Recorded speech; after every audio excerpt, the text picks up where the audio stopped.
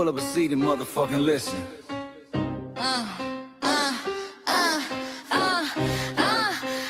Pull up a seat and motherfucking listen. Hey, pack your bag, time to go home. Talking crazy on our soil where our blood and bones grown. This our grind, we outside on it. While y'all fools on the outside looking, y'all show no respect to Black America, so leave. Hey, Y'all don't get it, so it's time to go home. get the hell up out of America, take your disrespect and just fly on. Y'all don't get it, so it's time to go home. Get the hell up out of America, take your disrespect and just fly on. You landed on the tarmac, fresh off the boat. Talking about y'all building nothing, man, you choking on the note. My ancestors the reason that this country even breathes. Picked the cotton, built the White House, planted the seed. Jim Crow laws, redlined the map, we was the target. You think that struggle's a costume, man, you can't mark it. We fought the wars, we bled the blood, we died for our future's chance. And you come here and give our legacy a side eye while throwing shade on the guard. Why you benefit from doors we kicked down with our last breath? Now you spit on the architects who stared down death. Disrespectful, that's disrespectful, ungrateful, a slap in the face to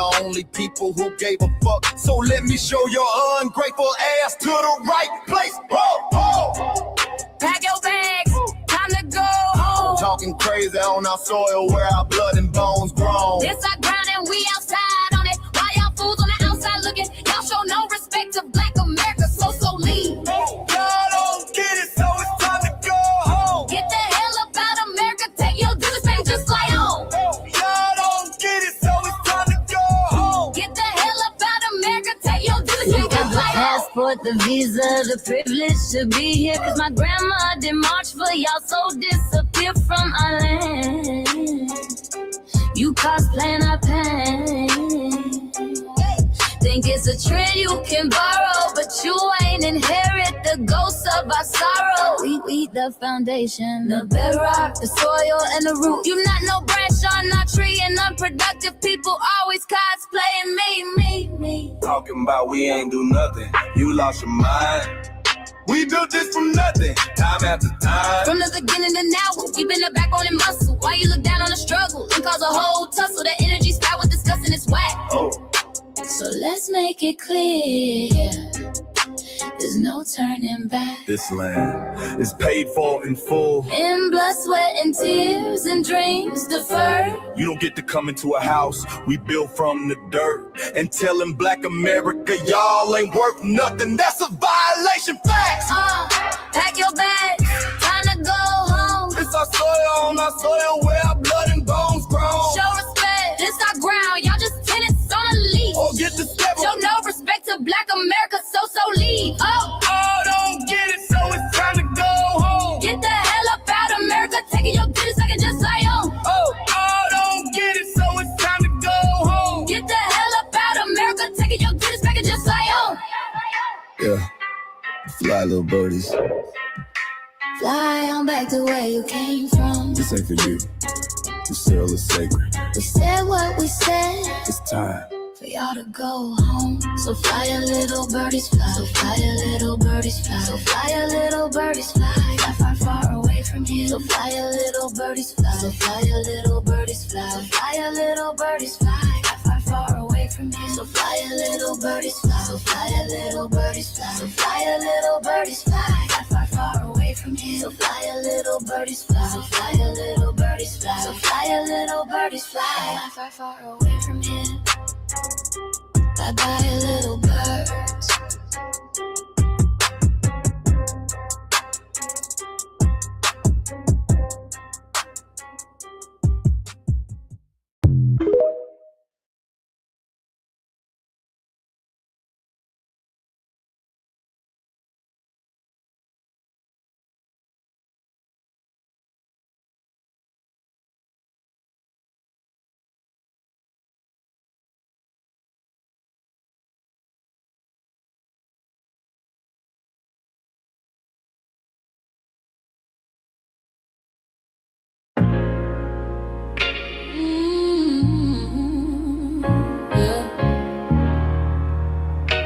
They thought we forgot, but we never forget.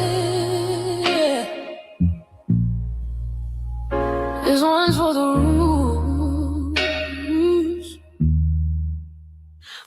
this land from dust and tears, 400 years, and we still here. They write new rules, but they don't see every freedom they got came off you and me. We planted seeds, they took the bloom, we lit the flame, they left the room, but we back now, no disguise. The spirit's woke, we realize all we want is what we earn. That sweat and blood, yeah, that table turn. You can't buy culture, can't fake that fight. This is our day, this is our ride. We happy day. Say it loud, say it strong. We the heartbeat that's been here all along. Foundation of Black Americans, stand tall. We ain't begging for nothing, we built that all. Born from pain and grace, you can see the truth written in our face. We the soul, the sound, the fight, the flame. Foundational Black Americans, say our name. They love our rhythm, but they dodge our blues. Use our voice when it fits their news. They take our sound, but not our scars. We the backbone, we the scars. Now the veil is gone, the mask is clear. We see the game, we know it's here. No more silence, no more lies. We lift that flag and watch it rise. Rise up, rise up. We the ones that made this nation breathe. Our veins are power, our roots are trees. We know world is rhythm and grace. And now we reclaiming our rightful place. Can't copy courage, can't steal pain. You can't inherit soul by changing names. Our story ain't done, it's the revival. We guard the gate, it's about survival. We FBA, say it proud, say it loud. The world dances on what we vow. Foundational Black Americans. Still we stand, still we fight, still we demand. Every block, every song, we've been right here all along. The soul of a people strong and free. Foundational Black Americans.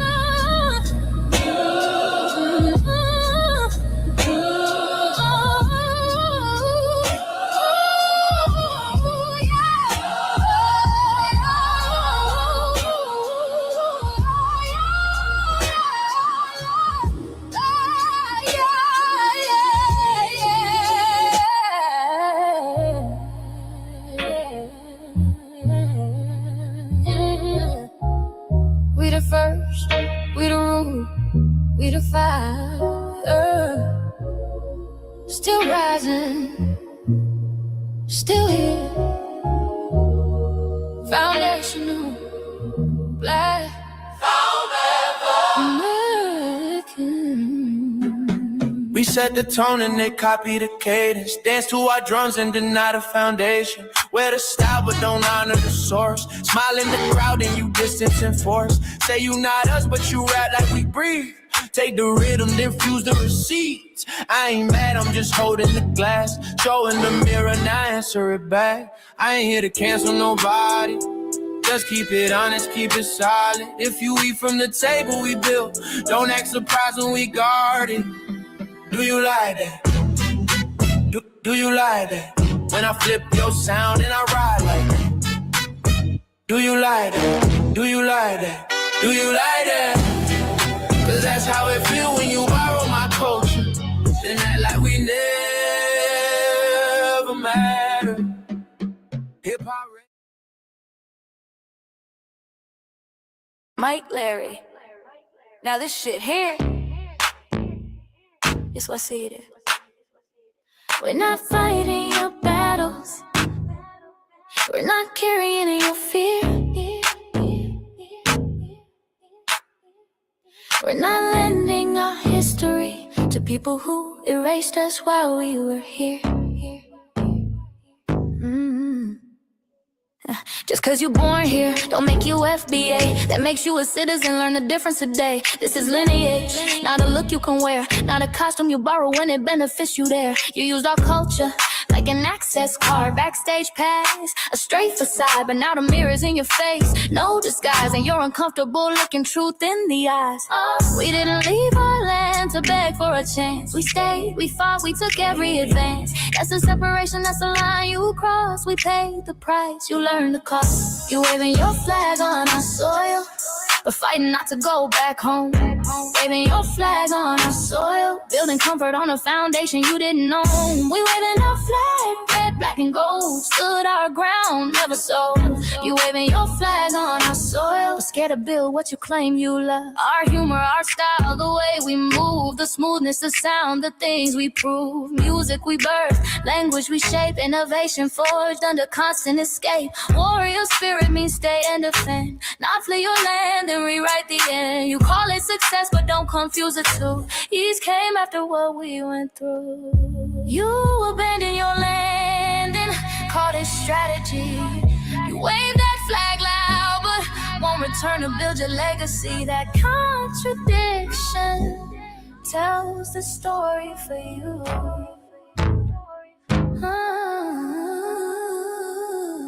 You waving your flag on our soil, we're fighting not to go back home.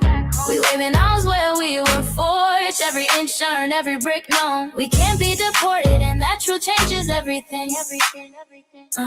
We can't be deported, and that truth changes everything.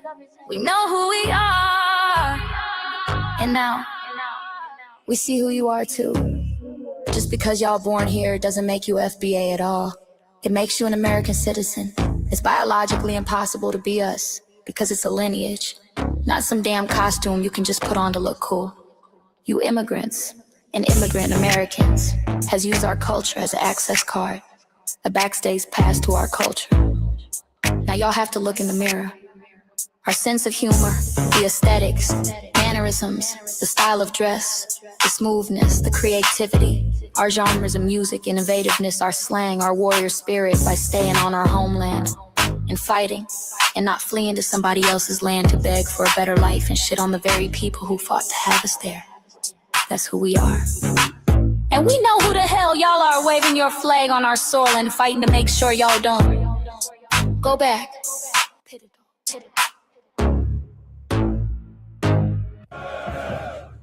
You can't leech off our culture anymore. Beat it!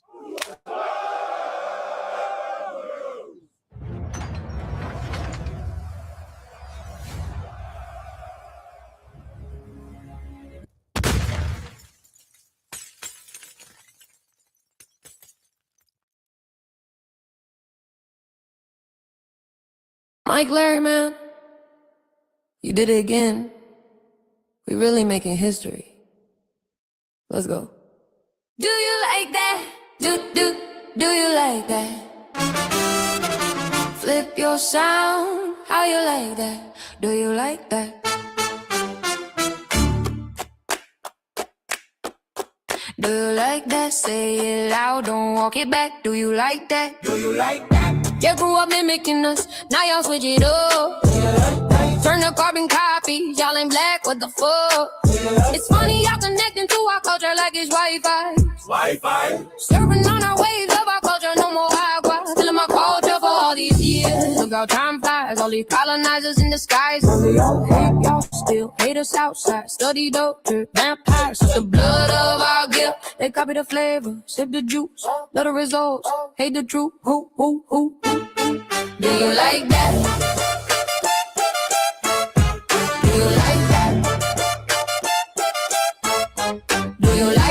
Flip your sound, how you like that? Do you like that?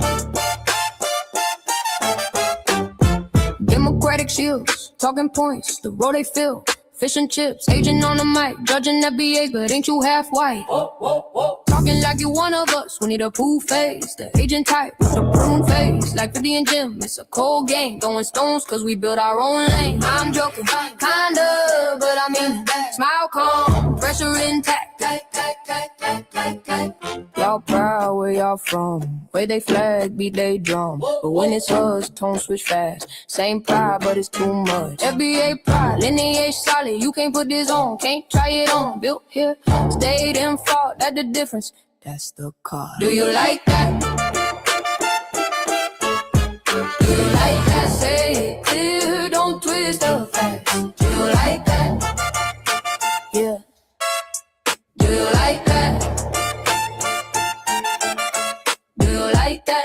Point made.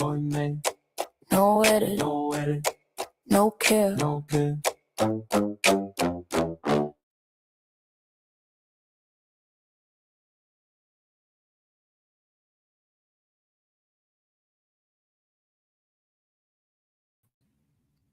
we go with the shit I can done again. I don't know why I keep doing that. But thank y'all for tuning in to another episode of the Front Line Blacc News. I'm your host, Chan Krumah. Should be joined here shortly with my West Coast correspondent, Shabaka. Chan Corey, Shabaka's Black Experience Enhanced, so I'm the co-executive producer and co-host of. And we might be joined with our other host, Lady Che. We'll see. Hopefully she joins us. We'll see. And on the season 6, episode 15, part 3 of the Front Line Blacc News, or part 3, we discussed several topics. First one, and that we didn't get to in part 2, is Nipsey Hussle's Marathon Burger nearby shooting leaves 1 dead and 2 others shot in Long Beach. And then South Los Angeles, now they call it South Central. America's leaving the U.S. in record numbers. What's really happening in 2026?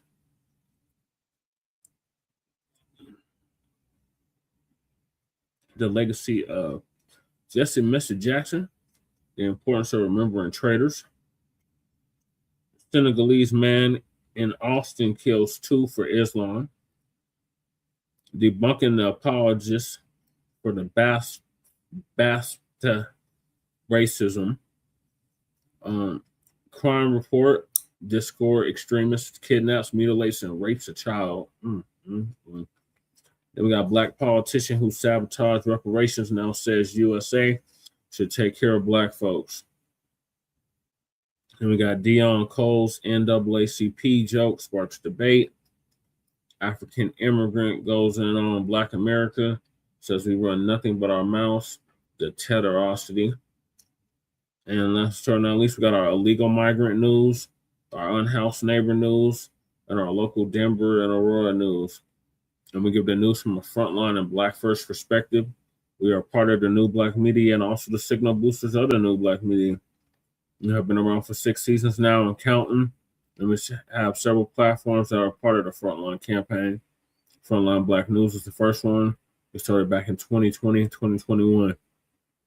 And Shabaka's Black Experience Enhanced is based on the 50th anniversary of the founding of the original Blacc Panther Party for self-defense. We started on Blogtalk Radio back in 2016 and have been around for, count it, 11 seasons now. Shabaka's Black Experience Enhanced covers the Black experience from the beginning of time until 10 minutes ago. And it's also part of the Frontline campaign and has recently, within the last 2 to 3 years, moved from Blogtalk Radio to Streamyard. Please make sure y'all like and share the broadcast, family. Please join us on Streamyard, YouTube Frontline Blacc News. The links to all of our channels are in the description, including Frontline Blacc News, Frontline Blacc News 2, the backup channel, my personal page, Jesse Parrish, aka Chan Krumah. So we stream all the city council meetings and community events here in Denver and Aurora. And we got Lady Che's Lady Che's YouTube channel, Seduction Doll. Make sure you're sub up to that. Her other channel, The Revolutionary Agenda, the RBA. Make sure y'all sub up to Shabaka's YouTube channel as well, Jeanette1. The link is also in the description. Then we got our cousin, our local out the Bay Area, Jay Militant. Let's crack a TV with Jay Militant. Make sure y'all sub up to his channel as well. And we got our brother out of VA, who I was chopping it up with earlier, Breeze Omega. My brother out of Virginia by way of New York. Make sure y'all sub up to his channel. He just surpassed 1,000 subscribers. So make sure y'all check him out. And then we got our brother, the Church of Black Power, out of Watts, California, who's now in Houston, Texas. Make sure y'all sub up to him. He just surpassed 2,000 subscribers. And then last but not least, got our young brother, Black Truth United. Make sure y'all sub up to his channel. And he came up with the B1 Rolodex, which is a modern day green book for FBA and B1 businesses alike. And the link to submit your business is in the description. Yours truly is in there as well for my political work. And then we got the petition for reparations. Please make sure you sign that change.org petition. And then we got the Kickstarter for Hidden Color 6, which I was trying to play the trailer for, but then it just went wonky and went out. So I don't know what is going on, but we're going to bear with it. It's saying the video's unavailable, which doesn't make any sense because the video was just up. And then we got the GoFundMe for Lady Che. Make sure y'all sub up to that. Make sure y'all donate to that. And then we got copyright disclaimer under Section 107 of the Copyright Act of 1976. Allowances made for fair use for purposes such as criticism, comment, news reporting, teaching, scholarship, education, and research. And I do not own the rights to the music. And if you don't understand racism, white supremacy, what it is and how it works, everything else you think you understand will only confuse you. And all 9 or 10 areas of human or people activity. And that is economics, education, entertainment, labor, law, politics, religion, sex, and war. And some say health and nutrition. And all 9 or 10 areas of human or people activity. And that was by the late, great Neely Fuller Jr. He transitioned exactly a year ago at the age of 94, 95, produced justice.com. And when you are a Black person or captured by any race soldier, you must never fuss, fight, or flee. Comply and defend yourself in court, also by Mr. Neely Fuller Jr., produced justice.com. And last but certainly not least, we got racism, white supremacy. The only racism there is, racism, white supremacy, is conscious and subconscious behavior to maintain white genetic survival, to prevent white genetic annihilation. And that's by the late, great Dr. Francis Chris Wilson, who transitioned exactly 10 years ago. And shout out to our FBA brother, Tariq Nasheed, for paying for her funeral, along with several others. So those are the topics. Make sure y'all hit that like and subscribe button. And we see you trolls talking about it's March now. That don't mean nothing. Black History is every month, not just February. It's every month. And as the dump said, Black History Month, Black History Year, and as you can see behind me, Black History Century. So don't miss us with that. Oh, it's March now. It's not Black History Month no more. Black History is every goddamn month. Get used to it. So I'm gonna hop right into it. So first topic is the marathon burger. So Nipsey Hussle, CIP to Nipsey Hussle. His one of his marathon burgers was shot. It had a shooting outside of one of his marathon burgers. So Big Ant, the spokesman, and there's an update on that. See on my screen.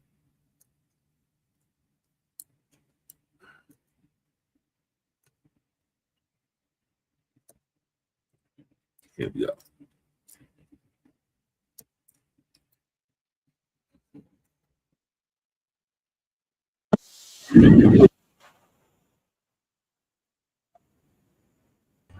What night that, bro?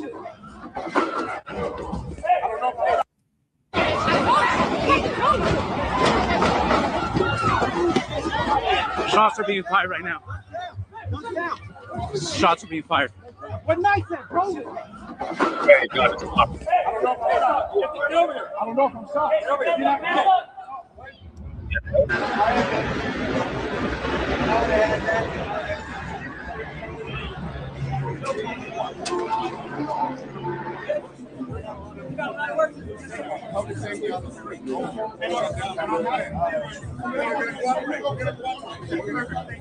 Burger joint in the heart of downtown Long Beach. I'm Jory Rand. I'm Liz Nagy. The deadly shooting just steps away from the newest Marathon Burger location, the chain founded by Nipsey Hussle. No. The family of the late rapper is speaking out tonight. One person was killed with no word of any arrests right now. A PR person for Marathon tells us the incident was not related to today's grand opening. They called the opening a huge success, saying the restaurant continued to take orders as investigators worked behind crime scene tape just outside the front door.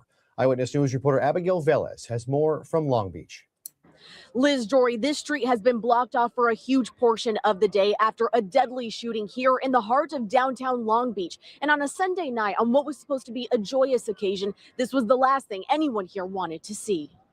Somebody said, well, they're fighting outside, but it looked like it was, a real whatever was going on, it was really serious. It was panic on Pine Avenue on Sunday as the sound of gunfire sent people running during what was meant to be a celebration.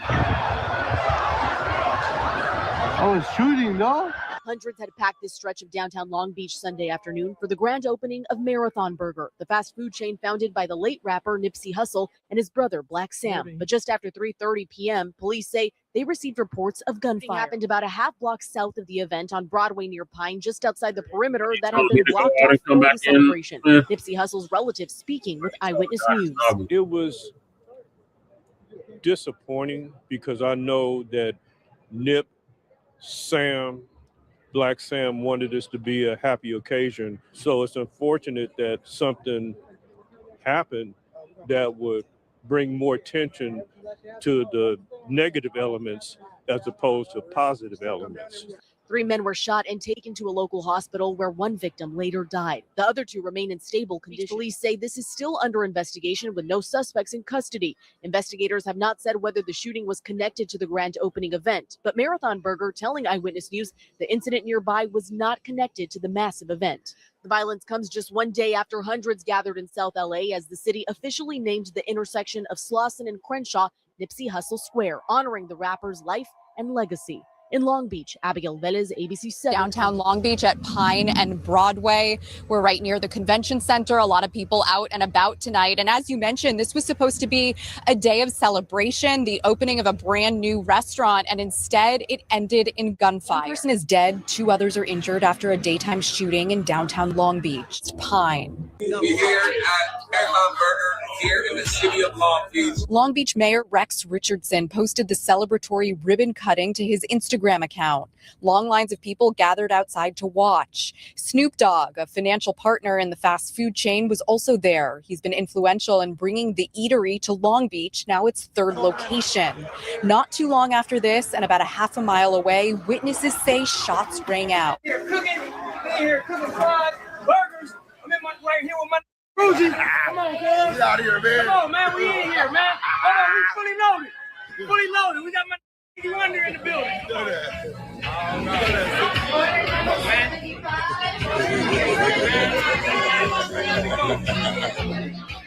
Yo, it's Big Ant, the spokesman, man. We back. Another edition of Urban Politicians TV, UP TV. Make sure you stay on your pivot at all times, man. Had to come tap in, and first and foremost, I do want to send condolences and prayers to the entire family, the loved ones, close friends, anybody that dealt with that person that was killed yesterday, and most definitely say God bless his soul and may he rest in peace. And to the other 2 people that were shot and injured or anybody else affected in this event and situation, most definitely want to send prayers up for a full and speedy recovery with all of them as well. And then also most definitely continued condolences to Nipsey Hussle, his family, loved ones, and everybody, the Marathon team, all money in and everything with that. And most definitely say congratulations and big salute. That's a dope look for him to get that corner, Nipsey Hussle Square,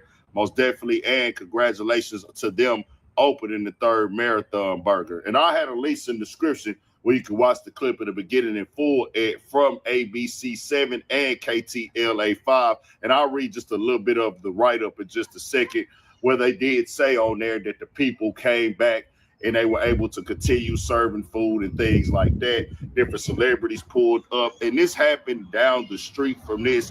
And really, when I see stuff like this happen, I hate to see this because we know what the goal was here. I've been to both of the marathon burgers when I visited LA last. I made it a point to go to both, the one on Venice Beach and the one on Melrose. Most definitely enjoyed it, and I am, next time I go to LA, going to make an appearance to the one in Long Beach. This happens at these events at times. It's not connected to nobody at the event as far as somebody hosting it, somebody who has something to do with the event. But what happens is people come there to the event. They see people they might not get along with, issues, tempers, flares. So it gets connected to the, like, hey, it's right up the block. It's right up the street. But it had nothing to do with nobody involved with the actual event and somebody throwing it, somebody working there or things of that nature. But when people see something big like this, Nipsey Hussle named the marathon, them continuing the marathon running, his brother Blacc Sam, all his guys, Lauren London, everybody in the family, keeping the marathon and the race going in life for Nipsey Hussle like this, people want to pull up and support. So people might just know, hey, this is the thing that's going down downtown Long Beach today. This is where everybody gonna be at. So I want to pull up just to see what's what, even if I'm not going to get nothing to eat. People might just be in the area. So if anything happens down the street, it's going to be connected to it directly with the storyline because it's within walking distance. So sometimes people go there, they grab something to eat, they hang around, run to somebody they don't like, or they at odds with it, things like that. But overall, I want to say this, bro. We had somebody lose their life, man. Shot and killed. Nipsey lost his life, shot and killed. And that's what we got to get past as a people out here, bro. If you feel like in your life you going somewhere and it's up like that with somebody, or you know you got that going on, you know, I would never tell you not to leave your house and be cooped up and not enjoy yourself and live every day. You got the right to leave, but I just say with our people, bro, if you feel like you got to shoot somebody or hurt somebody, dog, just keep it away from certain things where you know it's kids there. It's innocent bystanders there. You know what I'm saying? I'm not putting that on the person that was shot or the person. I don't know that storyline, but we know how these things come. And it's not me disrespecting nobody affected or hit or anything of that nature, but we got to be able to celebrate these type of moments, bro, for somebody who had a positive impact, not just on his community, not just the rap and hip hop community, but Nipsey had a positive impact and mindset and just motivational stance with what he put in music all across the globe, bro. So I most definitely will always come out here and say Nipsey Hussle most definitely played a major role in motivating me start this Urban Politicians TV thing. I was listening to them interviews and I really believed in, bro. And I really was like, dog, he right, bro. You could do it. 5 years, just sacrifice or just make sure you don't quit. Put it all on the table. Put it all on the line. Get your research in. Get your information on. Put them hours in, dog. You can do it. And I'm still running the marathon today in life. So I most definitely always got to salute that. I hate to see this right here, but overall, it's still open back up. And they still was able to keep it open and finish the night off. Different people pulled up and supported. Most definitely, I'm going to pull up and support next time I go to LA. I will make that trip down to Long Beach just to go support that one as well. Y'all tell me what y'all think, man. The write-up was pretty much just saying the same thing, though. Like, they was able to go through, keep selling the burgers. They didn't have no suspects or nothing like that, but it's just an unfortunate situation. But I did want to make sure I came and spoke on it.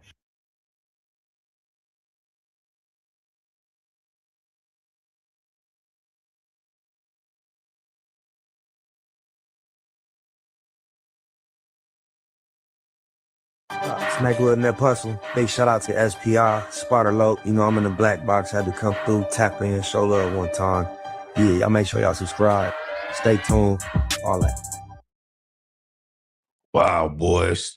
The legacy of the marathon is going to be forever draped, cloaked in violence, man. Rest in peace, the neighborhood Nip the Crip. Not only did he lose his life in a marathon clothing parking lot in such a violent way, the launch of one location, not necessarily violent, but there was a violent exchange verbally with a weird nigga up there and Blacc Sam. Now, this what took place in Long Beach is crazy because I talked to like one keyway about this last night, and just based on speculations, This is a dude that know all the ins and outs, ups and downs, expert in just LA, Long Beach gang activity. And without having no facts, just going off his knowledge, he assumed that the politics was about this or that, right? And it made sense to me because I had my idea. And then when he said what he said, I'm like, oh, you know what? That makes sense. That's probably what it was. Wake up, and I see Flacco doing the video on it. He wasn't even in his studio setup.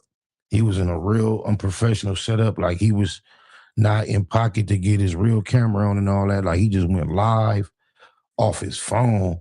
And it just f***ed me up that he has so many details allegedly. Now, I don't know if what Flacco's reporting is all factual, but he seems to have a very detailed account of what took place, who did what, why they did it, where they were. And it's just unfortunate. It's a confirmation. One of the reasons why I avoid a lot of crowds, though, I don't know if a lot of people get it, or I just don't be with the big crowds. I don't like to be where everybody at. I'm just not interested in what everybody doing. Typically, usually, somebody lost their life. Rest in peace to Cuz. It's crazy, man. With no further ado, let's see what the grand opening and them folks that was there have been up to. They say 2 died, huh? Stabbing, shooting, crazy. There was a mass shooting at the Marathon Burger grand opening earlier today in Long Beach. The mass shooting. I'm like, who told Flacco all these details? You would think he was born and raised down here. Check him out. It almost took the lives of a lot of people we know and love.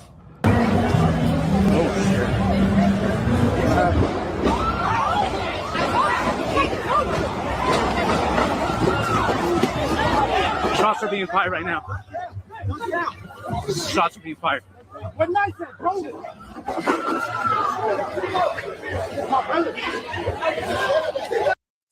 What Nice at, bro? I guess he asking where P Nice at. And I saw some footage that, like, as soon as P Nice got there for the approach, he had to bust a U-turn and get up out of there. Even though I saw some footage the other day where he got the first official Long Beach Marathon Burger. So I guess this was the official grand opening, and that was like a soft grand opening the other day.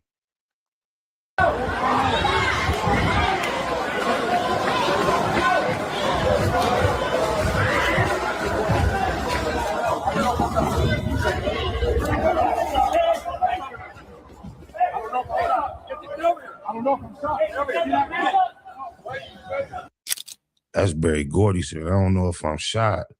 I wonder what happened. If he wasn't shot, what happened that made him think he possibly could be shot? Because he been shot before. He got some idea of what being shot is like. It's crazy. It's crazy.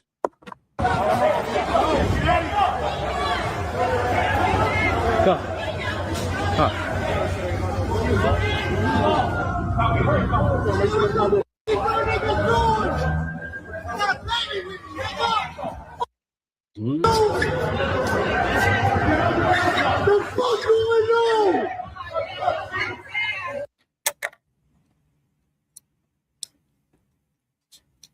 got Nipsey Hussle brother Blacc Sam ducking behind a car. You got a no jumper host, Barry Gordy, telling the police, bro, I may have got shot. You got a lot of people doing a lot of things. You even got P Nice, our brother. He's walking up there. He turns around when the shooting happened. A lot of stuff is going on in that video. Here's the story that explains it all.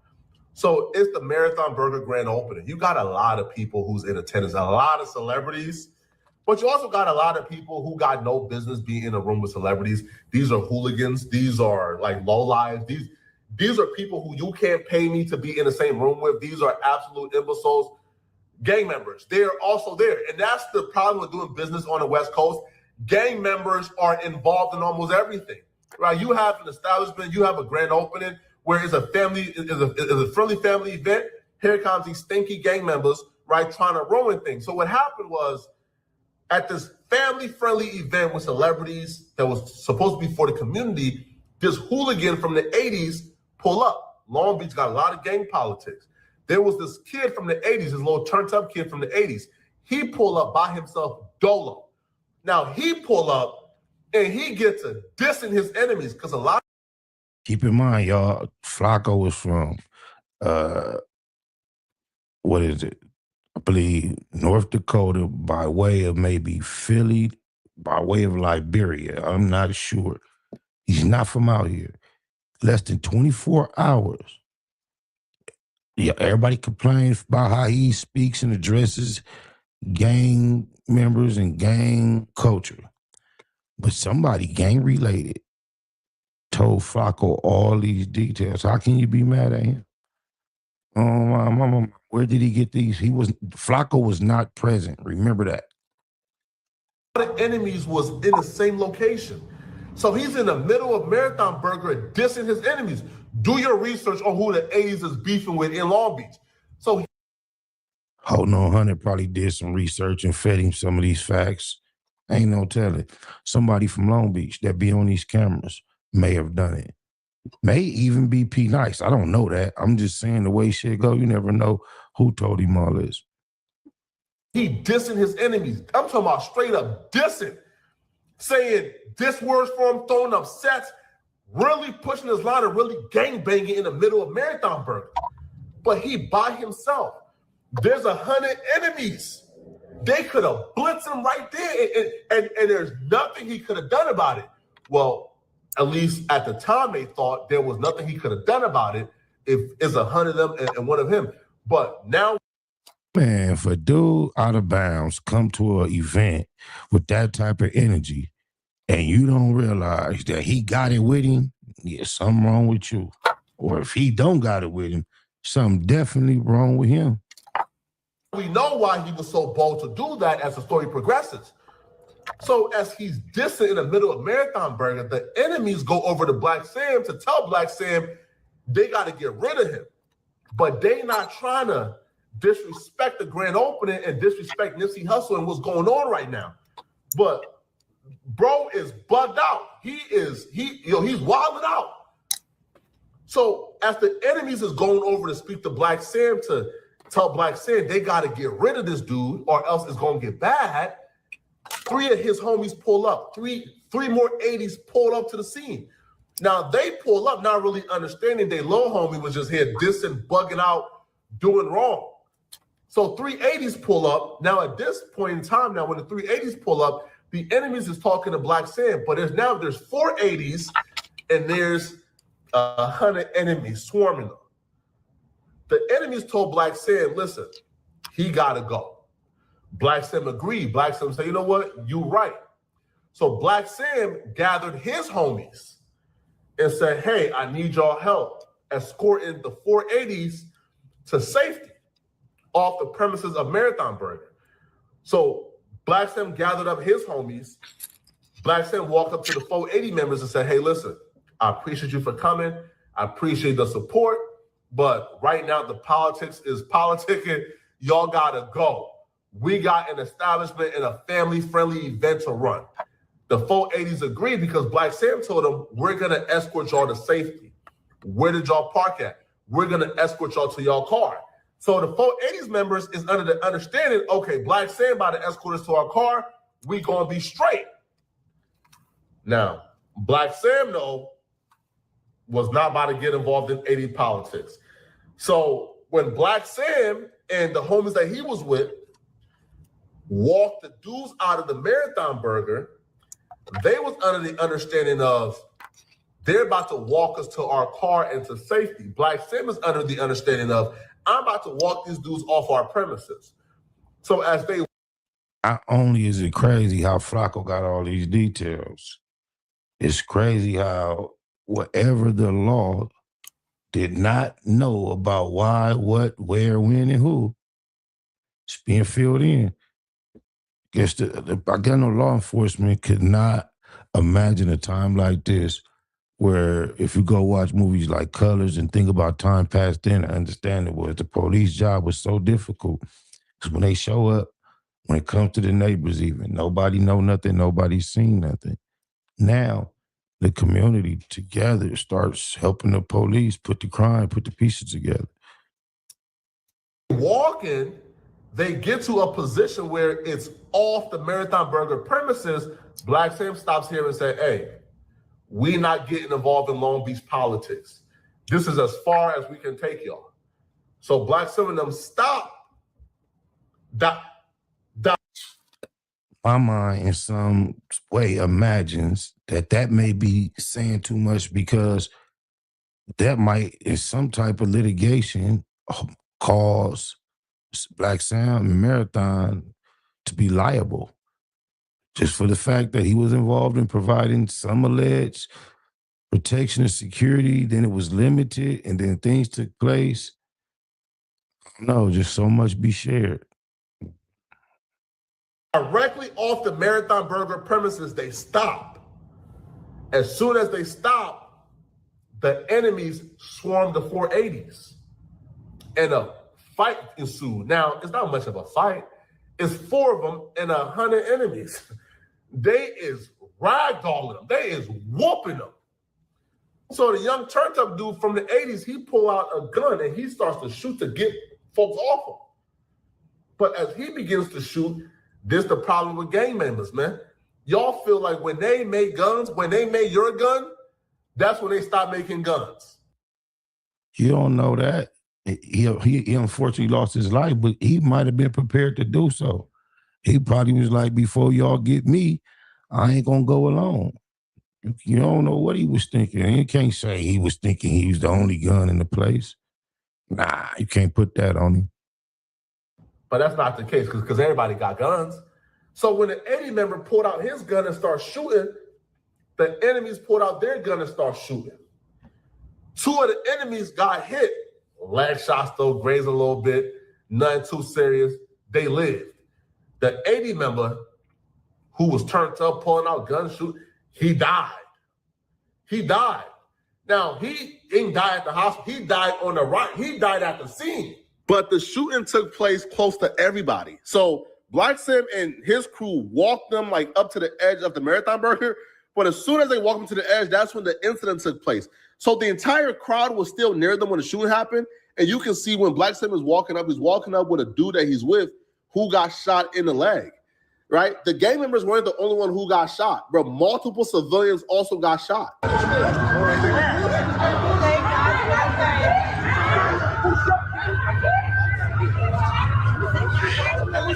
Hey, he's right here. Sam's right here. You get good? You good? You good? Oh, shit. You got... Oh, shit. Oh, shit. They got him. Oh, shit. Oh, shit. Oh.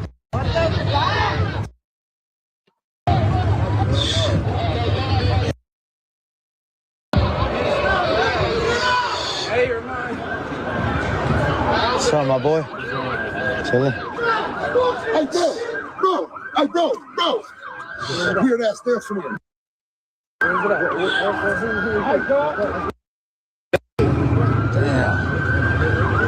Is he all right? Is he all right?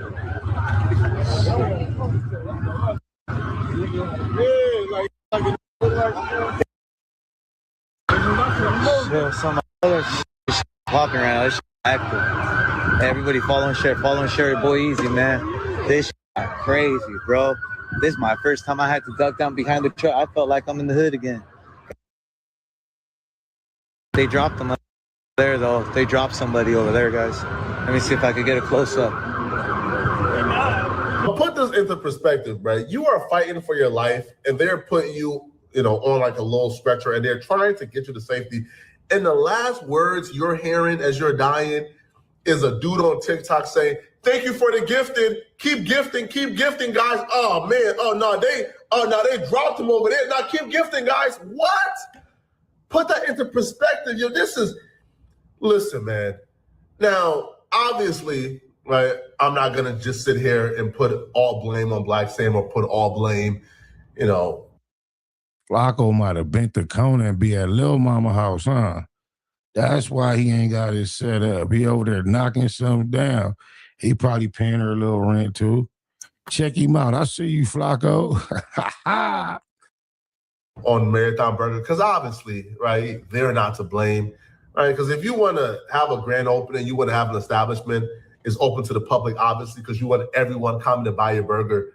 But what I would say, man, this right here is one of the biggest reasons why you cannot build your business off of serving the community that you grew up in. All communities can't be served, bro. I'm sorry. If you grew up in gang territory, if you grew up... Bro, none of the burger spots is right in gang territory. They in cities that got gangs as far as Venice, Long Beach, but this is not where the gang members hang out. He's going to nice areas of commerce, but on these grand openings, it attract people from the surrounding communities. That's what take place. Because just think about it. They was way out on Melrose. Anita from West Boulevard came way from Arizona. It had nothing to do with the actual community to be at Melrose, and then confusion ensued. That part of Long Beach is not where the keyways kick it and be at. They just came. This is what happened at events. It's not, I mean, you don't understand. They used to do it to the Forum, to the Summer Jam, any event. It wasn't necessarily about trying to do commerce in the area where we came up at. The people where we come up at travel to other areas in the case of events. And it's often the occasion, the occurrence that chaos ensues. That's LA. In a gang environment, they don't deserve burgers. They don't deserve nothing to eat, right? They deserve a pistol and a penitentiary. That's about it, the 2 Ps, pistol and penitentiary, bro. That's it, a pistol to kill themselves off and a penitentiary to get them away from us. That's the only 2 things they deserve. They don't deserve burgers and fries and milkshakes. They gay, man. Every now and then, when you get to prison, you're going to get some burgers, fries, and milk. Well, probably not the milkshake, because they might on a burger shelf still. If they got it on the menu, they might try the way to get you, because they could get some ice cream. But you get them too every now and then, Flacco. Right? The only thing they care about is killing. So, but when you try to overly serve the community, when you try to put these vehicles for opportunities around people who don't care about opportunities, this is always the outcome. Snoop Dogg was there. Big Boy was there. YG was there. You had billionaires in attendance, millionaires in attendance. And now I can almost guarantee you, right? Like those millionaires and billionaires and celebrities left. Greetings, Shabaka. They had a shooting outside on one of the Marathon Burgers in Long Beach, California. Yep. Damn. Yeah, but it was the Crips that I guess it was. Yeah, Spider Los giving us an update. Said it was the Los that, and yeah. So I was just gonna finish up with this video and then dialogue with the chat. All right. Like, man, bro, I ain't never coming back here again, man. Nah. And also, we gotta say the elephant in the room. This is the second grand opening where an incident took place. The first incident, we already know, Blacc Sam had a direct altercation with a West Boulevard Crip, Rockstar 2800. Salute. Go get cracking and come back. Blacc Sam told Rockstar, go get cracking. Go commit a body and come back if you want to be a part of us. So Blacc Sam was also given that energy. Shout out to Blacc Sam, though. You ain't shit gonna say, he said go catch your body, then say shout out to Blacc Sam. Flacco ain't shit. Yeah, Flacco, what the fuck? Right? But, you know, he's not completely void of blame here. And now you have this. So 2 out of the 3 locations had gang incidents happen. At what point do we say, listen, man, you can't serve the community, bro. You can't serve these burgers and fries? How do you don't even eat fries because fries is a gang disappearance? It look different. But that's the full story, man. That's the 100% truth. Now it's unclear, you know, who the suspects are, who's gonna get arrested, who's not gonna get arrested. I don't know, man. But that's the 100% truth. Now, I'm being more charitable here, right? I'm leaving out certain gang names. I'm leaving out a lot of details. You ain't leave out much, boy. You better believe the PD, the Long Beach PD is like, thank you. They got this in a room right now seeing if they can compare their notes with yours. You did a great job. Because not only do I know who's involved, I know the names of the gang members involved. See, there you go. I know the name of the young 80s dudes who was in the building doing it. And then it's what you got to realize. Your platform is so large. If that indeed is true, and the police do not know, they're going to be seeking to speak to you, bro. Yeah. On God. Yeah. Yeah, that's crazy. It's crazy. Hey, right? I'm straight. You feel me, right? I don't got to report on it, all right? And by the time this video drops, I'll be on my flight.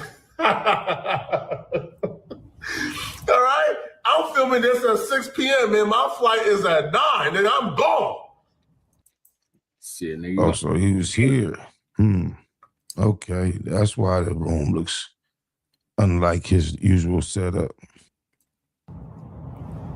Okay? But, man, this is terrible, man.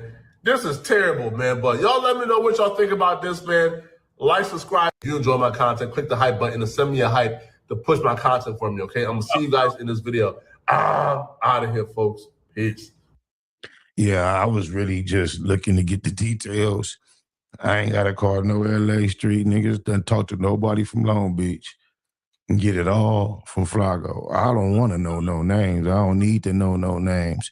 I'm sure the names will be known. If they're not already known, they're going to be known. So it's crazy. Rest in peace to those who lost their life. Maybe it's unethical to continue to try to push so hard at Nipsey with his brand now that he's not here. Maybe everybody involved is not doing it with the pure intentions. Maybe he is hunting it and disrupting it from, the other side. I don't know, man. It's just crazy, man. TMC, though. Oh, my mama. SIP Nip, GIP Puto. Yeah. Let me get you on camera. Where you from? California. No, for real. You know, I'm serious, though. Watts, baby. I know where you from, though. Where you from? Eastside PJ Watts. I'm from Grace 2 Watts, man. Right. They call you, homie? Big Slice. Big Slice? Yes, yes. All right, they call me Puto, cuz. Right.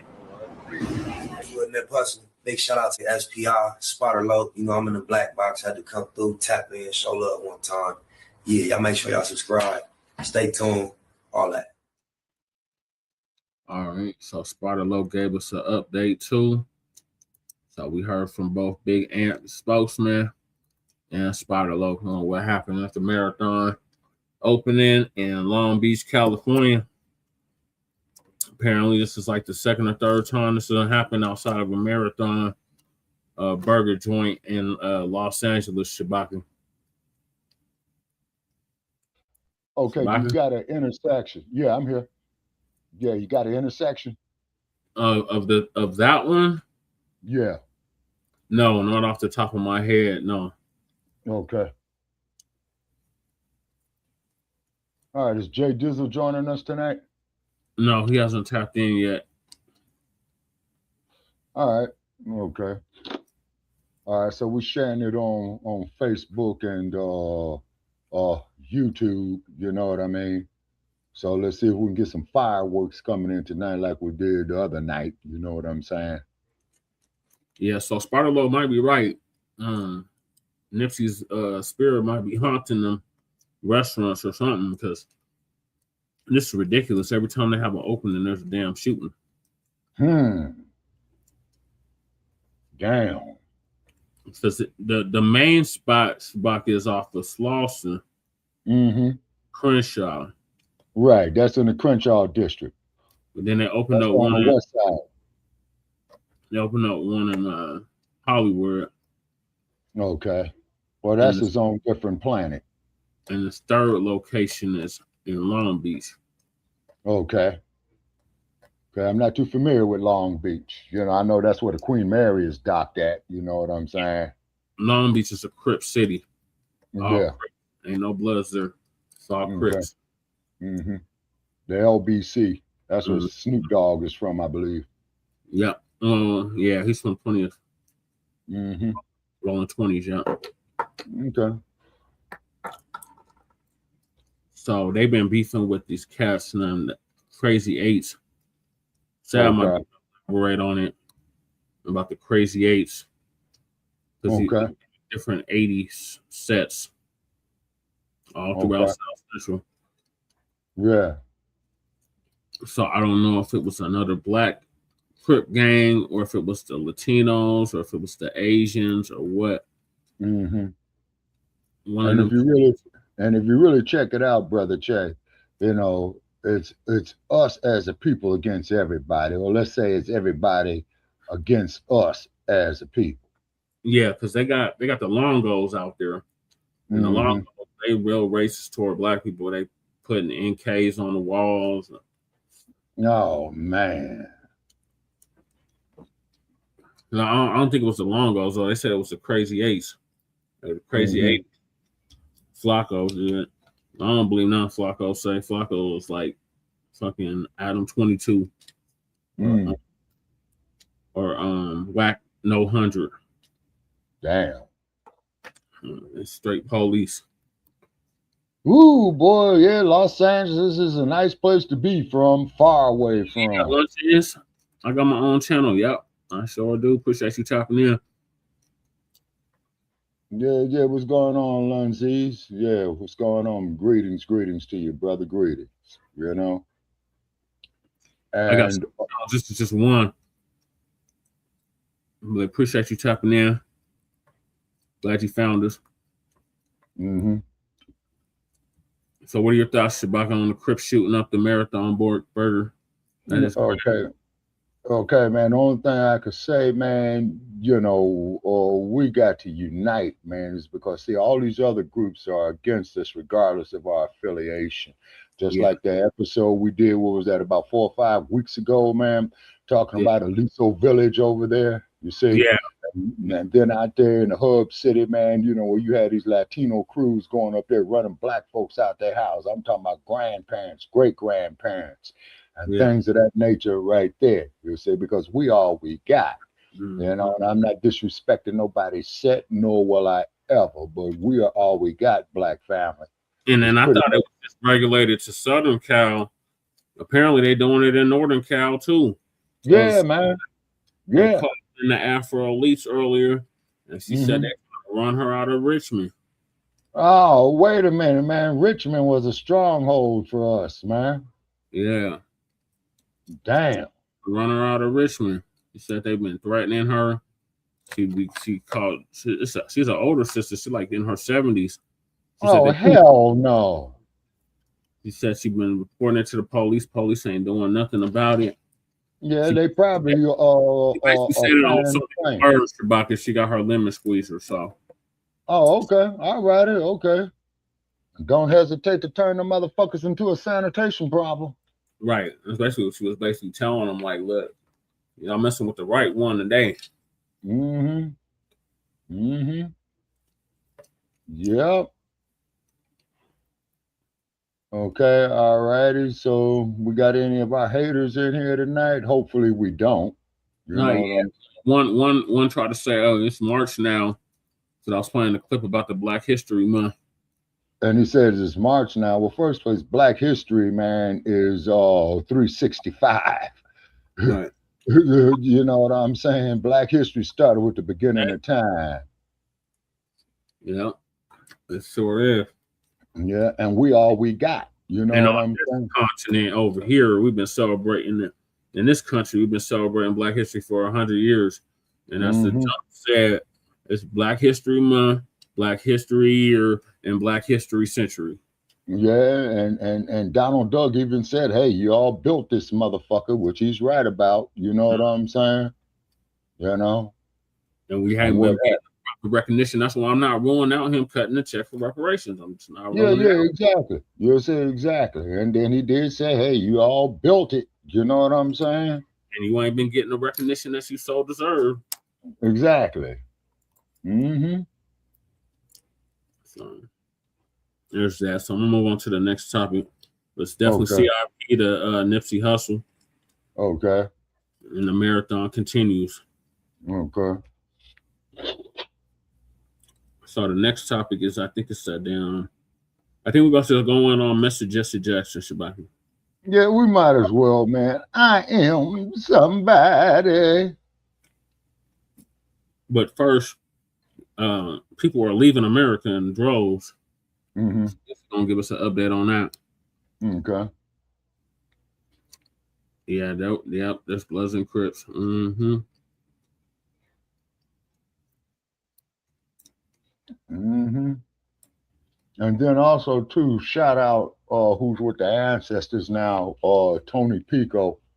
After the rebellion, he was trying to build an alliance between the two, because that's all we got. Because we are all we got. And then, Mr. Pico came up. Shalom, family. Good to see you all here. Hope you're doing well. Back when we had the truth, they had the truth and 9 Deuce.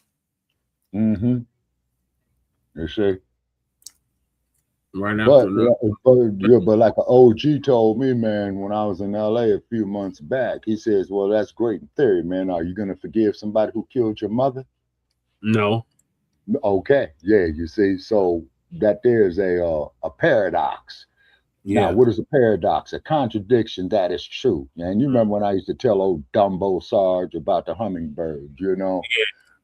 They say, so, I mean, I'm speechless. Yeah, they messing with us tonight. Oh yeah, we got idiots. It's YouTube. It's acting stupid. Oh, okay. All righty. Yeah. It's acting dumb. Okay, it's probably the algorithms, man. Is because I'm streaming it on YouTube and I'm streaming it on Facebook. Like I'm trying to play the video. We're live right now on the Front Line Blacc. I keep saying content not available. Like, what the hell? Okay. So that's shit yesterday too. They were on it yesterday. Yeah, I was doing that yesterday too. Mm-hmm. Okay. But the show must go on. So Americans leaving the U.S. in record numbers. Okay. In 2026. Okay. Why are they leaving? We about to find out. Okay. Lisa gonna give us an update. Okay. Well, I just want to say this as a reminder. Shalom, family. Good to see you all here. Hope you're doing well. I just want to say this as a reminder. If you're ordering the pomade, please use the code at checkout, pomade 25. Type it as one word. Some of these people that are leaving are from our community that don't want to be here anymore. So America will be celebrating 250 years. 250-year anniversary. It's supposed to be a big celebration going on in Washington, D.C. We built. That's going to be on Independence Day. So here's the article that came out. And it's funny how people are fighting to get here, and then you got Americans that are fighting to get out of here. And y'all, what's going to shock you is it's not just the young, but the elderly people are getting out of here too. And let me explain why. Let me just go down because it was something here.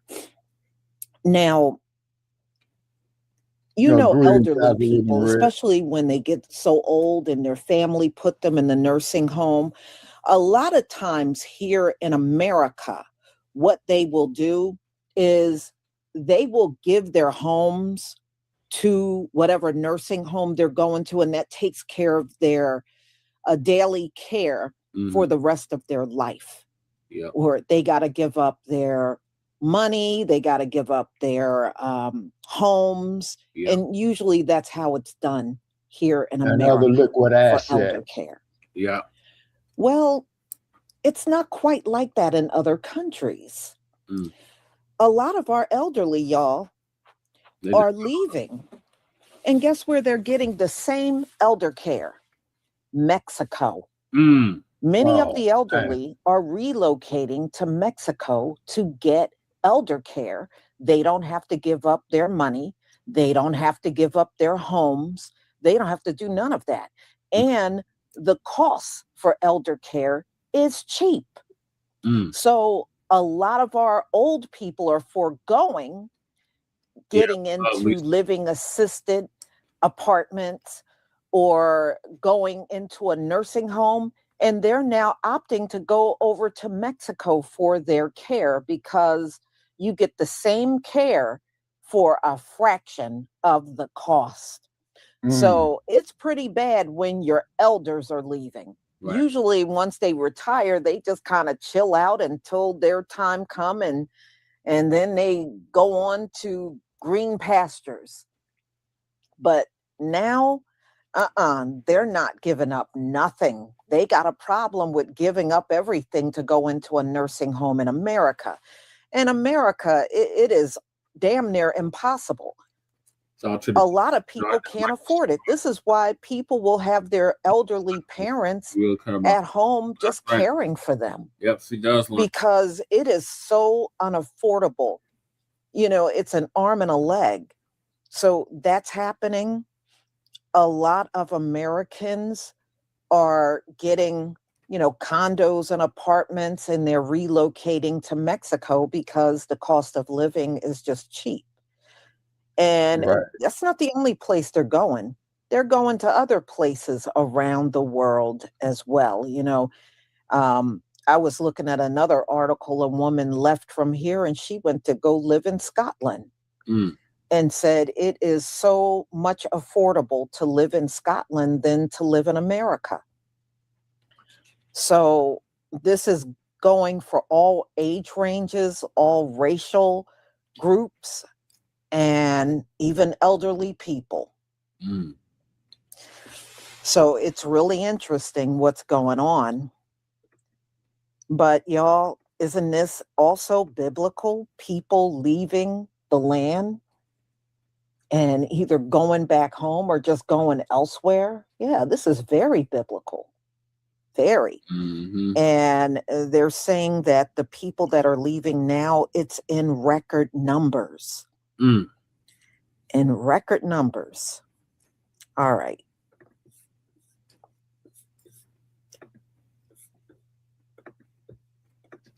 All right, so we're going to get into the videos. Y'all, please give me a 1 if you can see my screen. Shout out to the 2 new subscribers. Appreciate y'all subscribing. Thank you.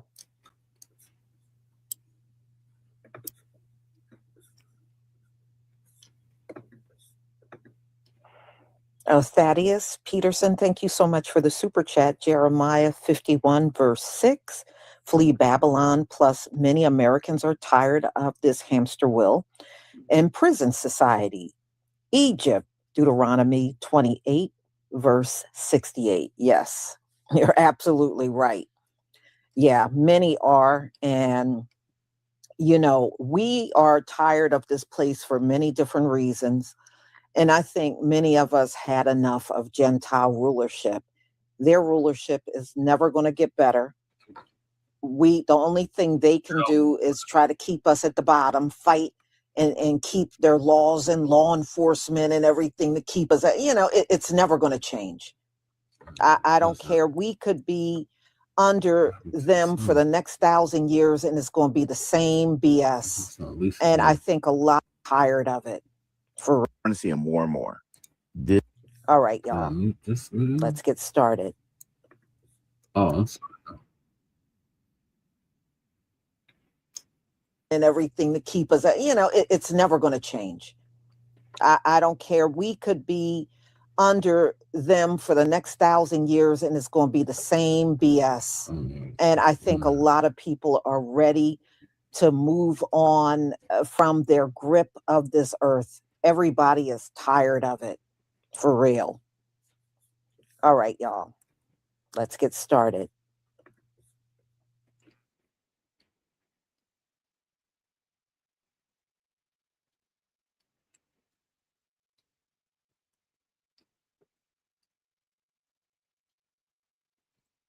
Mm-hmm. This is something we got to talk about. United States citizens are leaving the U.S. and going to other countries, whether it's Ghana, whether it's Thailand, whether it's Tokyo. You're starting to see it more and more. This is not a drill. This is happening. And for whatever reason, people are pretty much giving up on the American dream for whatever reason. And what I've personally seen from the videos is everybody's happy.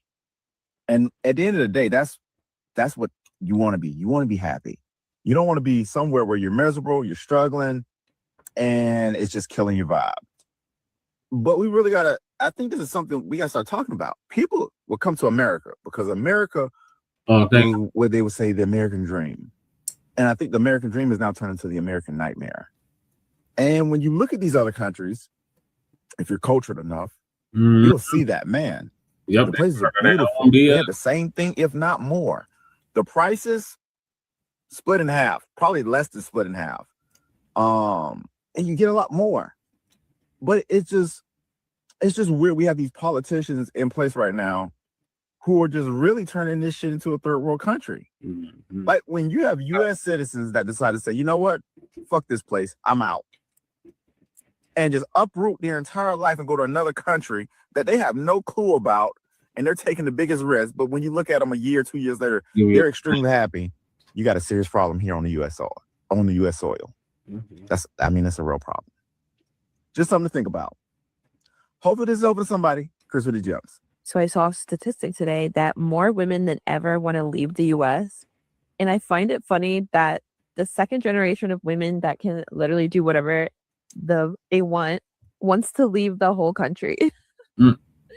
A new data show that Americans are heading for the exits to get the hell away from the current administration. The trend of Americans considering emigration under Trump's second term is much more serious than that vague, I'm going to move to Canada sort of thing. You know, we often hear it more from people on the left than on the right.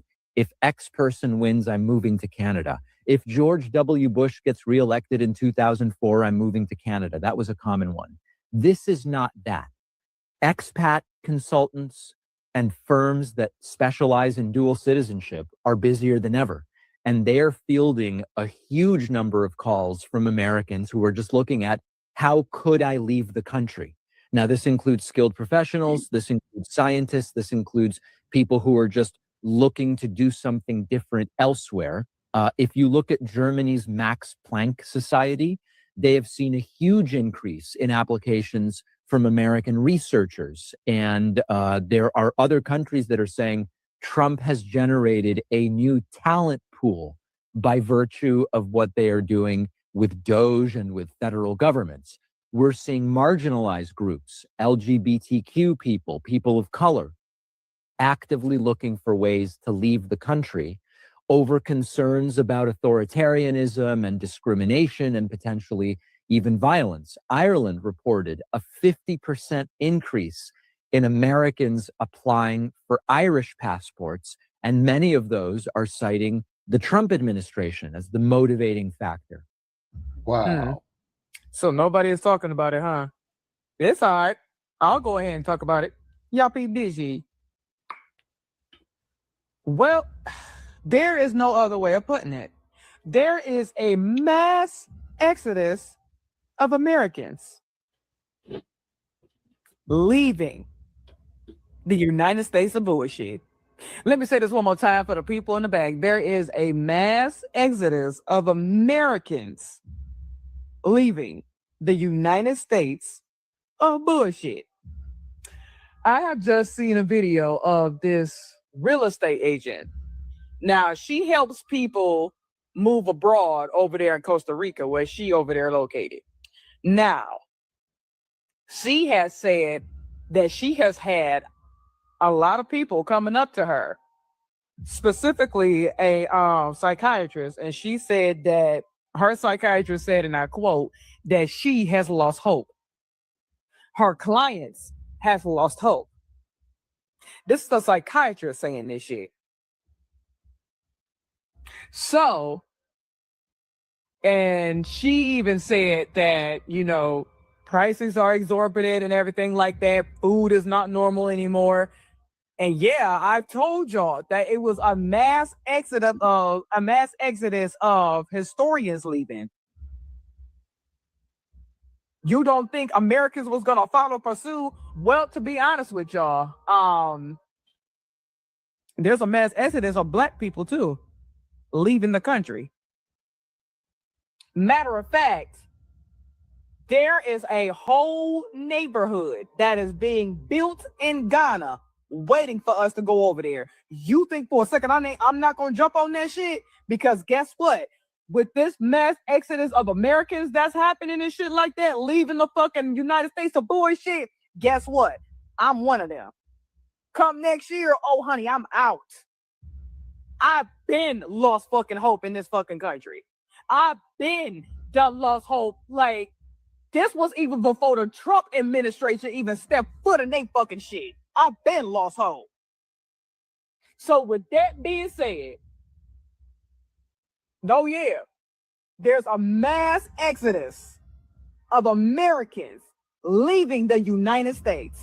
And I dare, triple dog dare any of y'all motherfuckers talk about something. Go ahead and leave and go be so American, so go be un-American somewhere else. So you mean to tell me living in debt is American? You mean to tell me living in inflation is American? You mean to tell me please take your tether ass on. For medical bills? Algorithm Mary says that she the one with the biracial baby. Healthcare. We got that's fucking American. Zaddy baby. We're the ones that gotta wait before shit gets fucking better. Bitch, ain't shit getting fucking better. Shit is getting fucking worse. Why do we gotta fucking deal with that shit? Why do Americans gotta deal with it? But anybody else around us, oh, they good as fuck. What? And you wonder why a lot of people are fucking leaving. Girl, fine. I'm so glad I got my motherfucking passport. Now it's just a matter of fucking time. Oh, where the fuck I want to move to. And trust me, I got a couple of places I'm out where the fuck I'm moving in. Y'all just stay the fuck to and where the fuck I'm moving to. Okay, period. So Americans, rich and poor, are packing their bags and leaving the United States of America. From the first 6 months of this year compared to the first 6 months of last year, Americans moving to other countries has increased by 90%. That's right, 90%. And so that's almost double where it was last year. And so, folks, people are seeing the craziness and the chaos and the instability and the violence, and they're just leaving. They're just leaving. Folks, let me know why you think this is happening in the comments. And I love you guys to give me a follow. Thank you. Americans are in the United States in record numbers, and this isn't temporary vacation travel, it's permanent relocation that's doubling year after year. New data reveals a shocking exodus of normal families, retirees, and young professionals who've simply had enough. They're not millionaires or dreamers, but ordinary citizens seeking basic dignity and safety that America can no longer provide. The reasons echo what we all feel daily: skyrocketing living costs that make groceries luxury items, never-ending political chaos that consumes everything, and genuine fear about safety in everyday spaces like shopping centers. Popular European destinations like Greece, Spain, France, and Portugal are witnessing cafes filled with former Americans who've completely given up on the American dream. These aren't protest moves. They're survival decisions made by Malcolm X said it was an American nightmare anyway, so this proved that anxiety. The most surprising aspect is who's leaving. Not just the wealthy who can afford multiple homes, but teachers, healthcare workers, and remote employees who calculated they can live better elsewhere. Their common thread isn't politics, it's the fundamental desire for a dignified existence that no longer seems possible in today's America. Americans are leaving. They're leaving this country in record numbers. But the amount of Americans that want to leave, that's got to be a new record in itself. 63% of Gen Z want to leave the United States. Their main reason being there is no economic future here.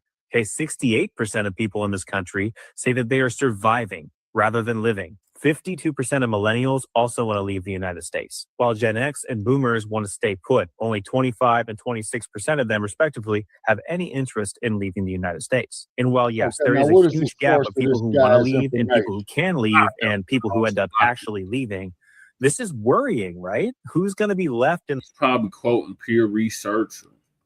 Oh yeah, that shit. Yeah. Okay. The country if all the young people want to go somewhere else. Where do these people want to go, you might ask? Well, the top 5 countries that they want to move to are Canada, the UK, Australia, France, and Italy. There is a tidal wave of people that want to leave this country. And I can't say that I blame them. Life here is hard. I'm not saying it's a bed of roses anywhere else, but here it just feels impossible. We're moving abroad next year and we can't be more excited. If you're interested in what that looks like, stick around. The amount of people just leaving the United States is absolutely insane. I could sit here and read you all the numbers about how 4 in 10 US adults are planning to relocate, how more people than ever are emigrating from the United States, and how for the first time in over 50 years, there's going to be a net outflow of immigrants rather than an inflow. It is just astounding. But the amount of immigration lawyers and relocation experts and foreign governments who are just swamped with Americans because there are so many people moving that I don't even think the true number is really documented. And it is just going to show that there is a movement happening and it's out of the United States. And whether that's political, economical, or something else, like just looking for a better quality of life, a better pace of life, better work-life balance, there is something happening. And I think a lot of people realize the sinking ship that we are on and they are getting off. I'm not trying to cause a panic or anything like that, but I think people realize the way things are going here, how it's not improving, how it's not going to get better anytime soon. And they are taking the nuclear option of taking their American dream somewhere else. Because the American dream now is to leave. Just look at the number of Americans who live in Mexico, Spain, Portugal, France, etc. It is growing and growing and growing. That's right. And I think this is going to have ramifications from foreign governments locking down immigration in the future. Anti-American sentiment is on the rise, unfortunately. And who knows, maybe the government here increasing taxes on expats. I know they were supposed to get rid of the taxes on expats. And instead of doing that, they actually increased the fee of money leaving the United States. So, you know, our government doesn't really like us leaving the country anyway, because it really is the biggest form of protest. You're taking your dollars and you are moving to another place and saying, I am removing myself from this American system. I myself am moving, and I am moving to Portugal next year. I couldn't be more excited. Follow me if you find that interesting, and please let me know if you're leaving, if you're thinking of leaving, if you are, where you're going. Because even though things are bad here, economically, politically, whatever, I think most of us aren't running away from something as much as we are running towards something. And that something is a better life. Well, take your Portugal then. Get the hell on. Yeah. Yeah, well, it's a better life and affordability right now. And, you know, there's a lot of people that are upset about how out of control inflation is in America. You know, it didn't improve under Donald Trump. If you remember, he said day one, prices would go down. As soon as he takes office, day one, it would go down. It did not happen. In fact, it went up since he took office. So nothing has been done about the inflation. Jobless rate has gotten goddamn worse. crook, Lisa. What do you expect? He's a crook. Well, before, there's more people unemployed than there are jobs to go around. And then get out here and make you a goddamn job. Shit, I did it before. Going anywhere, y'all. We are about to approach spring, and usually spring and summer, that's when everything goes up. You know, travel season, you know, that started kicking up again, and nothing gets cheaper, it gets more expensive. And the quality of the shit that you're buying is going down. I would imagine this is probably going to step up even more before we get to the end of the year. Got us now. We click the link, and why don't you join us, man? Because I know out there in California, you all are really getting hit with them damn high ass prices. One more that I may be doing today. As you know, Dr. Umar Johnson called himself forming a new group, DAFA. So we'll talk about that a little later. I just got to find the time to schedule it, and we'll do it a little. I can't wait to hear Lisa's take on that shit. Later. What's that, brother Chad? I missed something. Hold on, let me close this door. I got the air conditioning on now. Dr. Oh yeah. Yeah, the new shit he call himself promoting. Mm-hmm. Yeah, old Dr. Umar. You know, he wants the word African in there. And, you know, there's a lot of people that feel we are not African. You know, definitely on a cultural level, definitely not. So we'll look into that and do a deep dive a little later. So y'all have a wonderful day. And Long Child says, damn. Gentle Spirit. Just drop it off in our inbox when it's a good time for you. Shalom, Sister Lisa. Thank you for your continued works, even throughout your recovery. May you be 1,000 times. Thank you. And may you be Baruch 1,000 times over. Thank you.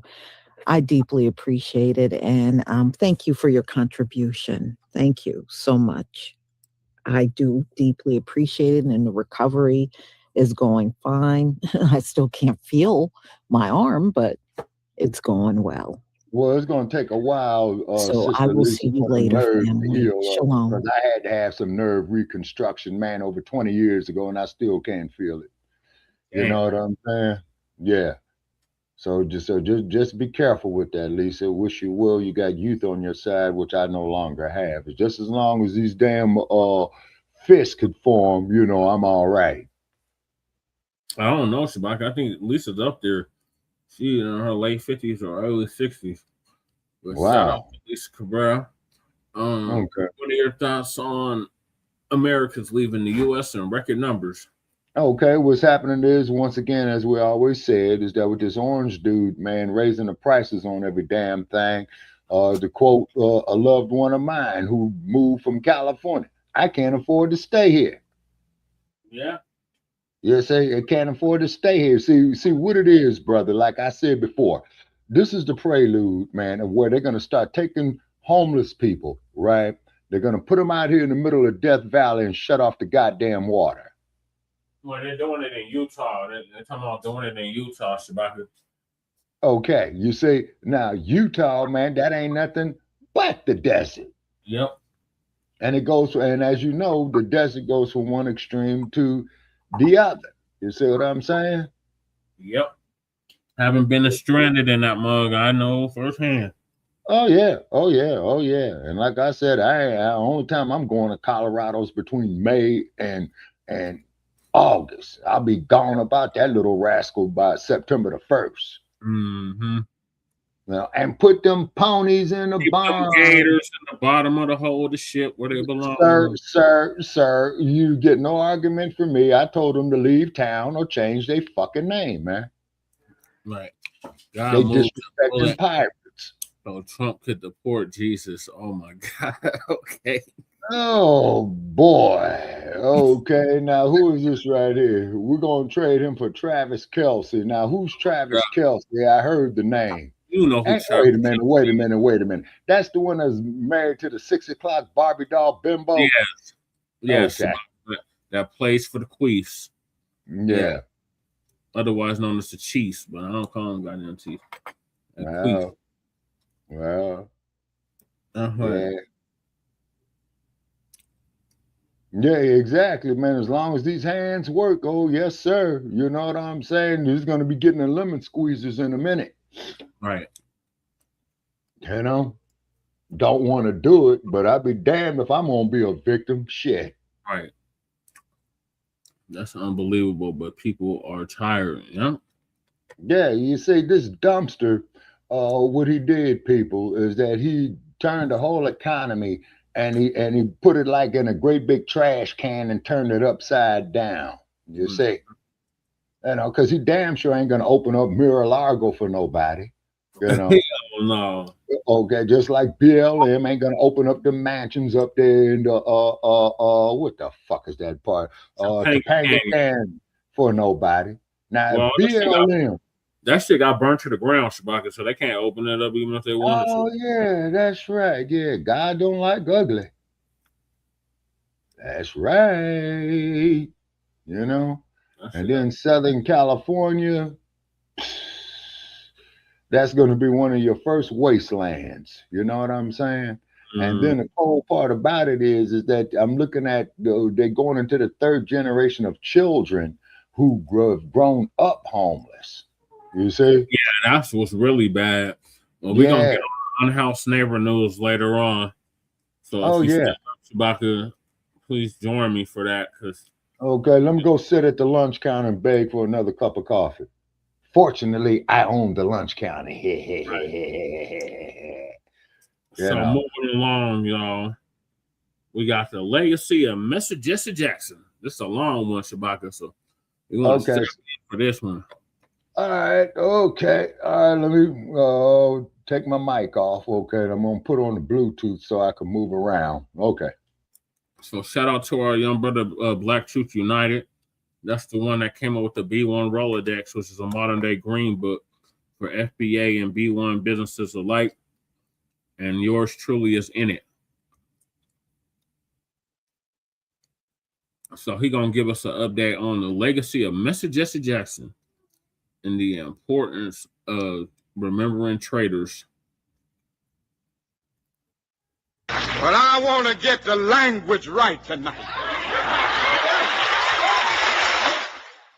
Salute family and welcome back to another video. This is Black Truth United. And before I get started with the subject matter of today's video, I want to make sure that I address the announcement that I had to make on the community tab regarding a series of unfortunate events that have occurred that are going to make it much more difficult for me to put out more videos. Now, due to the serious subject matter of this video and the fact that I didn't see anyone with a larger platform outside of Brother Black Alphas who addressed this situation the way it needed to be addressed, I made an exception to the rule and decided to produce a video to get the language right regarding old messy Jesse, and also to check someone who we all know very well in the new Blacc Media who was way off on his take, but we'll get to that later. Now, I don't know when the next video will be coming out. It could be 2 weeks from now, a month from now, but I do sincerely want to thank everyone on this channel for being supportive over the years, by word and deed. It really does mean a lot, so certified salute to all of you. Now, with that being said, it's time to get into this important video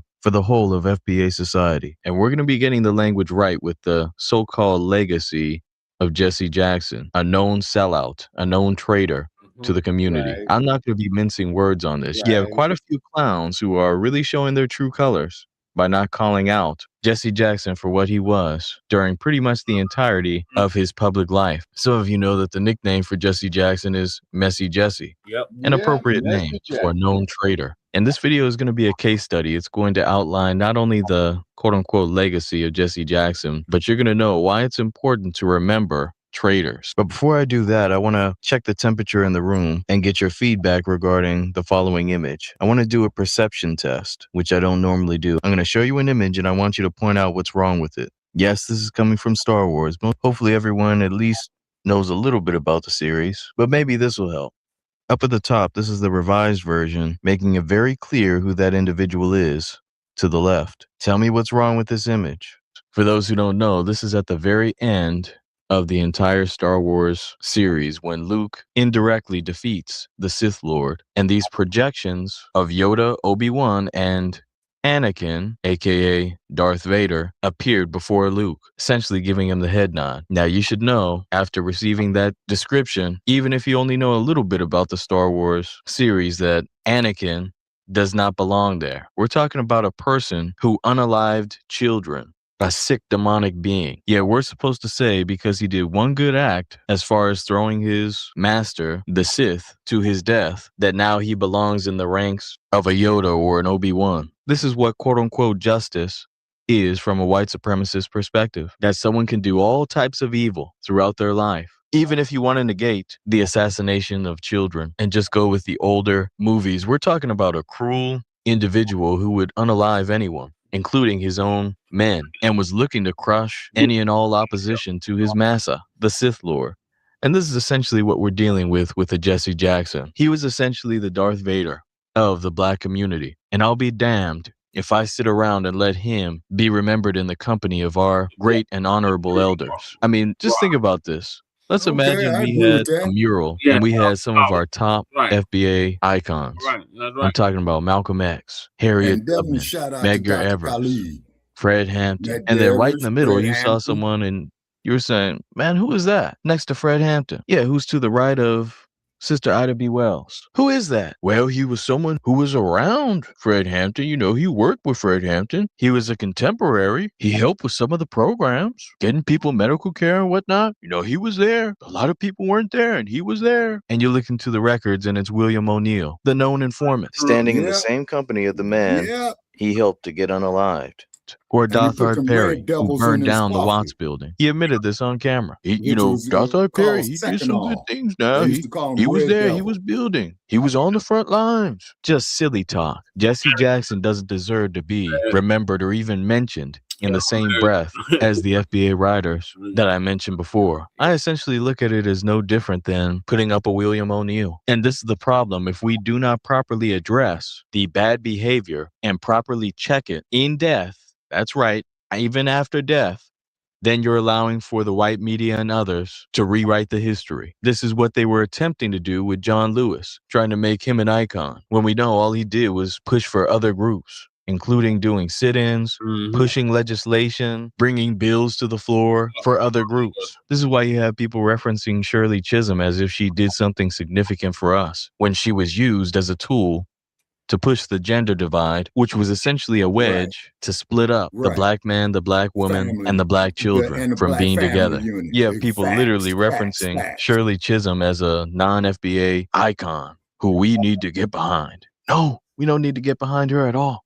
And it's essentially the same thing as Jesse Jackson. Now, I know I'm going to get some soft-hearted people in the comment section saying, oh, man, you shouldn't have gone that hard, man. What would Jesus do, man? Well, let me show you biblically what was done when you had unrighteous individuals who sabotage the progress of the chosen people of God, which it's obvious FBAs are. Here we are in 2 Chronicles chapter 21. This was a wicked king named Jehoram who caused the people to sin, resulting in them having many problems. Now the Most High God got pissed off, gave him an incurable disease, and now let's see how the people treated him upon his death. Verse 19, and it came to pass that in process of time, after the end of 2 years, his bowels fell out by reason of his sickness. So he died of sore diseases, and his people made no burning for him, like the burning of his fathers. He was not honored in death. It wasn't meant for him to be compared to some of his forefathers like King David, who was after the Most High God's heart, by the way. It wasn't meant for him to be honored as his fathers were honored. This is important for those who are not a benefit to the community to be remembered as such. Then if you read in verse 20, you can see that he departed without being desired, and that he was not buried in the sepulchre of the kings. This is the punishment after death for those who don't do right by their people. This is biblical, and so it is with Jesse Jackson. I'll be damned if he's honored like other people in his death. He's going to be treated like the traitor he was. And by the way, some of the people who are tap dancing around criticism of Jesse Jackson are the very same ones who attempt to call out the Boule bootlegs and the Boule butt kissers. Yet now all of a sudden, when it comes to properly addressing one of the top dogs, pun intended, of the Boule, now all of a sudden everyone has cold feet. Nah, I'm not having it. Let me give you another example. For those who don't know, the Boule and the various Greek organizations, the quote-unquote Black Greek, a contradiction, are nothing new. If you read the Bible, the section that goes from after Malachi and before Matthew, aka the Apocrypha, it talks about the Greek captivity, which came before the Roman captivity, which Christ was living through. And in the book of Maccabees, it goes into great details about the wicked men who persuaded many, saying, let us go and make a covenant with the heathen that are round about us. For since we departed from them, we have had much sorrow. These were the sellouts of those days, making covenants with the heathen, just as they do in these Black Greek letter organizations. This is 1 Maccabees chapter 1. So this device pleased them well. Then certain of the people were so forward therein that they went to the king of the land, the Grecian king, over them, who gave them license to do after the ordinances of the heathen. Whereupon they built a place of exercise at Jerusalem according to the customs of the heathen. Verse 15. This is key. Pay attention. And made themselves uncircumcised, and forsook the holy covenant, and joined themselves to the heathen, and were sold to do mischief. That's what Jesse Jackson was sold to do. Mischief. And that mischief won't be forgotten. Now let me give you 2nd Maccabees, which for those who don't know runs parallel to 1st Maccabees. It just gives more details about the story of 1st Maccabees. But it talks about a particular individual whose name is Jason, ironically, who was laboring to be high priest, but he was doing it through underhanded means. He was going through the Grecians to get that title instead of going through it the right way through his people. So he worked underhandedly, even going so far as to offer money in order to sell his people out and to get the people of God to join the heathen in their customs and practices. Then eventually Jason received so much backlash from the people who were standing against the customs of the Grecians that Jason took it upon himself to lead an army into the city, attacking his own people without mercy. And then if you read in verse 7, it says, howbeit, for all this, he obtained not the principality, but at the last received shame for the reward of his treason, and fled again into the country of the Ammonites. He didn't even get the title, the glory that he desired. He received shame as he should have. And he perished in a strange land, and was left unburied with no one to mourn him, and did not rest in the sepulchre of his fathers. A common theme throughout the Bible. And you'll see parallels between his story and Jesse Jackson's story coming up pretty soon. But I wanted to cover that just to biblically back what I'm going to be covering in this video. It is important. Now let's get the context of Messy Jesse. He was born in South Carolina in 1941. In 1960, he begins his activism. Some of that was good, by the way. I'm not one of these people who will discount a few good things that a person does just because I dislike them. I'm willing to tip my hat for a few things that Jesse Jackson has done, but we're going to make sure that we go over the multitude of things he did to destroy our community. Now, of course, you can see a few other details there, but Jesse Jackson didn't really become a big thing until after the death of MLK Jr. And there were some questionable things, to say the least, regarding Jesse's involvement in that. But I'll say that for the end and let someone who did deep research into that take you down that rabbit hole. For this first part, I want to go over the various decisions, the various actions that Messy Jesse took to collaborate with the white supremacist system to sabotage and destroy FBAs. Those who were actually doing things progressive, because he was very friendly with his fellow Boule brothers and sisters. But I digress. Now, while most of the MLK assassination details will be reserved for the end, I do want to get one point which does add context to how Jesse Jackson rose up in the civil rights movement. And this will be told by a brother whose name is Hosea Williams, who was around at the time. Some of you may have heard this testimony, but it's very important that we play it now. Fair use, fair use. I started crying, and then I heard Jesse Jackson say, he told me, Jesse, take our people onto the mountaintop. And that didn't bother me, even though I know Jesse got nowhere near him. And then Jesse said, I held his head in my hand while he died. And that didn't get to me. And then Jesse said, look at my shirt. And I looked around, sure enough, and Jesse Jackson's shirt was drenched in blood. And I realized the only way Jesse could have gotten that blood was stoop down on that floor at the Lorraine Motel and rake that blood off that floor and put that blood on him. And I went crazy. I really tried to kill Jesse. They grabbed us and all that, but that hurt me so bad. The other thing was, when Abernathy came back, says, no need of prayer, no need of crying, no need of nothing. He is going, it's over. He's going to glory. And we called the meeting, the staff meeting, and Jesse claimed to have been ill. And Abernathy told him, Jesse, go ahead to the room and relax. Jesse had to have run like hell that room into that airport because he got out of Memphis to Chicago. All us feeling, everybody was still in the motel. Got the televisions on the next morning. That was Jesse Jackson in Chicago with that same bloody shirt on, telling that same lie. I've never respected Jesse since that moment.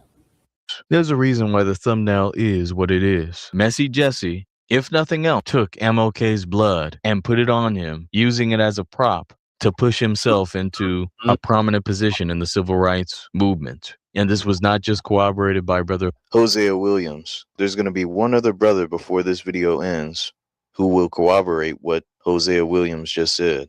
But it's sickening. And these are things that we have to remember when it comes to Jesse Jackson's quote-unquote legacy. Sad. Now, of course, some people have pointed out the illegitimate child, which I won't dwell on too much. But just know, a lot of people, including family members of mine, lost a lot of respect for Jesse Jackson when they found out that he had an extramarital affair. You can like this or not, but sexual discipline tells you a lot about a character and can make or break your reputation. But again, I won't dwell on this too much. I'm already moving on to the next thing, including using the threat of the Black grassroots, boycotting or whatever else, to generate millions of dollars in donations from corporations. Now, this isn't me pocket watching. You all know I don't mind people getting money. Hell, I'm the person behind the B1 Rolodex. But it's one thing to be getting money and to be using that money to help your people, and a whole other thing when you're getting that money and using it for self-aggrandizement and personal gains, especially when it comes at the cost of your silence or your lack of advocacy, specifically for foundational Black Americans. Now I do have a problem with that money that's received, but I digress. Of course, we know that he ran for president on more than one occasion, and many have speculated that he was given the TV show on CNN as a consolation prize and to kind of calm him down and pay him off so that he would stay out of the political realm. Also, Jesse Jackson's organization, the Rainbow Coalition, directly came from Brother Fred Hampton. And his organization was and is still used to push all lives matter policies, which drowned us out. So yeah, that is a problem. But now I'm going to cover one of the main issues that I have with Reverend Jesse Jackson, aka Messy Jesse, and one of the definitive points that cannot be disputed by clowns calling themselves trying to cape for this man and his death. Now, before I play this clip, I want to say that this is fair use. Fair use. It is interesting how everyone assumes that the pro-life movement in America began in 1973 with Roe versus Wade. But we who were around during the civil rights movement and struggle of the 1960s, we know that the first anti-abortion groups were organizations like the Black Panthers, the Nation of Islam, and other community organizations.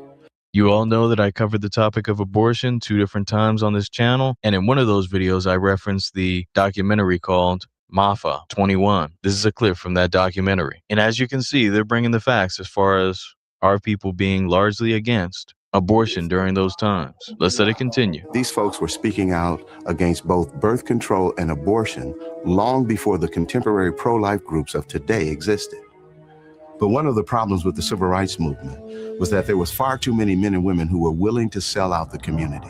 And a lot of powerful, influential African Americans knew that they had to be willing to turn and look the other way in order to advance their own personal political agendas. In 1972, those members of the Congressional Black Caucus, such as Charles Diggs, did not trust the abortion industry or those who were espousing population control or family health, and they were suspicious of them. But when the money began to flow, and just as it was with Jesse Jackson, with Jesse Jackson, with Jesse Jackson, with Jesse Jackson. With Jesse Jackson, almost every time his name comes up, there's more BS around it. When he found out that indeed he could get funding and monies to run for presidents from his people, he flip-flopped in his position. Because he once said abortion is Black genocide. What happens to a mind of a person in the moral fabric of a nation that can abort a baby without a pang of conscience? Where will we be 20 years from today? When Reverend Jesse Jackson realized he needed money to run for president, all of a sudden the most important civil rights issue is a woman's right to choose. In 1975, Jesse Jackson called for the ban of abortion through a constitutional amendment. And in an interview in Jet magazine, he referred to abortion as genocide. But Jesse Jackson, on the other hand, wanted to become president. And the Democratic Party at that time had sold out completely to Planned Parenthood and the eugenics crowd. And Jesse Jackson went along to get along. Margaret Sanger. And don't ever think that he's the only one. The unfortunate thing we face, whether we're talking about individuals or organization, there's never been a shortage of Black leaders who are willing to sell us down the river if it's enough money and political power in it for them. Yes, Jesse Jackson changed his stance on abortion and promoted the unaliving of our babies after in his early years being one of the biggest opponents to abortion. And whether he had already flipped or was spiraling down, he can't say he didn't know just how evil this practice was and is. You're damn right Jesse Jackson is getting this smoke. And I don't give a fuck who gets mad about it. Stay mad. When you advocate for the unaliving of our babies, that's not human to me. That's demonic. And it's yet another thing in which Jesse Jackson was used to go against foundational Black Americans. He sold us down the river. Now I want to play one more clip from this documentary. And I want you to keep in mind, Jesse Jackson was a reverend. Fair use. Fair use. The minister's work is also important, and also he should be trained, perhaps by the Federation, as to our ideals and the goal that we hope to reach. We do not want word to go out that we want to exterminate the Negro population, and the minister is the man who can straighten out that idea if it ever occurs to any of their more rebellious members. Those were the words of Margaret Sanger, and Jesse Jackson was one of those quote-unquote spiritual leaders, really demonic, who instead of advocating for the life of his people, decided to convince us that abortion was not intended to exterminate our race, a traitor to Black society, and he'll be remembered as such. You see, some people are just talking, trying to pretend like there aren't any legitimate reasons why Jesse Jackson is being remembered so harshly by the Black grassroots. Some of us haven't forgotten the shit he's been involved in, and we won't let the Black grassroots forget it either. But some of this takes having integrity and also being willing to bring out the receipts or invoices that are needed to give the complete rundown of the life of this traitor. And that brings me to my next point. For those who don't know, The Spook Who Sat by the Door is both a novel and a movie. Now, while the novel is good, I actually have a copy myself. The movie made a bigger impact during its time. It was a movie about a brother who learned the tactics of the white supremacists in their intelligence agencies, who brought that to the Black grassroots in order to wage guerrilla warfare tactics against the U.S. government. Truly a legendary piece. And it was so influential that they literally had FBI agents sent to different movie theaters to try to get it taken down. But the brother who authored the book and who was behind the film, whose name is Sam Greenlee, had some interesting words to say in an interview regarding some difficulties he ran into while trying to get the movie off the ground. And I want you to hear that right now. Fair use, fair use. We're going to move on to today's topic, and we're really here to talk to Mr. Sam Greenlee, a writer, producer, community activist. His movie, the Spook Who Sat at the Door, I watched it again last night. And it wasn't until the last 2 weeks of shooting when we ran out of money and had to close down. And the reason we had to close down is that there was a consortium of Black investors in Washington, D.C. And they were going to invest. And one of them said, look, we need to check out Sam Greenlee. He's from Chicago. I'll call Jesse Jackson. And Jesse told them that they should not invest in the movie. And Jesse told them that they should not invest in the movie. And Jesse told them that they should not invest in the movie. Jesse Jackson. That's suggested. Thought the movie was too radical, or? I don't know if he was following orders. Somebody. Or he just the fact that we don't like one another. Yes, family, you heard that right. Damn near every single thing Jesse got his hands on, he was sabotaging. He was undermining. This brother's movie that was so powerful that the powers that be had to send agents across the U.S. to get it stripped out of... I got to mention it to our listeners. Okay. Watt Stack's 1972, as I told you before, okay? Yeah. It was beautiful, okay? I was there, August 20th, 1972. But they tried to redo it again in 1973, and it was sabotaged. It turned into a great big riot. Yeah. It was sabotaged. I don't know who sabotaged it. You know what I'm saying? And it was dangerous. You see what I mean? Because they shut the concert down early, you see. And then, you had fights go all over the place. You see what I'm saying? So maybe Messy Jesse had his hand off in that and noticed that he was not the MC at 1973. Watt Stax. And from what I understand, Stax Records, man, lost a lot of money on it. And as you know, Stax Records had to file bankruptcy. Yep, they sure did. So what kind of riot was it? A gang related riot? Like what was going on? Yep. Because one of the MCs, because the people was like going down there on the field to dance, right? So one of the MCs is going to call out, the sets to come restore order, and it turned into a riot, man. You know what? As we talking, I'm going to see, man, if I can pull that up. You know what? Yep, because the Pyrus came around in 72. So they probably got into it. Crips at the Watt Stax. I think that's what happened, man. But one of the MCs had called on the Crips to restore order on the field, and it turned into they were fighting on the field, man. They were fighting in the stands. You know what I'm saying? And the LAPD was out there big time. So who knows? Maybe the LAPD pulled some strings on somebody's. You know what I'm saying? Oh, yeah. They notorious for that type of shit. Oh, hell yeah. Shit, yeah. Okay, so let the clip continue. I'm going to see if I can pull it up. Okay. Theaters. This brother's movie was undermined by no other than Jesse Jackson. He used his influence to try to cut the funding that this brother needed to finish his movie. So for all those people who are saying, what things can you point to that Jesse Jackson did to undermine Black society? I'm giving you point after point. Like I said, by the end of this video, you're not going to be able to dispute anything that I'm bringing out. And you have some clowns who are online saying that the younger generation doesn't have the right to check Jesse Jackson. That's BS. But let's assume that you're right. I brought before you multiple examples from people who knew Jesse Jackson personally, who are more than qualified to bring forth criticism. And we're about to get another person right here, someone who's well respected in the Black grassroots. Fair use, fair use. You talk about here it is, Lunchy. When white folks can't defeat you, you said in your speech at Kane.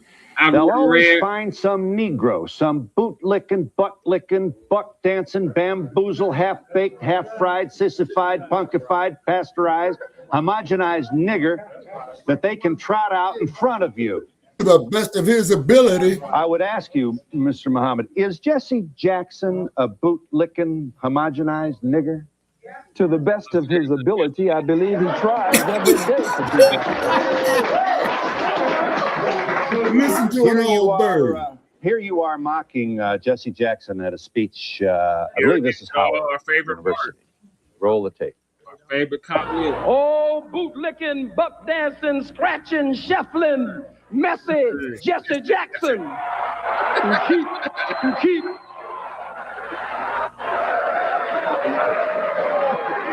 I am a somebody. I am a somebody. I keep hope alive. I am a somebody. I don't rightly know who the hell I am, but I am somebody.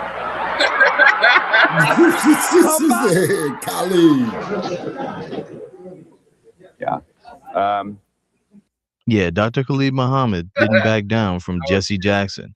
He knew what he was about. This was common knowledge. Our people in general knew and still know that Jesse Jackson was a sellout, a traitor to our community, and he'll be remembered as such even upon his death. So now I've shown you the contemporaries of Jesse Jackson, and now I'm going to show you the common everyday individuals who also were well aware that Jesse Jackson was a sellout.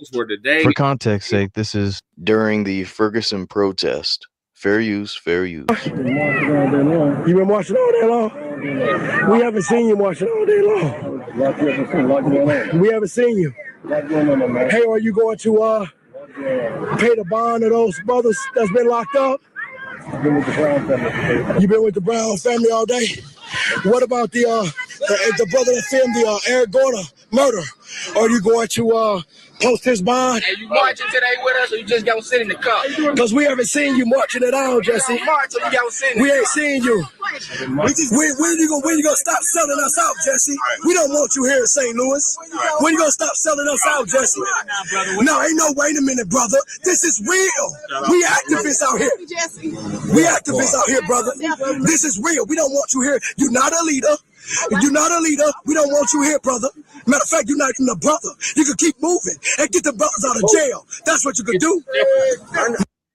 Hey, that's how the streets were talking. Eventually, you get so tired of seeing the same damn sellout being sent to attempt to calm the situation that, hey, sometimes words are exchanged. But the point of that video is that from top to bottom, Jesse Jackson was known as a sellout. And it's important that we don't try to rewrite that history now that he's gone.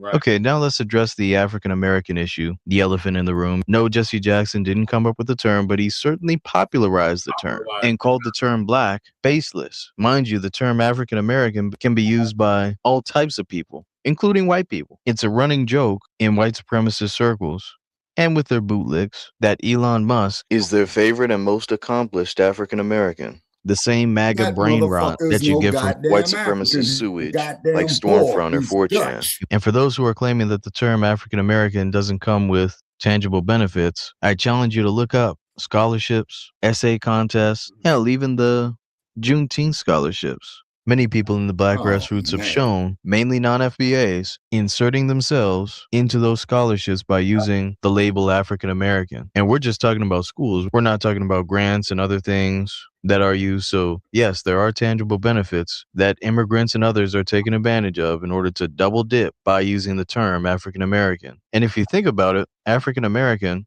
even more than the tangible benefits that individuals are getting from that term, let's talk about the benefits that we're not getting because of that term. You see, Jesse Jackson was essentially a Walter Plecker in blackface. For those who don't know, Walter Plecker was the guy behind reclassifying many of the people, especially in the state of Virginia, but his methods were replicated and used all over the U.S. But he was used specifically to reclassify mostly FBAs in order to strip us of our indigenous status and to put us into a general category of colored. Jesse Jackson, likewise, with the term African-American, put us into a blank category that made us synonymous with immigrants, which is wildly inaccurate and is something to be brought up upon his death. These are not things we can just toss up in the air as ignorance. But now we're going to get to another receipt, which I haven't heard a lot of people bringing up. 3617, what the hell they black ass going to put on an application? We have it our way. It's going to be FBA. No longer African American. That shit is for the birds. Hopefully it died with Jesse Jackson. Which deals with the 100th anniversary of the Tulsa Race Massacre, in which Biden showed up to give an empty word salad with no tangibles attached. And it wouldn't surprise you to know that old Reverend Jesse Jackson was there. Fair use, fair use. Yeah. Visit Tulsa. Go down to Greenwood out to them pines. You ain't black. The Gap Band. For me. Man, hiding Biden, man. That old senile shit in his pants, motherfucker, man. How are you, Rev? Good to see you. Well, Taser 3617, take your black ass to Los Angeles, get stopped by the Los Angeles Police Department, and get back with me.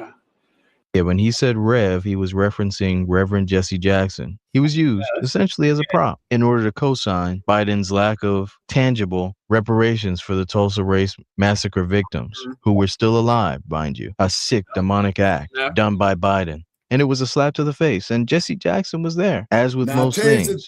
And no, he wasn't in a wheelchair. Let me prove that right here. You're going to see some interesting insights that you may have never seen before from an unlikely source. Fair use, fair use.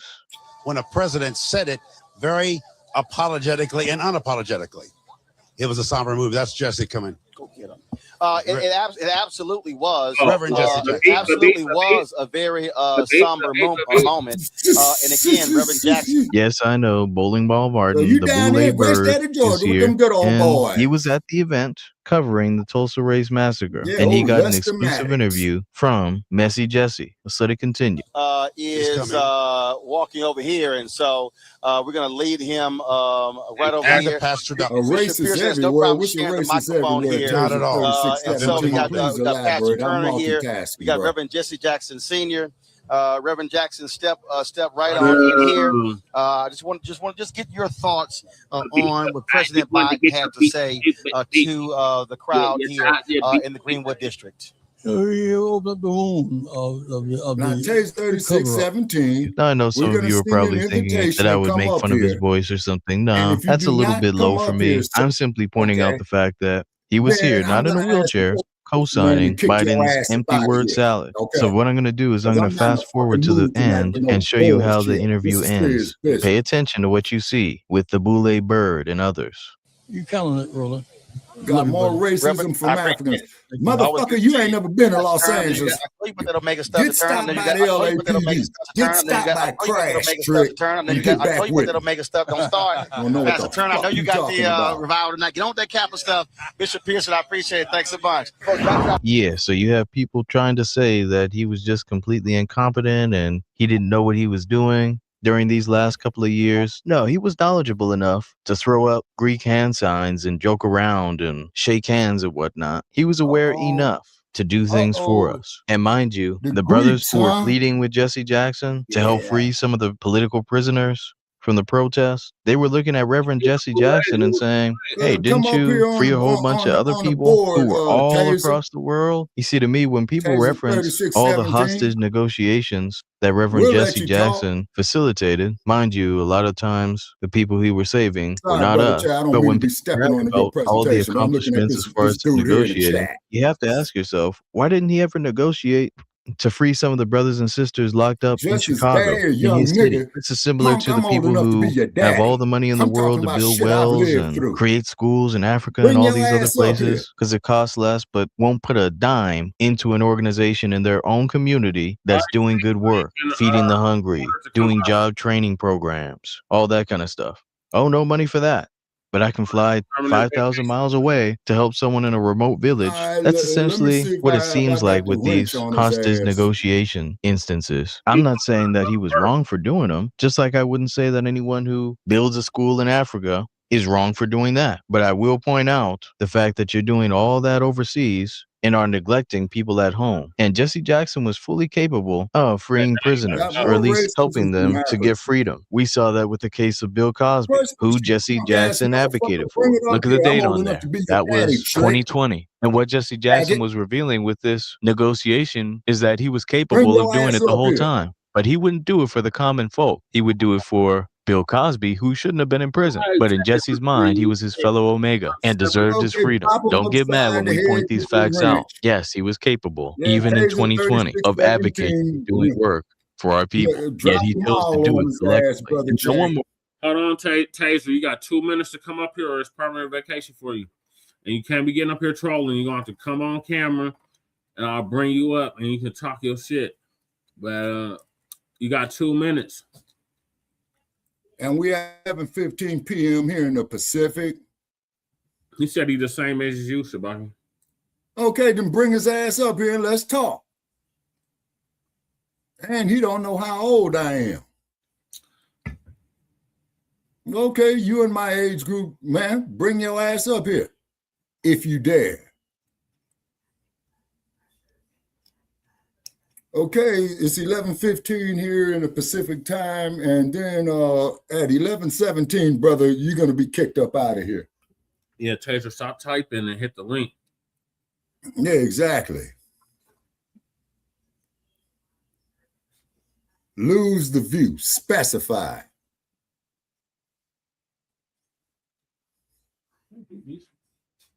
Specify, Taser. Okay, we got this countdown going on, brother Che. Yep. Okay. You got 30 seconds, clown. That is Jesse. What are you talking about, dude? Now you're a clown. You need to go. He just. Oh boy, here we go. Come on, 64.95. Click the link. Get up here. Otherwise, man, we're gonna kick you up out of here. Yeah, some intellectual combat. They don't want it though. No, it's by Felicia for you. Kick his ass up out of here. 64.95. You gone, man. By Oops, upside his head. Oops, upside his head. All right, Taser, you got your time is up. Okay, hit him with the wrench. All right, before we really interrupt this ignorant ass trolls. One thing that I do want to bring up before I get into the next section of this video is the fact that a lot of times you learn about a person through their protege. Jesse Jackson is the known mentor of the other sellout, Reverend Al Sharpton, who is a known rat, a known FBI informant, who they claim was informing on the mod. But when you look into the details about what was stated, Al Sharpton declared that he was cooperating with investigations involving organized crime, quote unquote. And at that time, pretty much every FBA was looked at as a criminal. Hell, Hillary Clinton called us super predators, so it's not too much of a stretch to imagine that the mob weren't the only ones who were being ratted on. But I digress. Now we know that Al Sharpton was taught very well because we can see that he's applying the skills that he learned from Messy Jesse and stacking all types of cash rewards sent to his nonprofit in order to buy influence. Sound familiar? This is a common pattern amongst traders. And Jesse Jackson made sure that the next generation, meaning Al Sharpton, would be well equipped with sellout tools in order to undermine and destroy future generations. So that was another gift from Messy Jesse. So now the next part of this video is going to be rather disturbing for some. May want to unsubscribe, may hate me after it, so be it. But there's one person in particular who made a video that needs to be checked. And if I'm the only one to do it, then so be it. Jason Blacc, the Blacc Authority, the self-proclaimed anchorman of the new Blacc Media. Mr. You have to watch out for these old niggas. Came out with one of the worst videos ever created on the subject of Jesse Jackson. I mean, it got so bad, he literally had to take down the live video and change it to the regular video, resetting the views, resetting the comments, which were eating him up. I mean, they were checking him. People were bringing receipts. I mean, just all manner of things. He had to switch it over. And for those who don't know, that's a strategy by some YouTubers to switch things from the live feed to a video format so that you can't see the people who were live and what they were saying. And also to reset the comment section while being able to claim, hey, I had no power over it. I had to reset it. Also, the web of links that are scattered across the web and through social media and other means end up linking people to a private video as opposed to the actual videos. So that's the other reason why sometimes a content creator will do that. But people still came back to the comment section and promptly reminded him. I mean, literally almost every comment was going against his message. It was ridiculous. And you can tell he's completely out of touch with the Black grassroots in regards to Messy Jesse. So what we're going to do is we're going to go. I'll tell our young brother Black Truth United. Stay on niggas' helmets. That's off code. Like, I don't know what the hell Jason Blacc was thinking when he did that damn broadcast. What was that, 2 weeks ago? Okay. Go to the video. It's almost a 4.5 hour video, so obviously I can't play and critique the whole entire thing, but I'm going to bring up some cuts from the video, play them, and then give my commentary. And before I get started, I want to say that this is fair use. Fair use. Maybe he did not address these things in the manner in which I would have liked. Maybe there were missed opportunities in there. I've spoke on those things and I will speak on those things. But as far as respecting that man's life. Respecting the life of a known traitor. Keep that in mind, family. So let it continue. I have to take that on the whole and take that on the balance. I want to also say something else here. You got to understand that there's a whole lot of jive time idiots in this regard.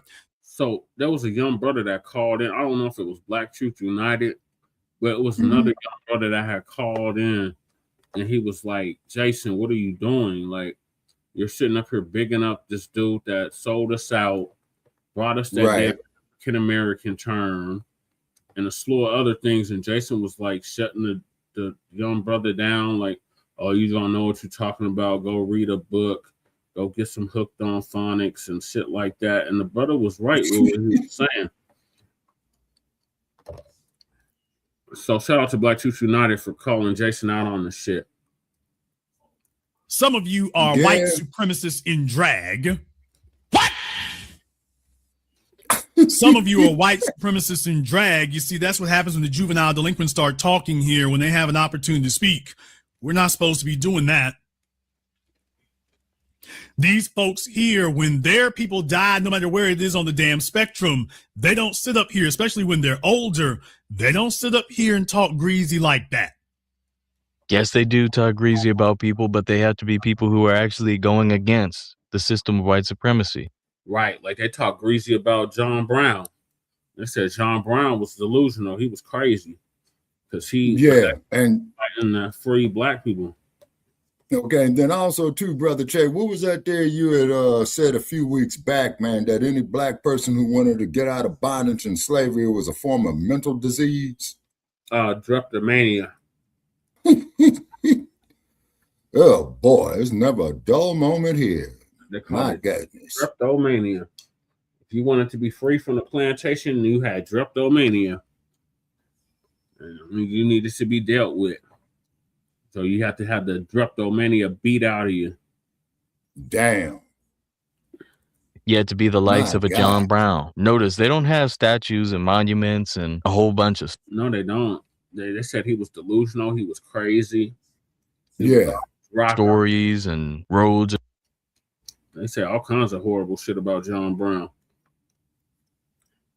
And whatnot named after John Brown. White society doesn't prop up the likes of a John Brown. They vehemently check their people when they perceive them as off code, as far as not following in alignment with the system of white supremacy. I mean, this is common knowledge. So I don't know what Jason Blacc is talking about here. Let's let it continue. We cannot listen to the crackheads or their children in this regard. They don't talk about their folk like that. They don't get together and do that.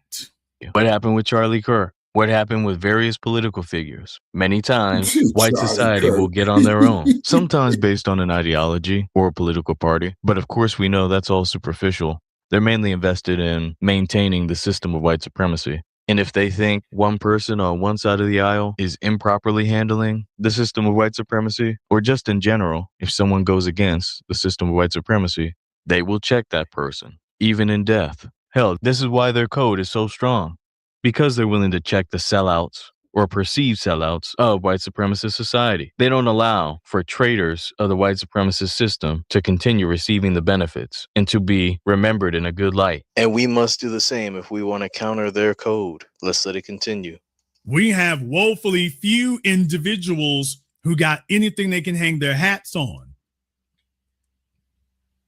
We don't seize upon opportunities to play the class clown.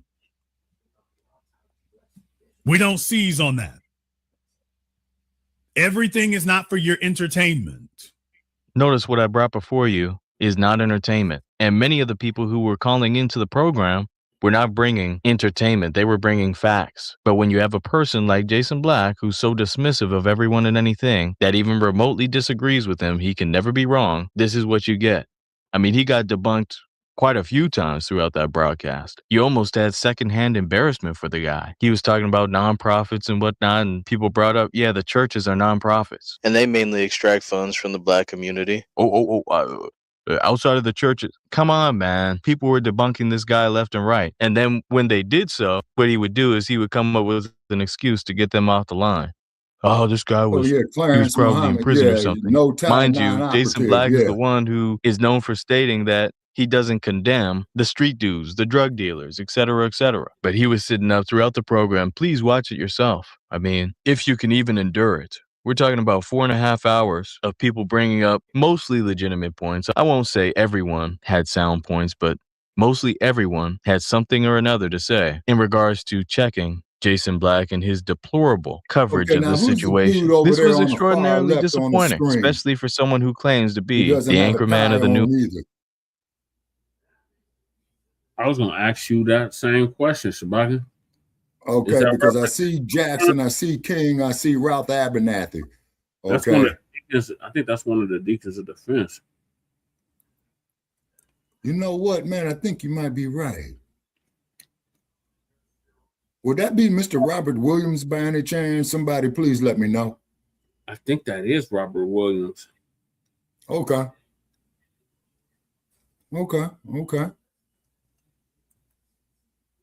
Because that's Hosea Williams next to Martin Luther King on the right side. No, that's Ralph Abernathy, sir. Oh, that's Ralph Abernathy. Okay. Yes, sir. That is Ralph Abernathy. I know that for a fact. Then you got Dr. King. Then you got Messy Jesse. And hey, Cool Keezy. Keezy's in the building. Salute. Come on up and join us, Cool Keezy, if you can. Okay. Yeah, it was an excellent broadcast. That's why I was like, I Yeah. play this on the Front Line Blacc News. Okay. All righty. Yeah, Abernathy had a tie. Mm-hmm. Yeah.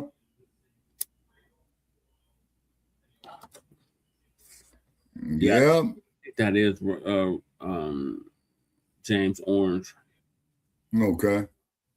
So probably James Earl Ray, who killed King, was probably ordered to take out Abernathy too, because I believe Ralph Abernathy was Dr. King's lieutenant, if I got that correct.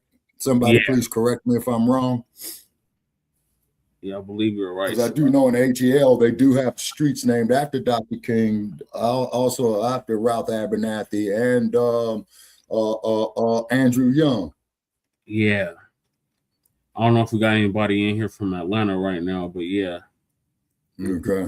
Atlanta, or Kukizi, he lived just outside of Atlanta, so he would know. Okay.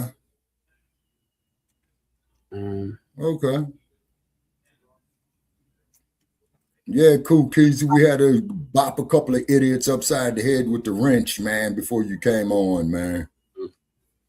Old man Nix, fam. Oh, he's okay. He's from the ATL. Okay. Now, Mr. Nix. Okay. Okay, yeah, we got old man Nix fan from Atlanta. Okay. All righty.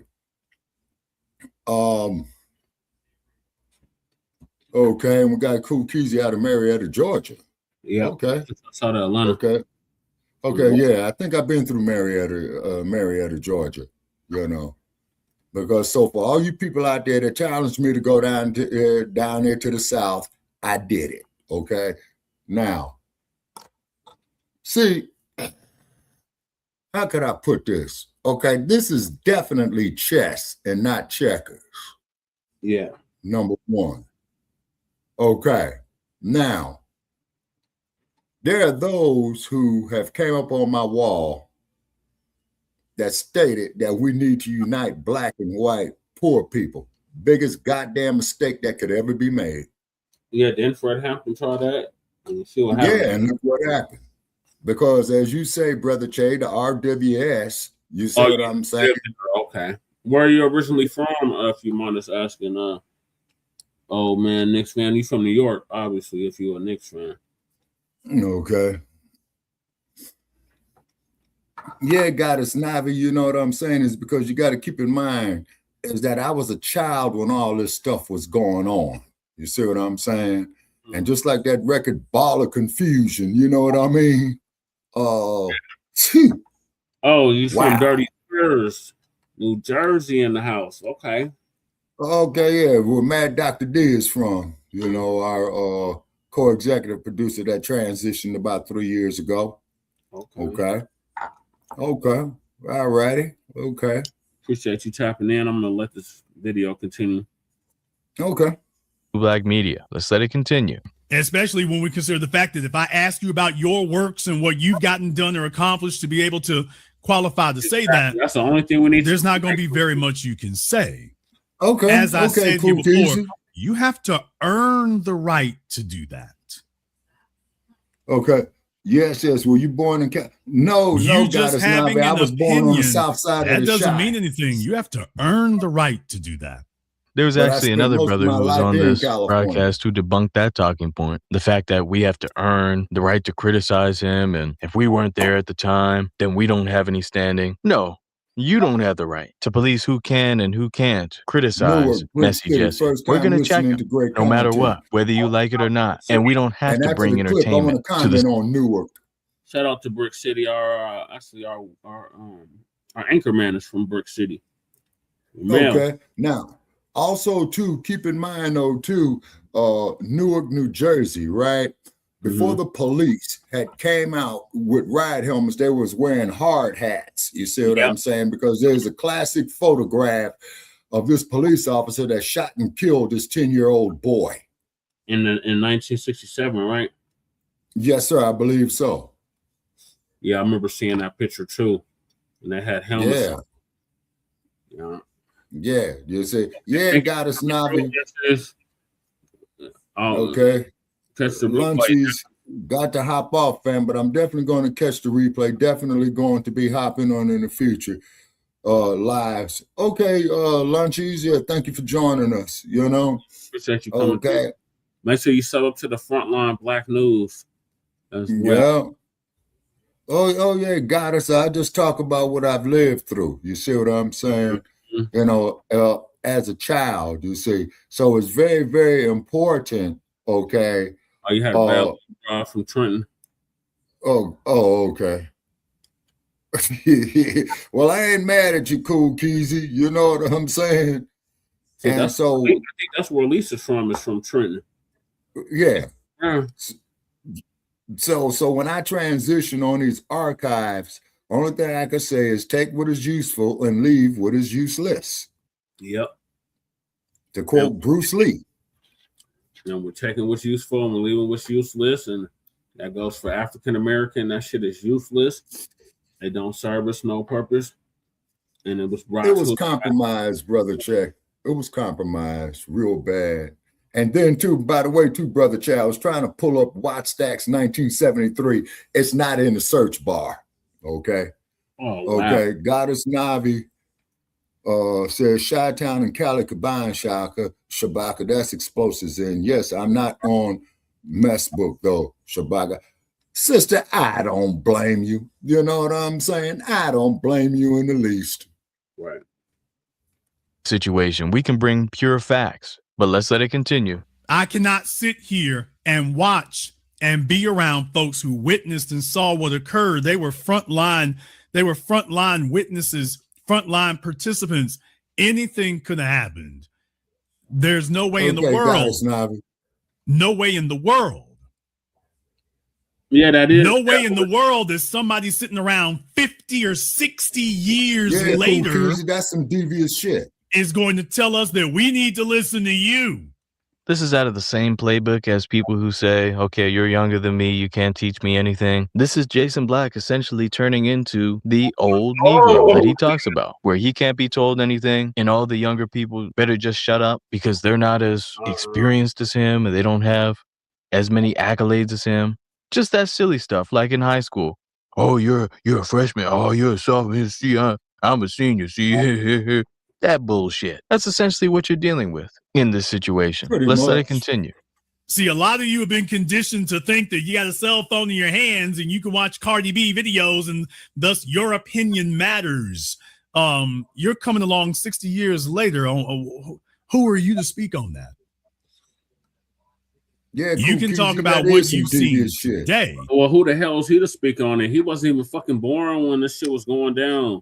The only one that can speak on this is Shabaka.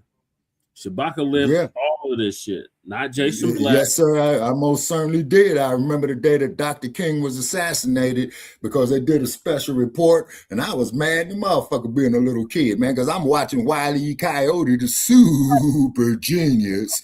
Right. Boy, and Wile E. Coyote, well, anyway, that roadrunner be giving them the business. And so it came on April 4th, 1968, that Dr. King had passed. And the only thing I remember, man, all across the nation, man, it was all hell that broke out, except for Los Angeles. Los Angeles was very, very quiet, let's say. But they had riots in the Shire. They had riots in Cleveland. I believe NYC as well too. You know what I'm saying?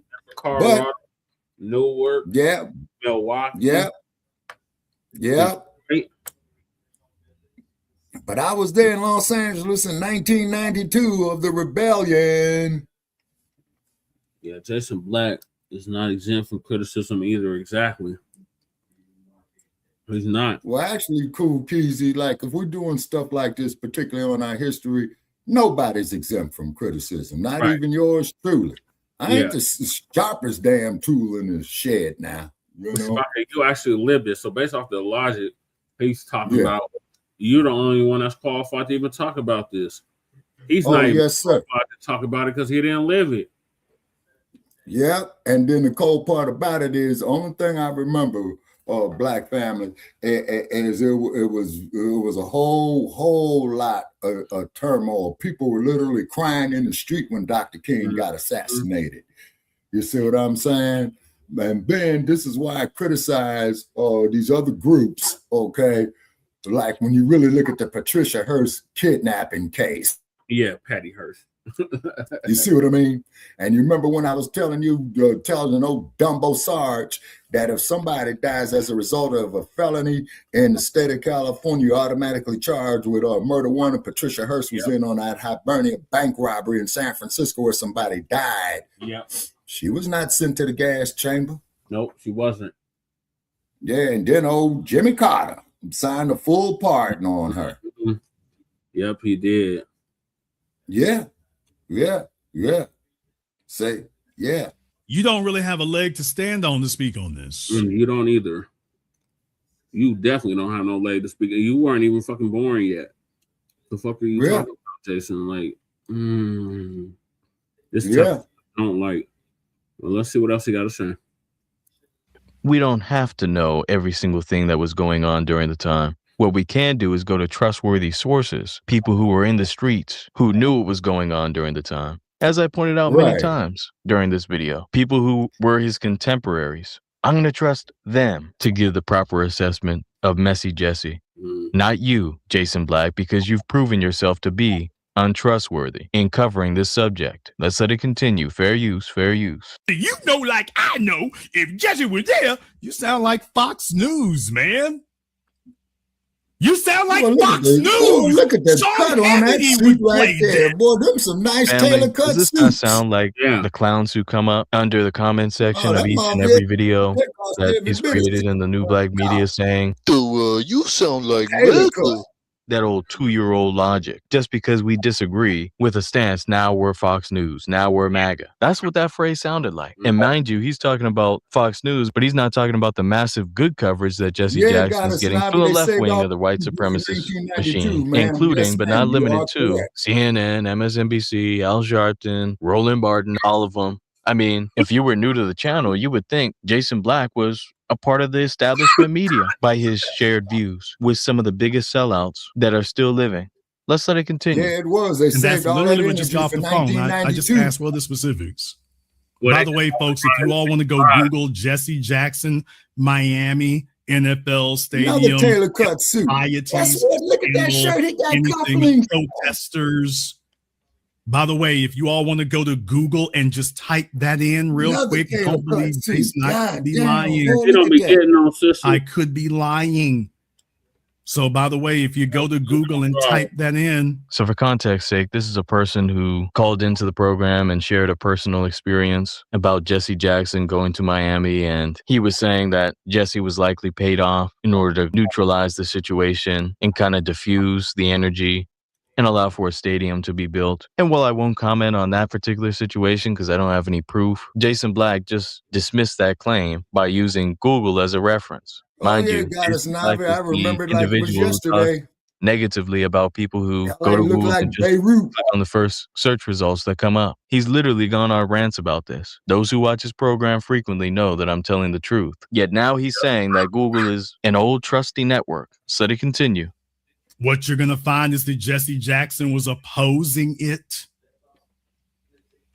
If you go to Google and type that in, what you'll find is the first thing you'll get is Jesse Jackson was opposing it.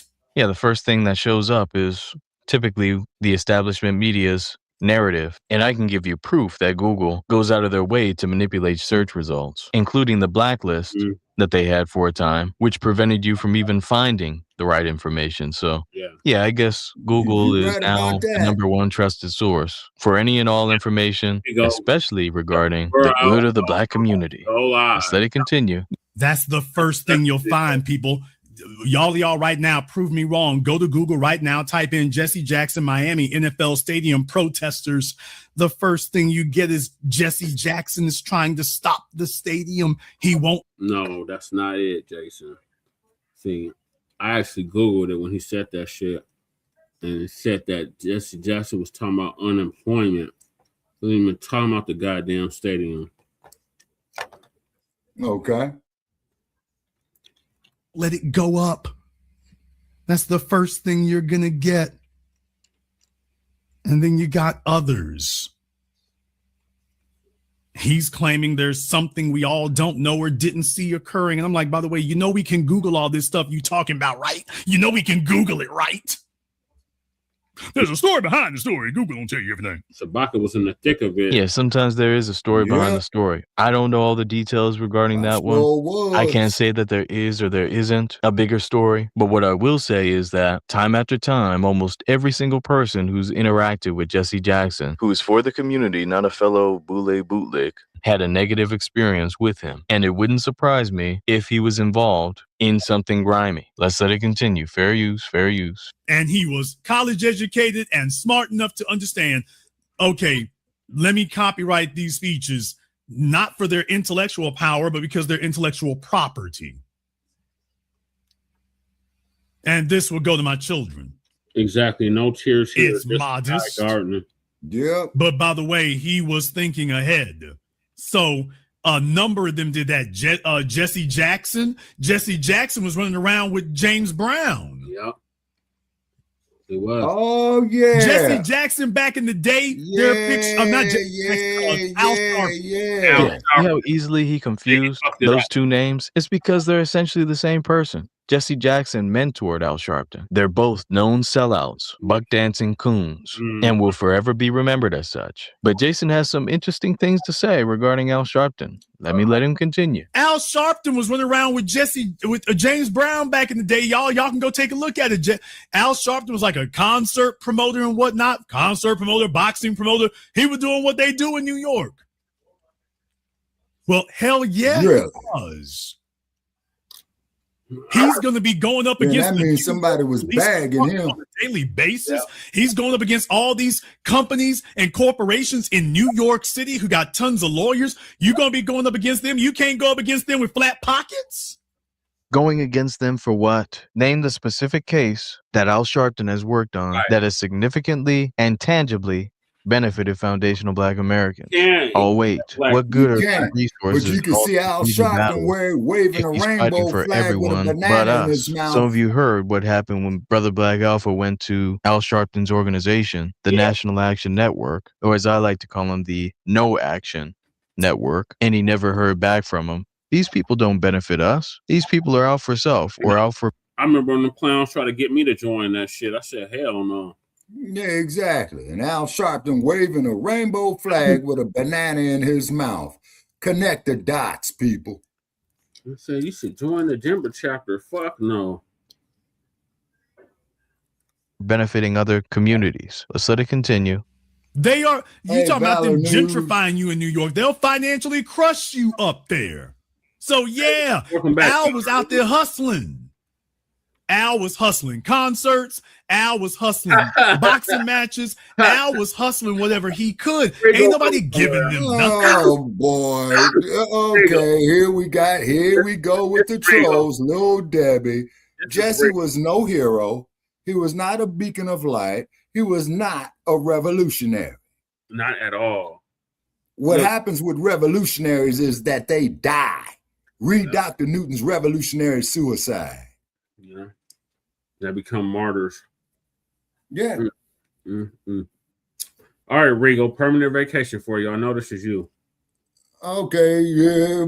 Put your foot in his ass, man. Show him the door again.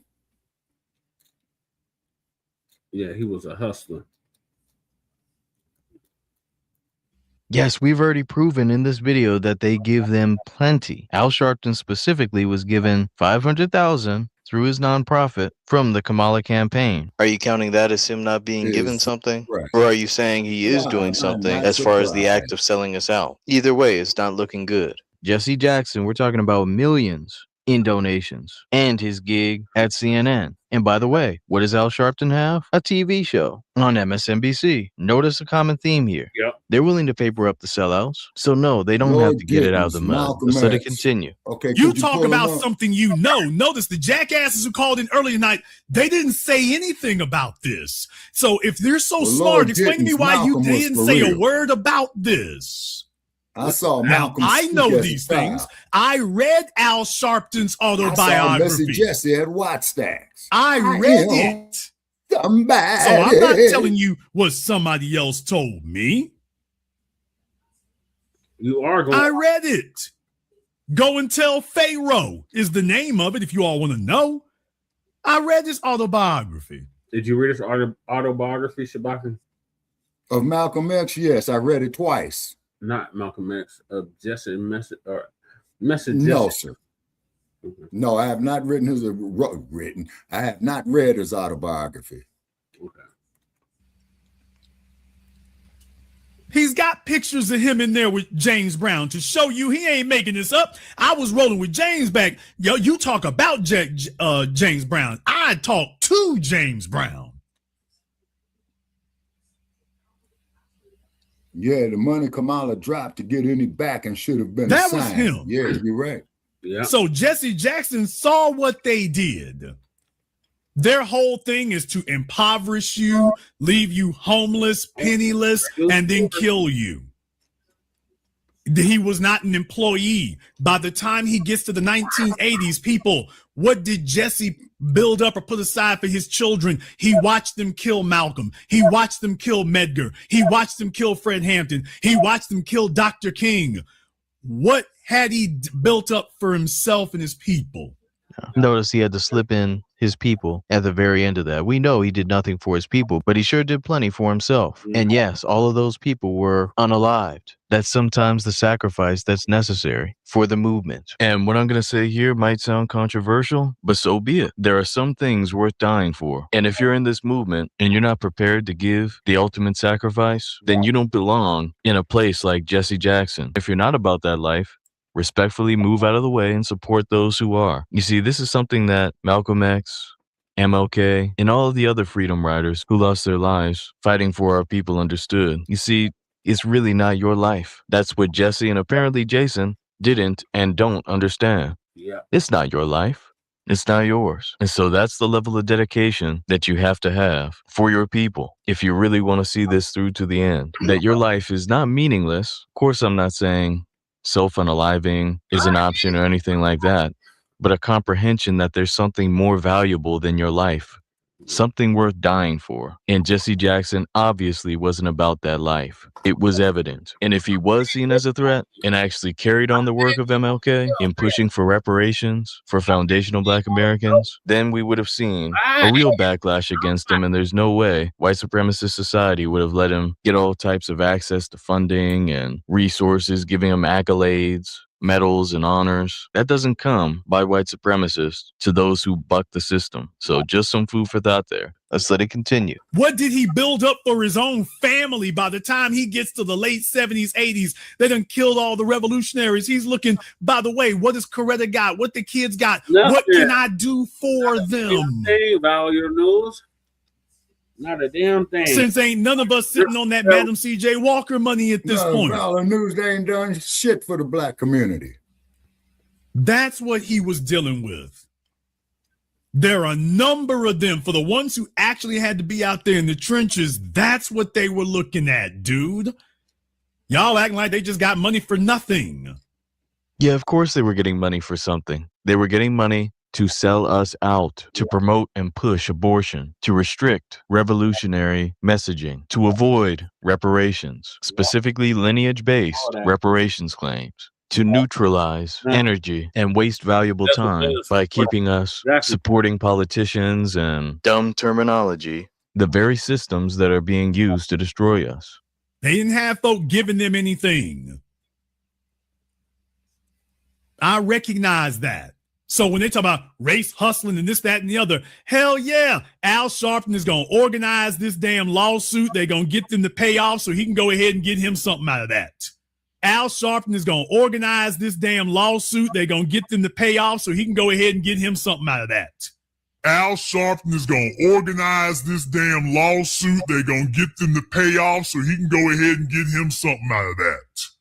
So now essentially what Jason Blacc is saying is he's cool with sellouts and traders getting paid. To sabotage and destroy the foundational Black American grassroots. I mean, let me know if I'm off on that. Keep this in mind, family. We're essentially justifying organizing political, social, or legal energy in almost a performative way to keep us docile or fight for other groups so that Al Sharpton can get some personal gain out of it. I mean, this was absolutely sickening commentary to hear from Jason Blacc. Some of the worst I've ever heard. Let's let it continue. On account of the fact who is beating the damn streets. People, if you want to make money, there's a hell of a whole lot easier ways of making money than fighting white supremacy, people. Black Americans, we're not African Americans, but yeah, I get what you're saying.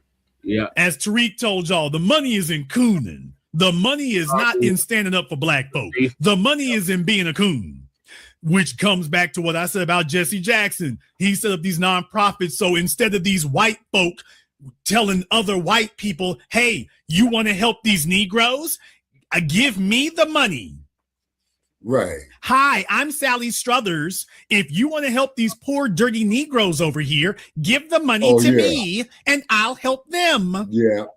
Yeah, I remember. So what do we say? Well, we need to have a nonprofit of our own because the white folks got the nonprofits and that's where the damn money goes. Well, Jesse didn't talk about it. He was being about it and he set one up himself. Yeah, he set up a nonprofit by himself, for himself, and a few select others. So now we're going to justify the actions of Jesse Jackson by pointing to suspected white supremacists doing the same. They're taking advantage of the Negroes, so let me take advantage of them too. So now that's justified. Let's let it continue. Because up until then, you're giving all the money to, you got white folks saying, you want to help black people, give the money to me, and then I'll spend it for you. Don't worry, give me the money and I'll make sure it gets to the right place. So you expect me to get mad?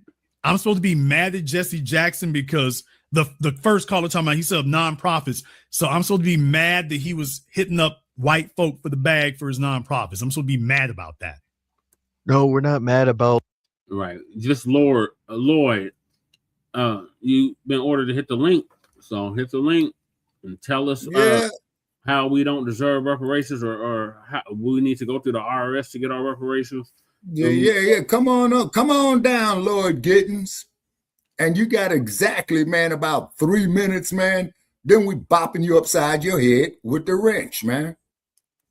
Jesse Jackson getting money for his nonprofits. We would have no problem with that. Just like I have no problem with churches getting money. If and only if they're using that money to benefit the whole of the community, not just out for self. If he was actually doing stuff with that money to benefit the black grassroots, to push for reparations and other things, I'd have no problem with it. Let's let it continue. Lord Gittins, we need you up here because I got a response for you on that. I got niggas in here mad that Jesse Jackson was passed. Did he just pull a Kamala Harris? Didn't Kamala Harris say some stupid shit like that? Yeah. 2 acres and a mule. Bitch, it's 40 acres and a mule. Yeah, Lord Gittins. Come on up. You see, man, this is what I mean about you buster ass motherfuckers out there in the chat, man. You know, you talk that bullshit, man, but you don't want to come up here and get none of this heat. Right. We'll listen to you. We don't hate you. They're trolling on the vertical. They trolling on the vertical. Okay. Yeah. All right, then that means we're getting somewhere. To these folks, you know they're wrong, right there. Really? We're in the algorithm. Yeah, you're right, Lord. Yeah, they owe us trillions. They owe us trillions. Actually, man, they owe us the whole goddamn Federal Reserve. That doesn't make sense to me. Yeah, it wouldn't make sense to you. Jason Blacc, because you have a warped sense of reality. For those of you who know, This is not my first time criticizing something coming from Jason Blacc. I made an entire video debunking his failed talking point about power isn't power if you can't abuse it, which is a warped sense of thinking. That's not the mind of a person who can reason and morally assess I thought that's what that video was about. So when he did that situations. That's the mark of a person who's Okay, now mind. Lloyd Giddens is trying to find a clever way to get paid. It's like this here, Lloyd Giddens. I'm not mad at you trying to get paid. We're trying to get paid too, okay? Now, Lloyd Giddens, since you don't want to come up here, I want to ask you a question. Before we you put honestly, vacation. huh? Before we put him on permanent vacation. Oh yeah, come on up, Lloyd Giddens. Let's argue. We'll listen to you. His time is We don't up. hate you. He had 3 minutes. He then hit the link, so he got to go. All righty, bop him upside the head. Valid news priority. Let's get the problem of division out of the narrative. I've never had an opinion of being better than anyone. Valid news, come on up. Come on down. Come on, Valid News. Yeah, come on down, Valid News. Come up here with us. Let's hear you. Because first of all, we didn't create the division. All we're doing is pointing it out. Exactly. Come on up. Wow, did anybody come for you after you debunked him, Black Truth United? Oh, I wonder. Because when he did this video, I was like, I wonder who he's talking about. And he just confirmed it on this video. It is warped. But now with all that being said, what I want to do here for the last portion of this video is give a particular individual some shine, someone who was around and did deep research on Jesse Jackson. Family, this is someone who's way more qualified than Jason Blacc or myself for that matter to give commentary regarding Messy Jesse. And you don't have to believe me. You can verify everything that I've said. Black Truth United is talking about Steve Coakley. Okay, I've heard the name of Steve Coakley. But I want you to ask yourself, are you going to believe Dr. Khalid Muhammad or Jason Blacc? Hosea Williams or Jason Blacc? Leonard Childress or Jason Blacc? Sam Greenlee or Jason Blacc? I mean, come on now. They all can't be lying. Let me present to you our brother Steve Coakley, who broke down a lot of things regarding Jesse Jackson. And I'll say first and foremost that I don't co-sign every single thing that is said. I don't have enough proof to stand by every single thing that is said. But brother Steve Coakley does bring some very compelling points that I think we should all at least listen to. Fair use, fair use. Key point. If you spend all that time, and Martin's about to say you are an agent. Do you understand that you got to press go on the assassination? Because now Martin is so continuously condemning you, you got wiretaps everywhere. And we know what he said about Jesse in front of everybody, but who knows what he said when it was just him and Ralph? How much more severe was his accusations? Such that if you didn't kill Martin, of white limitations don't run out on murder. Okay, let's let this run, and then we're going to go back and look at it again in straight speed. Look at. Look at this. Martin still won't acknowledge it. Yes, go back. Now I ask you, when you look at it, is that Jesus or Judas? That was his last speech. Jesus or Judas? Yep. That was his last speech. Nobody would touch him. You can even tell MLK did not trust him. You can tell by his body language and everything. MLK was aware that he had a Judas in the midst. So let it continue. Thank you for joining us. Let it run. Let it run. Okay, he was now we're on the day of. Now Jesse went and told them, look, you better move now. Reteaching that Bible. I'm running out of time. This is the last song. They brought him on the balcony at 3:06. I said, oh. He was shot with a 30-06. Oh, no, I called the house and These are deep things, family. A lot of symbolism behind the things regarding the MLK assassination. There's a reason why Trump didn't release the files. So to continue. I heard him above me. That's my man, Hosea. Notice this is Hosea Williams, the same person that we heard from before. He talked about the bloodstained shirt situation. So they continue. Okay. And we had a limousine. Okay. I could touch the limousine. Had belonged to us by one of the local funeral homes. And I heard a voice, the guy who was driving the limousine. He said, Dr. King. Dr. King said, yes. So he said, although the car is over, it's chilly. I recommend you get your coat. And the last word he said in this word, okay, Joe said, get my coat. And I was going to say, Stop. Oh, stop. Go back. Key point. Let's go back. There's the maid right there we were looking for. There's the cart. Oh. Okay, let's freeze it at the highest point where Jesse's back is in the right there. Stop. There we go. There's Jesse Jackson. Now, for those wondering if he was there at the MLK assassination, there you have it. There he is. Okay, now, there's the maid. There's the cart. You see that cart? There are the wheels. You understand? At 6 o'clock, you ain't changing no beds and no motel? Check. Okay, let's let it run. Proud FBA. I'm happy to hear that. There's a good shot of McCullough. There's Martin with the towel over his face. There's Martin again. I looked up and didn't see him on the balcony, except that I saw his shoes sticking out the end of the balcony.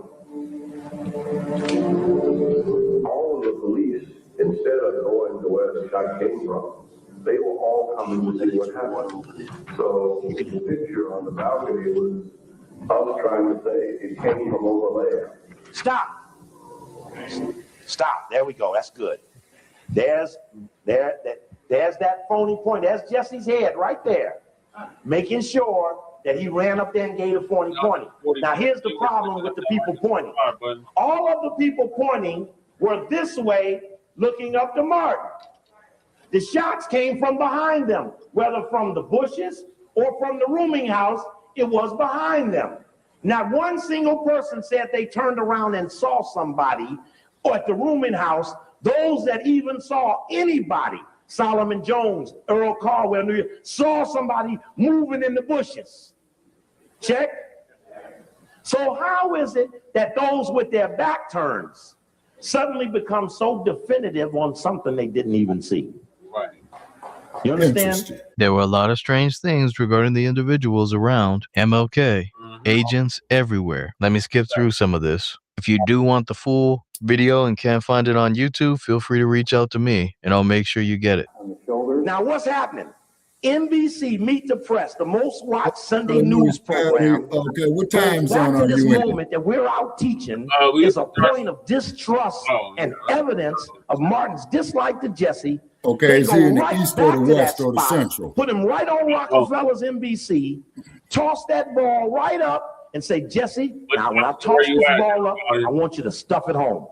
So he puts a circle around Jesse's head and a circle around Martin's head, calls it close, and says, you were one of Martin's closest associates. What did Martin King say to you the night before he died? What's up, Blacc? We just start around midnight your time. So 10 p.m. Mountain Standard. And that'd be 9 here in the Pacific. Yeah. Oh, he's in Vermont. Okay. Oh, okay. Okay. Oh, yeah, that's right. He just said that yesterday. Okay, yeah, we got Beamer Bomb. If I'm saying your name, I don't mean to be disrespectful, brother. If that's Beamer Bomb, yeah, that's what please, if I'm saying your name correctly. Yeah, we're in the I'm in the Mountain Time Zone. Shabaka's in the Pacific. Yeah, I'm out here in the wild, wild west. Okay, let's see. Okay, proud. Wow. I don't know. No, but you had a lot of them, man, that went up there, from the South, I believe, Brother Che. That's Bernie Sanders' country. Yeah. God's soldier says someone with the effective prayer life then pray. Oh my God! If you don't go somewhere with that dumb shit. Somebody here was saying, what kind of what? Negroes. Somebody with an effective prayer life didn't pray for MLK safety, including MLK.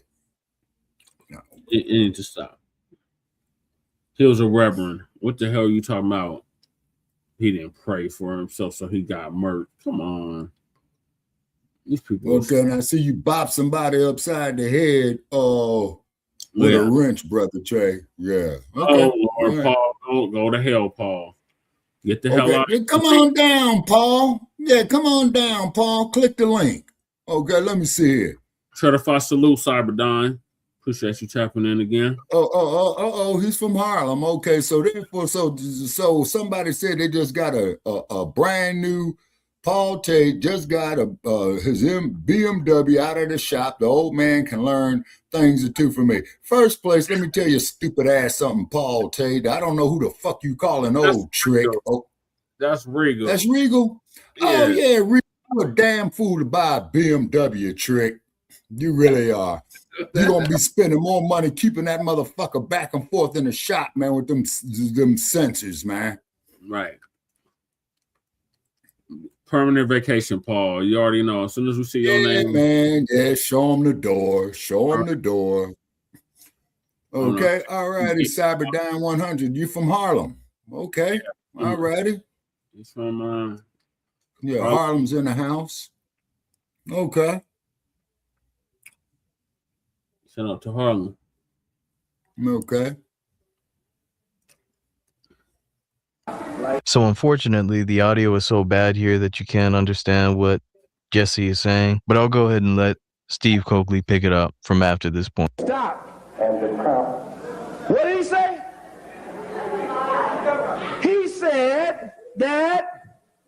He said, as you know, it was men crying, Ben Hooks and Billy Kyles.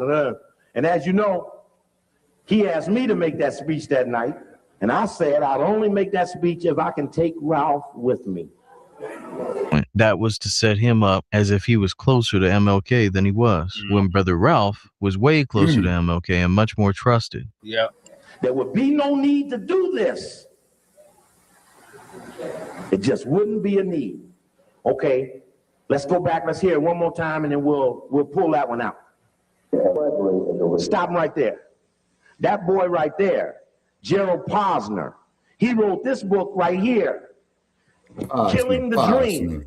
You remember Posner? He wrote this book, they're not Killing over the here Dream. talking shit. And on the back of his book is that picture with Jesse, Martin, and Ralph, with Martin looking real puzzled. Can you see that? Wait a minute. You mean Steve Coakley didn't go to Google in order to see the first search result that came up? He actually went to a book and did the research himself instead of trusting the first 2 or 3 search results that pop up with Google. Very interesting. Now let's see what he found out. Okay. And in his book, Killing the Dream, he tries to help out Billy Kyles. Because in William Pepper's book, Orders to Kill, he says that Kyles is a Memphis Police Department informant.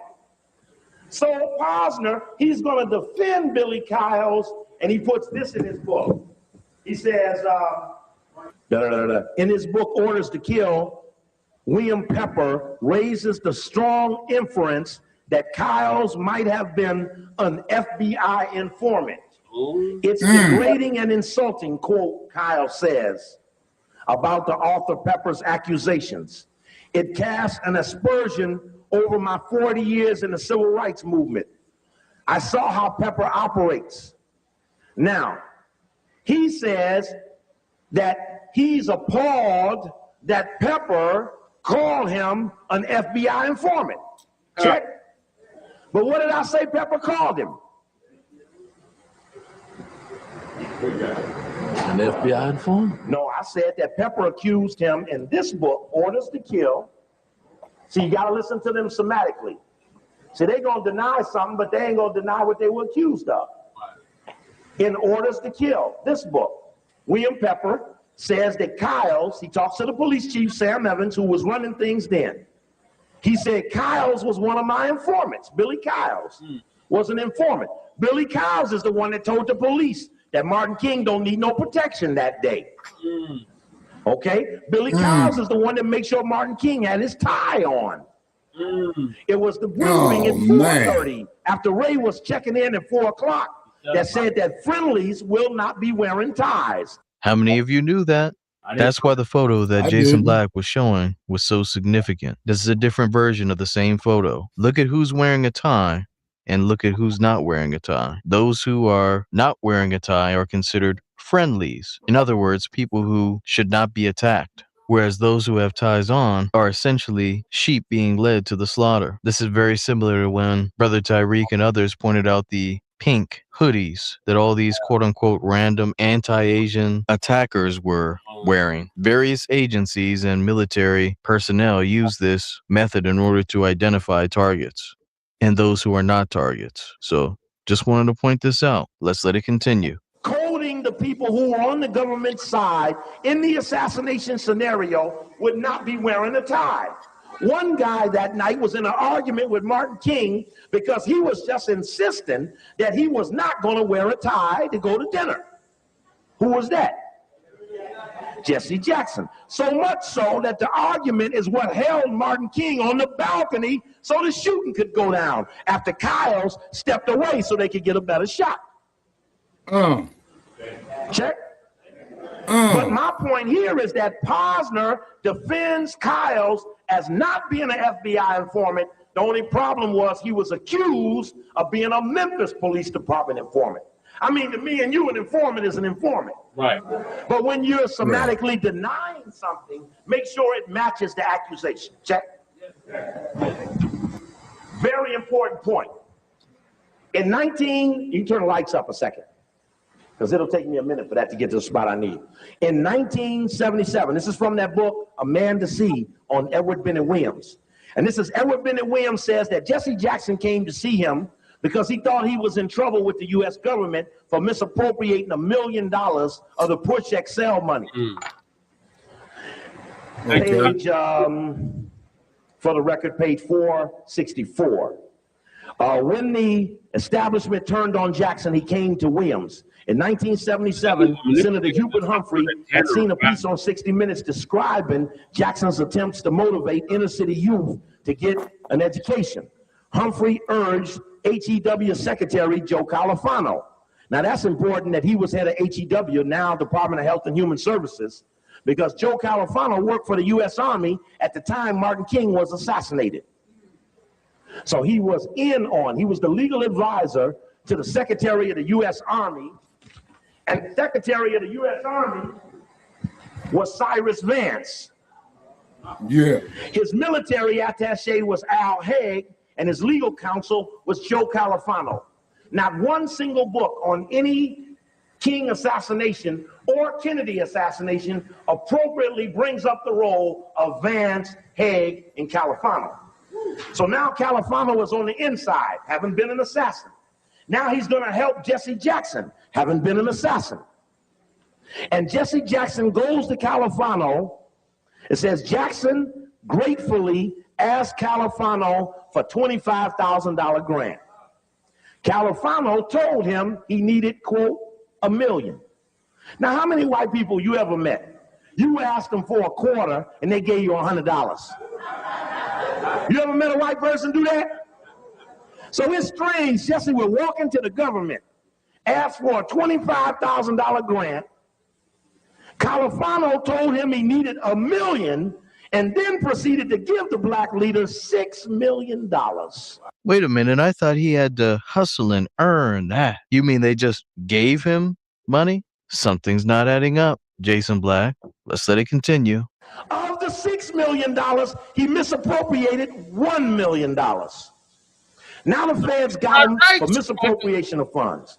He's $1 million missing. Reagan becomes the president. Jesse gets scared. He asks Edward Bennett Williams to talk to Reagan to cut him a deal on the $1 million. Edward Bennett Williams says, when the federal auditors asked to look at Jackson's books early in the Reagan administration, they found chaos. Jackson's organization, Push XL, see, you saw that other thing said Rainbow Coalition. When Push had to pay back the money, he left the leaned organization, L-I-E-N, lean, like lean on your debt. He left the organization that had a lien on it and went to Washington and set up another organization. When Push paid back the lien, he leaves Washington and sets up Push Rainbow Coalition. Check? Okay, because you got to watch him. He's a magician. But the white man is his Merlin. Jackson's organization, Push XL, was unable to account for $1 million of the money. The matter was referred to the Justice Department. Wow. Jackson came to Williams claiming that he was a victim of a vendetta by the Republicans. Sound familiar, family? You sound like Fox News. You sound like MAGA. Let's let it continue. The case was dragging on, producing unflattering newspaper stories at a time when Jackson was trying to raise money for his 1988 presidential campaign. And Williams says that when he talked with the Reagan administration, he said quite the contrary. They were not only not trying to arrest Jackson, but had favorable viewpoints of him, so much so that they cut a deal to pay back $550,000 of the misappropriated money at $125,000 a year. And again, as I said earlier, that's when Jesse left Chicago, went to DC. Just a case in point. The only point to that is no black man would ever be allowed to pay back a misappropriated grant when Abernathy's son just went down for $1,500. Yeah. Now I just want to keep that in line. Now, very interesting who gets all kind of kickbacks and benefits and underhanded deals behind the scenes. Something to pay attention to. So to continue. Let's go back to something else very critical. Washington Post story. This story is dated July 12th, 1999. And the story, which I've now collaborated from the declassified documents that I have, FBI examined private life of King's successor.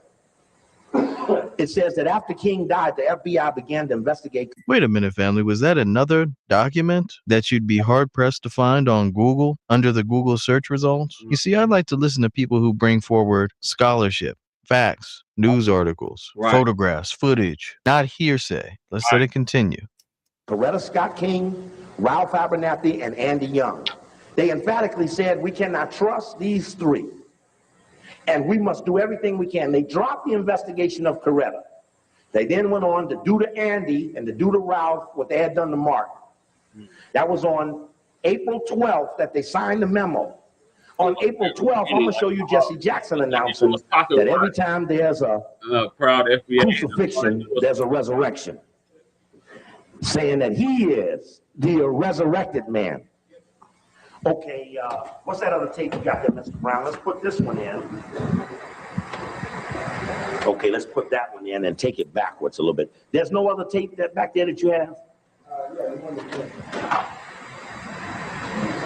And that one is still rolling. Now, yeah, this is Jesse announcing he's available for leadership. But just keep going back because I want to put this in context. Oh, there's the white man, Don Rose. He's very important because Don Rose, the white man, just stop it. Freeze, freeze. Oh, right there. Hold him up against the wall. Don Rose, great. His name, you all don't know him. I'm from Chicago. Don Rose is the white man that you see when you black to get the white media to report on you. You don't go call NBC, you don't call CBS, you call Don Rose, and he gets the media. When I was attacked and fired out of the mayor's office in Chicago, it was Don Rose who coordinated the white media's attack on me, which came May 1st, the Illuminati birthday, 1988. Don Rose is the man that Jesse Jackson left town to meet up, who put him on the Today Show the next morning after Martin was killed to start the discussion that Jesse is the heir apparent to Martin King. And you'll hear him say, I told Jesse, and we reinforced each other, that Jesse was the likely choice. Well, excuse me, Mr. White Man, are you in the SCLC? And doesn't it seem odd, Mr. White Man, that outside of the FBI, you're the only other white man that feels it's your job to pick the black man to run the black organization? See, it takes a lot of arrogance for me to stand here and say who's going to be head of the next ADL. Lieutenants of Satan. That would be like, well, you ain't even in the group. You can't even vote them in. But everybody don't know Don Rose. He's another one of those white people in the Jewish religion that got their fingerprints on the King assassination. And you don't know it. There used to be something in Chicago called Triple C. I believe. And Don Rose was the front man behind Al Raby, who was one of Martin King's associates, one of Harold Washington's associates, who died writing the resolution for the Black Jewish Coalition condemning Steve Coakley on November 25th, 1989. Al Raby dies laying on the resolution condemning me. Whatever that was struck his ass dead with a heart attack at 155 pounds, 5'9". Just listen to all these associations and all these friends and all these people co-signing Jesse Jackson. It's a who's who of villains, agents, and demons. Let's let it continue. One more. Oh, stop right there. Look at Jesse, no tie on. That ain't important yet. That's been branded. Jesse wouldn't wear a tie that night. The briefing to the military men is friendlies will not be wearing ties. Ralph had on a tie. Martin was made to put his tie on. But Jesse emphatically wasn't going to wear no tie. And when we look at the people in the courtyard, notice who ain't wearing ties and who is. If you get to King video #1, you'll see the people without the ties ducking when the camera comes. For the things you're seeing us do now, that's in King Assassination #2 in the video.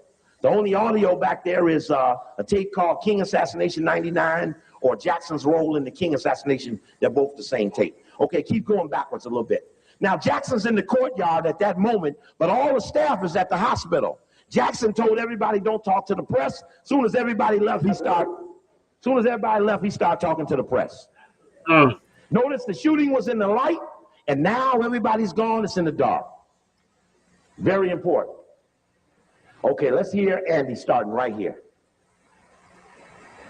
A jar and started scraping up the blood and said, you know, and crying. It was Martin's precious blood. His blood was shed for us. It was, you know, it was weird. The people freaked out and did strange things. Jesse put his hands in the blood and wiped it on from his shirt. And it was, then what do? You tell the truth. In a moment like that. Tell the truth.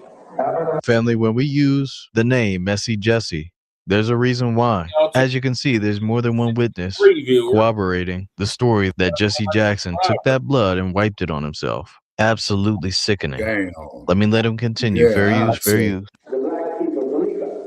Our motive, the work of the 400-500-year leader, has been taken from us by hatred and bigotry. Even as I stand at this hour, I could not even allow hate to enter my heart at this time, for it was sickness, not meanness, that killed us.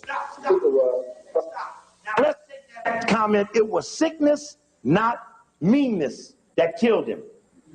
Versus Hosea saying, I was so mad I could take protons, neutrons, and kill me some white folk. But immediately, like Bevel, Jackson then forgave people he don't even know who they are. See, it's something you give an absolution and ain't even nobody in the confession box. You might as well forgive Casper the Ghost. But he's already forgiven. Don't worry. Don't mess with him, because it ain't nothing. It was meanness, hatred, or some old bullshit. You know what I mean? Okay, I'm sorry, but listen. Notice that's essentially the same response that we get from some of the people who lose a loved one to police brutality. Forgiveness. Sometimes before the police officer is even revealed, you know, who did the deed, the name and everything. Let's let it continue. Crying, hollering, oh God. And I immediately started running up the stairs to where he was, and I caught his head. And I tried to feel his head, and I asked him, I said, Dr. King, do you hear me? Dr. King, do you hear me? Stop. And Jackson gets up there, now that everybody's gone, and begins to say, I was the last person to talk to Dr. King. And I held him in my arms, and I said, Dr. King, can you hear me? Dr. King, can you hear me? And he never touched him. He never touched him. See, he used that statement to say that's how he got the blood on his shirt. But Andy just told you how he got the blood on his shirt. What did he do? He did this. He did this.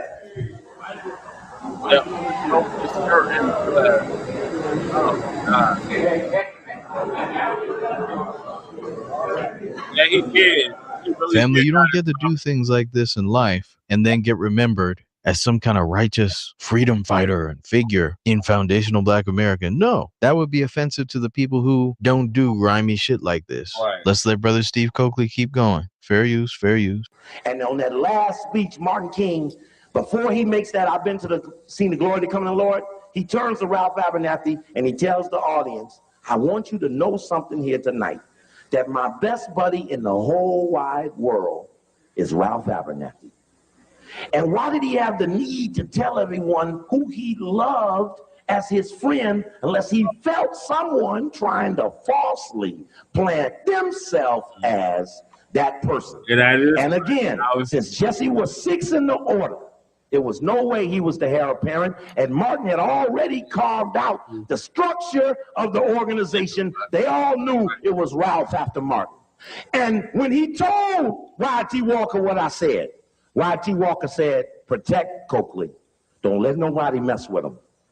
And tell Coakley that if Jackson ever attacks him or harasses him about that analysis, just ask Jesse to tell Coakley how he got out of Memphis on the night of the assassination, since the planes, the boats, the trains, the buses, and the cars were all cut off. Oh yeah, family. Some of you didn't know that. These are the things that they're not going to tell you if you type in a sentence or two on Google or ask ChatGPT or whatever. But these are direct sources telling you about how white supremacists coddled their new asset, Messy Jesse Jackson. And when you all understand the events of 9/11 and how the bin Laden family members were smuggled out of the country under questionable circumstances, it should be no surprise for you to hear certain individuals getting all types of private flights and special exemptions. Let it continue. When I mentioned that to Dick Gregory right before he came here a couple of weeks ago, Dick said, well, you know what happened, don't you? The FBI called the airport and let one plane out. One plane that had one Negro man on it, who got away from the other saying he was sick. Jesse says, well, you know, when they had the investigation, they never talked to me. Nigga, you left. You wasn't there. And that's when Don Rose says, and Jesse and I began to plan his resurrection. Then you're going to see Jesse at April 12th say, I'm ready for leadership now. And only 4 days after that, the FBI set up the plan to attack Ralph Abernathy and Andy Young and Coretta Scott King, with no plan whatsoever to attack Jackson, who's far faster, whose future was far higher than those donkeys and those mules. That thoroughbred would have been the one to stop unless he was yours. Okay, let's go. Yeah, Jesse Jackson will forever be known as a traitor, as the white supremacist weapon, and anyone trying to rewrite that history needs to be looked at with a side eye. There are not just one or two things that Jesse Jackson did that can be chalked up to mistakes or minute decisions. No, this man actively worked against us time after time after time after time after time after time. He was literally against us in almost every way, from pushing for abortion after knowing it was wrong, to him calling up in an attempt to cancel a film that would benefit the community, the paper genocides with the term African American, and various other things that we covered in this video. It should be obvious that Messy Jesse has been a net negative for Black society. And may he always be remembered as the traitor he was. And let this be a message to all the other traitors, bootlicks, coons, suck-ups, and collaborators with the system of white supremacy. You don't get to live a traitor and die a hero. And on a side note, ask yourself who unalived Obi-Wan. Just some food for thought. Now, with all that being said, I do want to take some time out to salute the contributors to the channel in the month of February. Brothers Blacc RU, Cyberdyne 100, Cool Keezy, and Charlie B, as well as sisters FBA Queen, Marissa Hampton, Stephanie DPM, and the Sectors. Much respect to all of you. And hopefully it's not too long before I can bring you all another video. But you know, sometimes life happens and things have to be handled that no one else can. So with all that being said, certified salute, be one and be blessed, family. Peace. Okay, now we got Valor News Parody in here. Yeah. So that's how Black Truth ended. Shout out to Black Truth. Wow. Yeah, so Mr. Jesse Jackson was no good. He was a traitor to the race, and he sold his people out. Okay, reading one of the comments here in the chat. Okay, this is Janet Jaggers 5325. Okay, for those of you that have a number after your name, I'm just going to say your number. Jesse Jackson was a bastard making bastard, the hand-picked official civil rights leader for Black America by Yehudim. Okay, to be honest, I'm surprised that Trump was able to survive the treason of the despicable left. Yeah. They have a point. Definitely have a point. All right, so I'm going to play the B1 Rolodex commercial real quick. Let's try to find it. It should be in here somewhere. All right, so while Brother Che is doing that, ladies and gentlemen, you know, that was a hell of a time in history with Dr. King, with the Black Panthers, you know. Yeah. And then, of course, too, from what I understand, Salute, family, and welcome back to another video. Finish your thoughts, Shabaka. Okay, and then from what I understand, too, is that Dr. Newton did go to Television City and did tell them about that dynamite J.J. Evans bullshit. And from what I understand, that there was one of the reasons why John Amos had left the show as well, too. Yeah, so this Rolodex, it's the B1 Rolodex, the one I'm always talking about on I'm Missing Black Truth United. So on your left-hand side is what the original Green Book looked like. Right. And now we got the digital form. Okay. Video. This is Black Truth United. Today we're going to be covering the Green Book, also known as the Negro Motorist Green Book, also known as the Negro Traveler's Green Book, which is the precursor to the B1 Rolodex. Now, admittedly, when I started making the B1 Rolodex, I had no idea that this book even existed until people started bringing up that someone had done something similar to this back before the civil rights legislation was passed. So for those who don't know, I'm going to go into a little bit of the history of the Green Book, share some details from it, and then show some of the crossovers and how the B1 Rolodex is now carrying on that legacy. So let's get into it. I'm going to read the intro section. Note that I may replace terms like African American or Black American with simply foundational Black American. Yeah, Goddess Navi is very disturbing. And clarity's sake. And I'll also add some insights throughout the reading, just to clarify some things. So let me get started. The Green Book was created in 1936 in an America where it was sadly necessary. The rising foundational Black American middle class. The update video, sorry y'all, this is not the video I was gonna play. I was gonna play the commercial. This isn't the commercial. But yeah, the Green Book was definitely a resource that our ancestors used, especially those of us that were fleeing from the south to the north and out here west.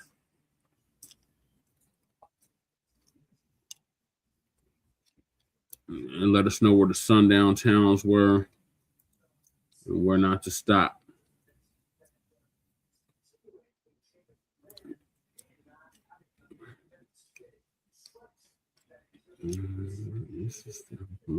Yeah, and they also had the same thing too in that Green Book, you know, for auto mechanic repairs and stuff too. Yeah, there's a lot of stuff. Oh, okay. Introducing the B1 Rolodex, the easiest way to search for and support FBA and B1 businesses. Hundreds of entries from the Black grassroots for the Black grassroots. I'm in it. Oh yeah, that's free right, guys. Free to download, constantly updated. Trouble navigating the document? Try using the map version. Tulsa. Notice a business missing? Use this simple Google form to submit an FBA or B1 business. Also submit anti-Black businesses, which are now being collected in that last tab. Find resources, contact numbers, and much more using the second tab. No, he didn't. All the info you need to start practicing group economics today. Go to blacktruthunited.com. That's blacktruthunited.com. That's the B1 Rolodex. I'm in it. Shout out to Black Truth United for that. So family and fellows. Okay, so is that your final thoughts on Mr. Jesse Jackson? Yeah, man. Messy Jesse was a mess. You know what I'm saying? Compromise, sell out, and I'll never forget that bullshit he said at Wattstacks in 1972. I may be black, I may be poor, but I'm somebody. Yeah. When you poor, you ain't nobody. That is just the economical fact. Yeah. I hate to put it like that. If you poor, you ain't nobody. And these damn Democrats and these Democratic shields is always coming to us with that bullshit, vote demo, vote demo, vote demo, vote demo. Ladies and gentlemen, it was the Democratic Party that brought you the Ku Klux Klan. Yep. Yeah, but they sure in the fuck ain't gonna tell you that, are they now? It was the Democratic Party that fought to keep slavery. Yeah, exactly. See? And this is why the reparations are due, is because without that free labor, the damn American economy would not be what it is today. But then, as you know, Brother Che, over the years that you and I've been doing that, we always got some stupid motherfucker, man, you know, to come up here, man, and try to contradict us on what the fuck we're talking about. And that's why, you know, a whole lot of people are getting bopped upside the head with the wrench. But all you hateful motherfuckers out there, when you talk shit about us on social media, please spell the goddamn name right. I know, that's right, Shabaka. All right, so moving along, like the other day. Yeah. Another mass shooting. This time it was a Senegalese man. Okay, what was he shooting at and why was he shooting? He was radicalized by Islam. Oh, yeah, okay, the sleeper cells, as they said, yeah. Yeah, so Senegalese man in Austin kills 2 for Islam. Wow. So our good brother, Professor Black Truth, going to give us an update on that. And shout out to the delineation movement, because any other time they would say, oh, black man in Austin kills 2 for Islam. Mm-hmm. You notice they are delineating and they're saying Senegalese. Mm-hmm.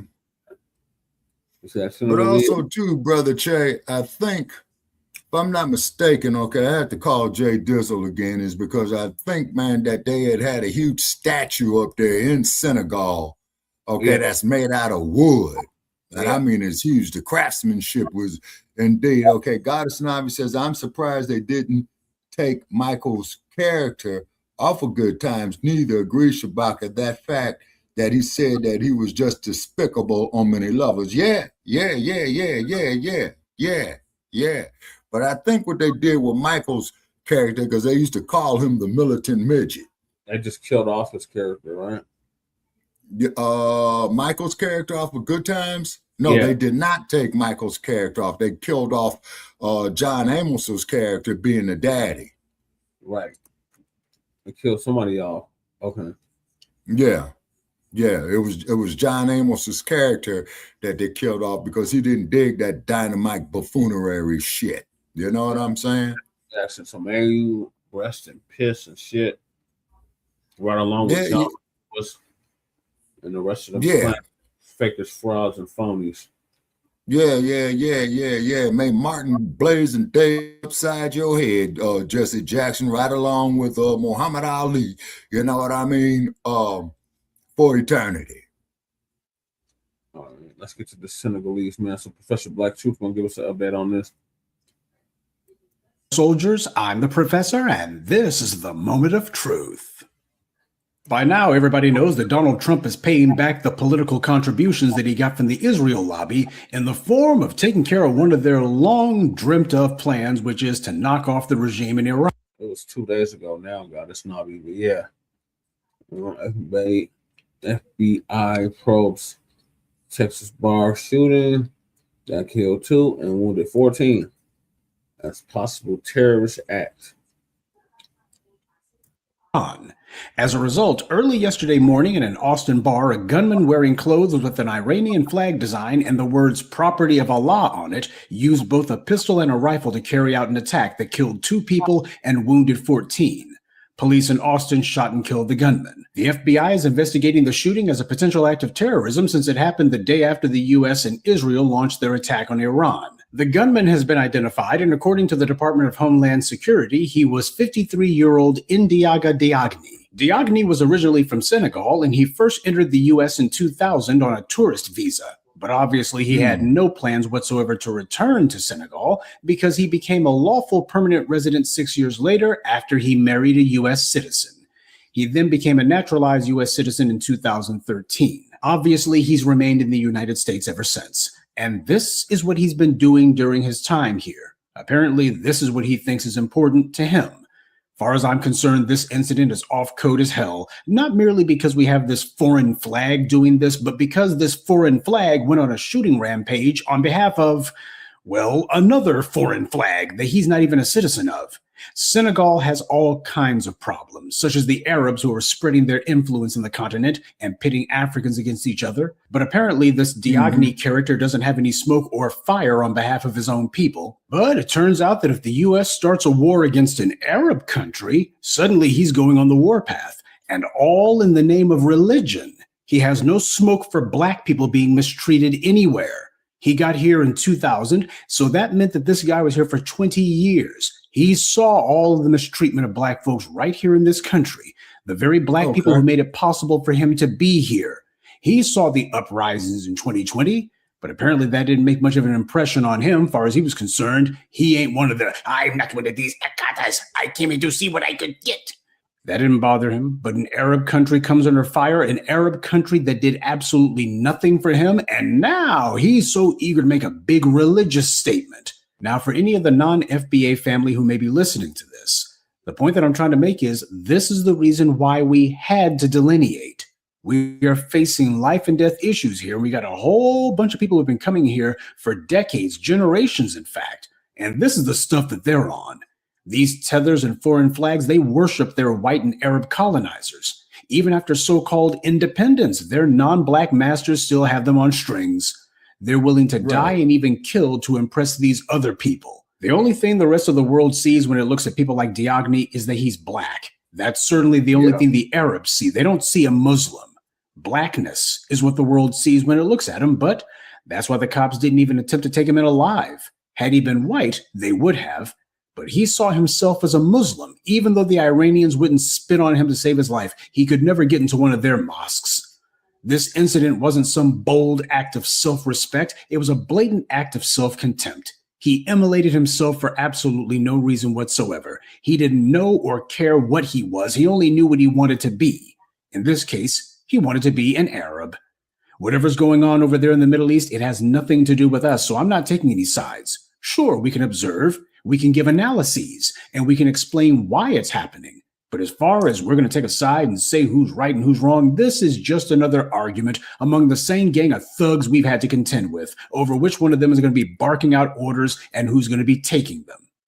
But this is why delineating from these fools was a great move. We have spent hundreds of years pushing black empowerment and black unity. But the problem is too many of these immigrants have come here and the only thing on their minds is how do they prove that they can get in good with the dominant society here or that they can prove their loyalty to some other regime outside of the U.S.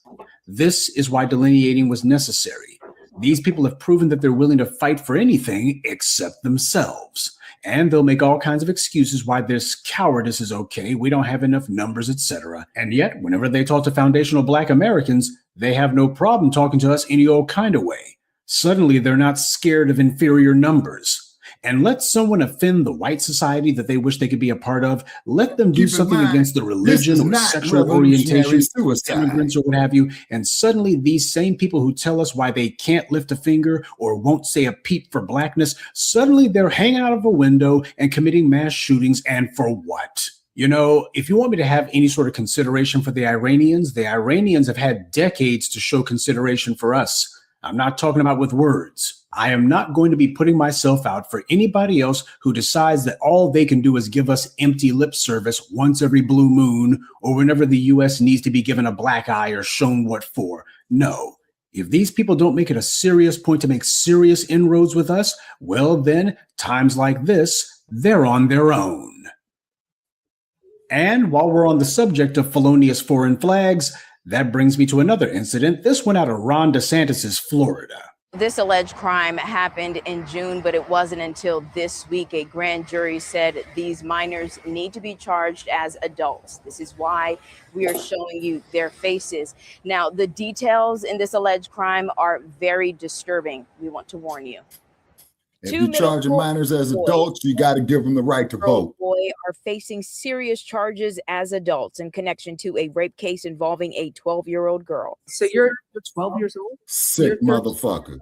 Police say the co-defendants, Nelson Nunez, Josiah Jones, and Xavier Tyson, all played a part in the crime that took place in an Overtown community garden in June. You were indicted by a grand jury and transferred to from juvenile court to adult court. That's why you are here. Police reports say the victim was leaving her friend's house when 13-year-old Nelson Nunez grabbed her, forced her on a couch inside the Greenhaven community garden, and raped her, while 12-year-old Josiah Jones and Xavier Tyson, who was 14 at the time, restrained her. Police say Jones put rocks in her mouth to stop her from screaming. The victim says it went on for about 30 minutes, and the boys stopped when they heard her father calling her name. Both the 12 and 13-year-old are at West Detention Center, both of them being held there without bond. Oh, how very different the white media's coverage is this time around. The children who have been charged are between the ages of 12 and 15. They're not adults. The white media never shows the faces of white children who are charged as adults. And yet in this case, they're giving themselves an excuse to make an exception. Well, they were charged as adults, so that makes it okay. Yeah, they pick and choose when they want to do it. Now, I just told you about a case on Friday of a creep who was 18 years old, and yet he raped a 13-year-old girl, basically the same age as this alleged victim in this case. And yet this 18-year-old man has gotten virtually no white media coverage. And he's not being charged with rape. He's simply being charged with travel with intent to engage in illicit sexual conduct. Not rape, not sexual assault, just intent to engage in behavior.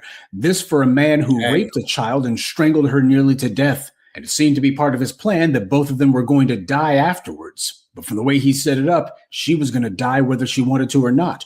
And of course, we have to ask, who are these defendants? Well, this took place in Miami, so I'm already starting to think that it's not an FBA enclave. And then you look at the names: Nelson Nunez, Josiah Jones. I've seen black males named Josiah, but never Josiah. So at first blush, at least, it looks like we have a number of non-FBA identicators going on here.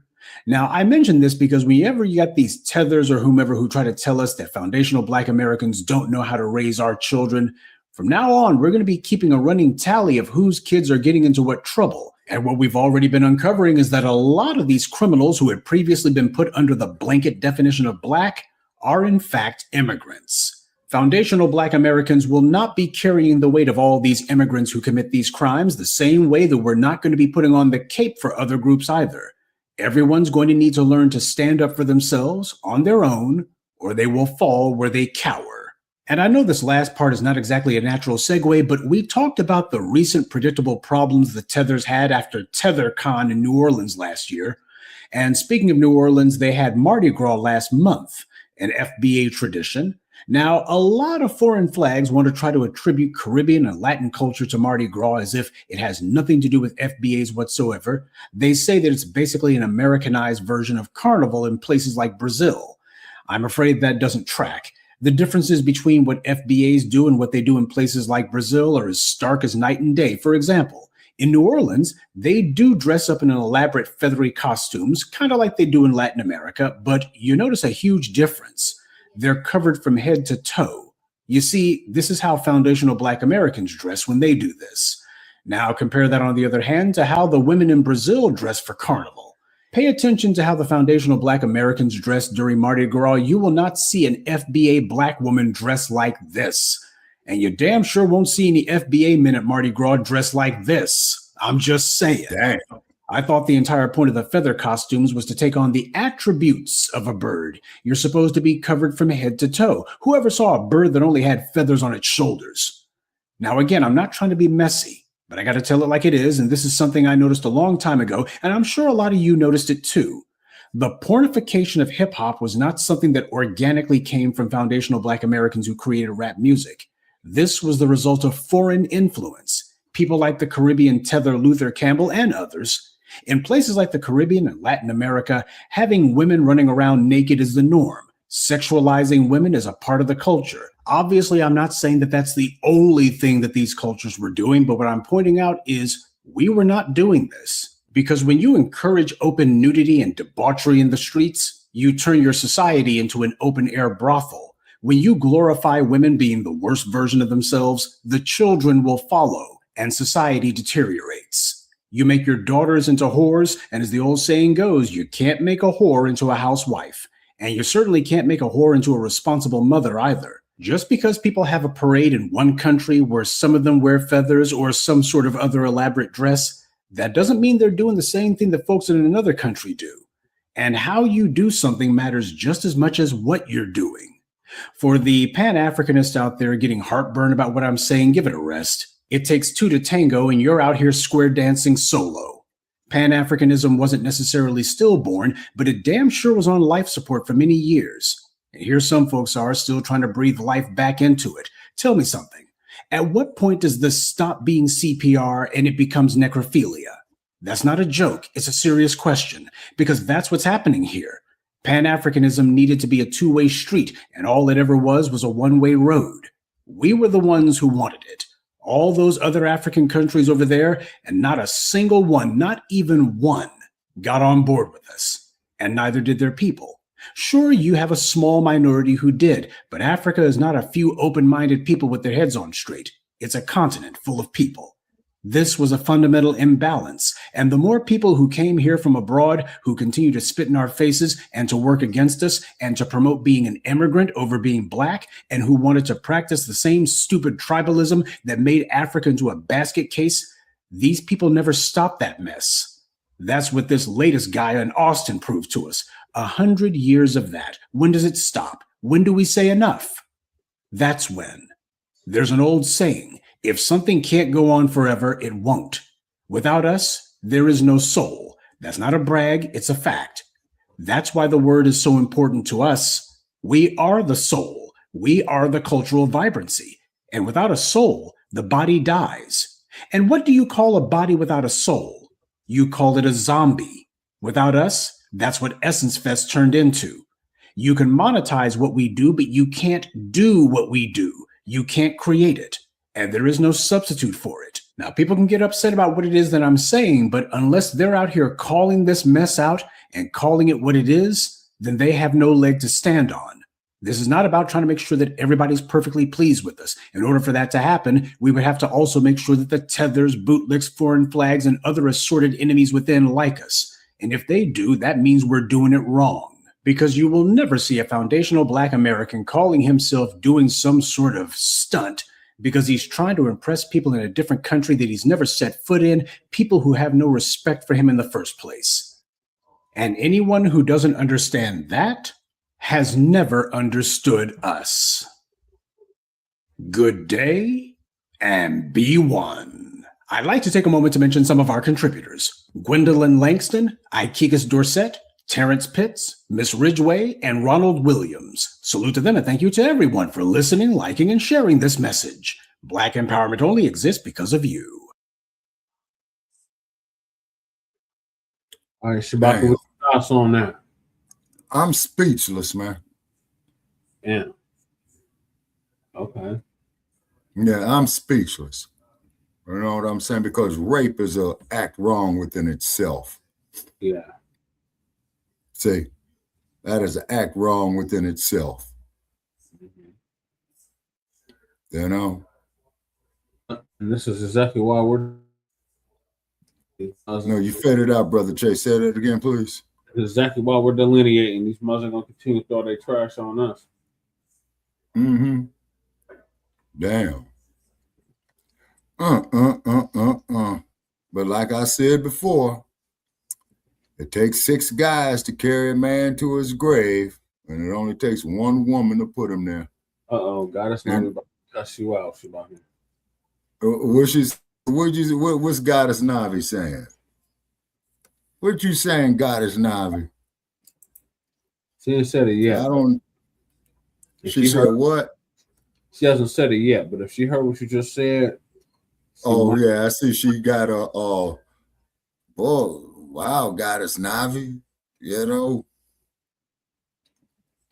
Damn. Yeah, like I said, this is some crazy ass shit. You know what I'm saying? Yeah. It really is. Okay, new comments. Okay. If you're not already subscribed to this YouTube channel, go ahead. All right, so I'm on to the next topic, and that is debunking the apologists for BAFTA. For what? BAFTA. BAFTA. Oh, what is that? The British Academy of Films and Television Awards? Yeah. Yeah. So Professor Blacc too gonna give us an update on that because they're running interference talking about, oh, it's the Tourette's, it's just the Tourette's, it's not racist, it's the Tourette's, and dudes still see, that's that bullshit. You see what I'm saying? Yeah. I bet you if that motherfucker ate a couple of right crosses, he will get his mind right. Right. Go ahead and hit the subscribe button now, along with the bell icon, so you can be notified whenever a new video is posted. And if you're already subscribed, check and make sure that YouTube hasn't unsubscribed you. And of course, be sure to give the video a like as well as share it on your social media. The white supremacists hate that. Giving me some and now bullshit, the Sunday man. address. They don't let us get away with bullshit. The white folks can talk shit all day long. And everybody believes it. The complexion for the protection. Have you noticed that suddenly these white supremacists are the biggest defenders of a disease that most of them have ridiculed mercilessly for decades, and most of them can't even spell it? Well, it's because, as I've always taught you, nothing happens in a vacuum under white supremacy. What you allow one racist to get away with today, they'll all be doing tomorrow. That's how Jim Crow started. It was originally supposed to be a joke, but it didn't stay a joke for very long, now did it? This ploy of trying to take the next anti-Black onslaught and cloak it as being harmless or otherwise minimizing it, that's something these white supremacists have done for generations. And this stunt at the BAFTA is no exception. As soon as it occurred, there was a tsunami of white racists who immediately came surging in like a flood of feces, saying all their old racist talking points. They weren't defending this John Davidson creep. They didn't even know his name. They were all sticking strictly to defending his use of an anti-Black slur the same way they have with literally every anti-Black act of racism that's ever occurred. They are the cavemen who cried wolf. They constantly demand that no act of anti-Black racism, no matter how egregious or lethal, ever be punished. And then they try to claim to be victims because people demand that they have basic manners. Clearly, they have a disability that prevents them from being capable of common decency. So the racists are the main ones responsible for making sure people recognize this stunt for what it really was. Keep in mind, these white supremacists are the same trash who always say that the N-word is just a word, it doesn't have any power, you people are just making that up. And then as soon as this event happened, what was these racists' response to it? Did these bigots say, yawn, nothing to see here, the N-word is meaningless, we're over it? Or did every single one of these scumbags begin saying it was hilarious and they began having fun with it and they started making jokes about it? And these clowns who want to try to say that we're in the wrong, notice how none of these people is in their feelings when these white supremacists are openly mocking Tourette's. This is because they think their alleged mental disease means that they found a comfortable place under white supremacy, because now they can try to identify as something other than Black. Fill in the blank, anything will do. So obviously they're lying because the white supremacists, that's what they do, but they're also congenital idiots. We can blame those Neanderthal genes for that. So they're incapable of realizing a little concept called truth. These racists would love to confine this event to that one night and that one racial slur spoken, but they always tell some lie to excuse away every racial slur and incident of anti-Black racism. There's always some excuse. So-and-so is old, or he doesn't know any better, he's from a different generation, or so-and-so didn't mean it, affluenza, they've got Black friends. There is always some talking point or other that they try to use and always have. This time around, the lie du jour is Tourette's. If this was truly only about Tourette's, then why is it that literally every one of these so-called defenders of John Davidson, they're all saying Black people need to stop getting offended at someone saying the N-word? Wait, I thought this was about spreading understanding for a mental disease, not about accepting racist slurs in the society in general. But that's exactly what happens when you're a Neo-Neanderthal. Your small brain presses up against the front of your sloped forehead and impairs your basic cognitive functions, if you have any. So like a caveman, you repeat the same primitive gruntings over and over. They're so stupid they can't even hide their true motives long enough to push their phony talking points. The entire reason that nobody, and I mean no freaking body, is buying the phony "we have to have sympathy for Tourette's" talking point is because when we look at the people saying this, we don't see them showing any sympathy or concern for this racist John Davidson or anybody else with Tourette's. All we see is these same people smiling and laughing and saying how hilarious this all is. None of these pretend phony sympathizers has voiced even a scintilla of concern for people with Tourette's. They're just using it as more fodder for their half-brain culture war BS. Because this was never about accommodating someone with a mental disorder. This is always about accommodating anti-Black racism. That's the reason why these morons are looking around and wondering, how come nobody cares that he has Tourette's? Well, that's because these racists don't care. With friends like them, who needs to be ableist? They're telling the racist lies as if they think we haven't heard these same talking points before for over a century, when this is the only thing we've ever heard from these anti-Black racists. They just sit around telling each other these asinine lies, and they think that because it plays so well among their circle of inbred primates that it also works elsewhere. And they're finding out the hard way it doesn't. That's why they're so angry right now, and it shows. In fact, they're so angry at the pushback that they've gotten from foundational Black Americans that we've pierced their lies and we're not tolerating it. These guys have decided to just take off the mask altogether, put aside all pretense, and say what they really think. To be clear, like, it's an ugly word. I understand it's an ugly word. I never use it myself. I don't like hearing people use it, but it also isn't magic. Right. Yeah. Like there is no magic. And again, actually, I'm going to cite John McWhorter and saying, like, we had a healthier attitude towards this in the 90s, where, for example, you could read the N-word in Huck Finn, and you would read it out loud as part of like reading this literature, or you could have a panel in which you would quote somebody saying this, right? And nobody had a fit over it. The fact that we've turned it into it. This is trash, bending over backwards to call basic civility oppressive. These are savages who cannot be civilized. She claims that the N-word isn't magic. Well, there's a difference between a word being magic and a word having meaning. And this Inez Stepman character, she works for a few of these right-wing think tanks, of course. In her case, she contributes propaganda to toilets like the Claremont Institute. She also scribbles her brain rot for the Federalist, another right-wing online rag. And, of course, no circle of stupid would be complete without the Manhattan Institute, where she smears her mental feces on the walls alongside other trash like Chris Rufo. She's also Jewish. I have to wonder where Juliana Margulies and Michael Rappaport are at. Predictably, the same person who claims that the N-word isn't magic and that society has to get back to a normal place of being able to hurl anti-Black slurs with impunity, she lost what passes for her mind when Palestinians merely said, "Free Palestine." She and Rufo whined online about campus protests against the genocide in Gaza.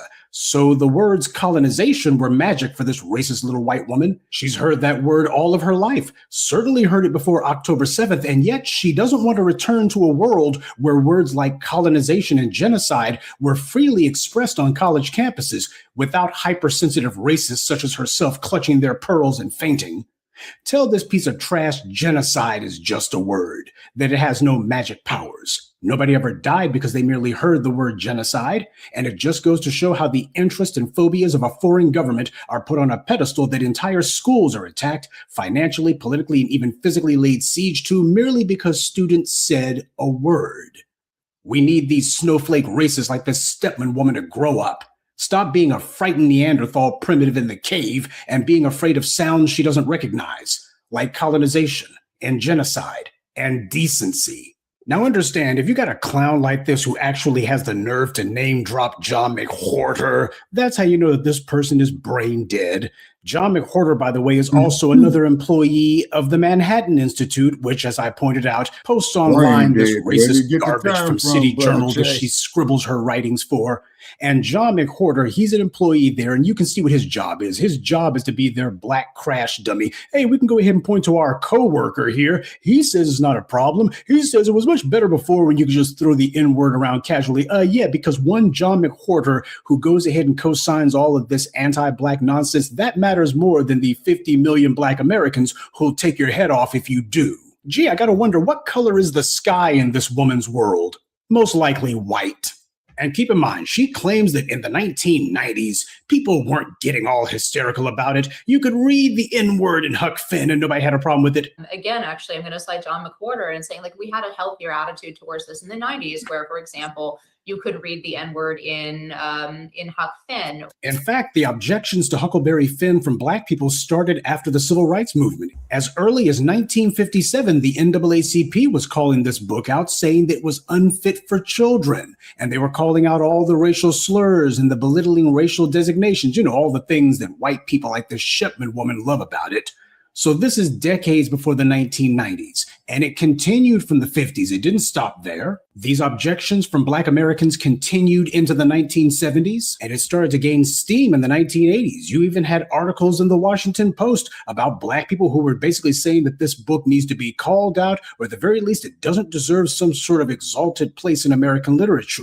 So this is like 10 to 20 years before the 1990s. It's been going on for decades, but apparently the geniuses over at the Manhattan Institute, who never miss a chance to be wrong, they didn't know that. We can add that to the mountain of things these mental midgets don't know. This is what their think tanks do. They sit here and try to rewrite history. Well, when you don't know history to begin with, I guess that does become an easier process. But this is what she quotes John McWhorter as having scribbled, that in the 1990s, we were more enlightened. There wasn't this knee-jerk reaction. And you notice how neither of the other two half-wits actually said anything about it. She doesn't know or doesn't care, and neither do they. This is not about facts. It's not about truth. It's about white confirmation bias. Just go ahead and reinforce the idiocy that we already believe. It doesn't have to be true. It just has to be something that we like to hear. These people are afactual, ahistorical a-holes. And of course, she declares, we just need to move on. The guy has a disease. Okay, it's a little awkward, move on. These are not the words of people who are confidently basking in the glow of having won a victory on their own terms and having it all their own way. What they're doing is exactly the opposite. They're furious at us because we beat them again. And worse than that, they're the dominant society. It's their award shows, their media, their society in which they're the majority, and yet they're getting dragged from can't see in the morning till can't see at night by the very people they spent centuries attacking and oppressing. This was supposed to be them just throwing their racism in our faces. Instead, it's become yet another high-profile beatdown for them. Black Americans were the ones that they were trying to defeat. They thought we would back down because the Afro-Britons have always allowed themselves to be publicly disrespected and humiliated, and then have the nerve to talk trash to foundational Black Americans. See, the problem is we're built differently. Anti-Black racism is a victimless crime in Britain because the Black population there is cowed and they lack pride and self-respect.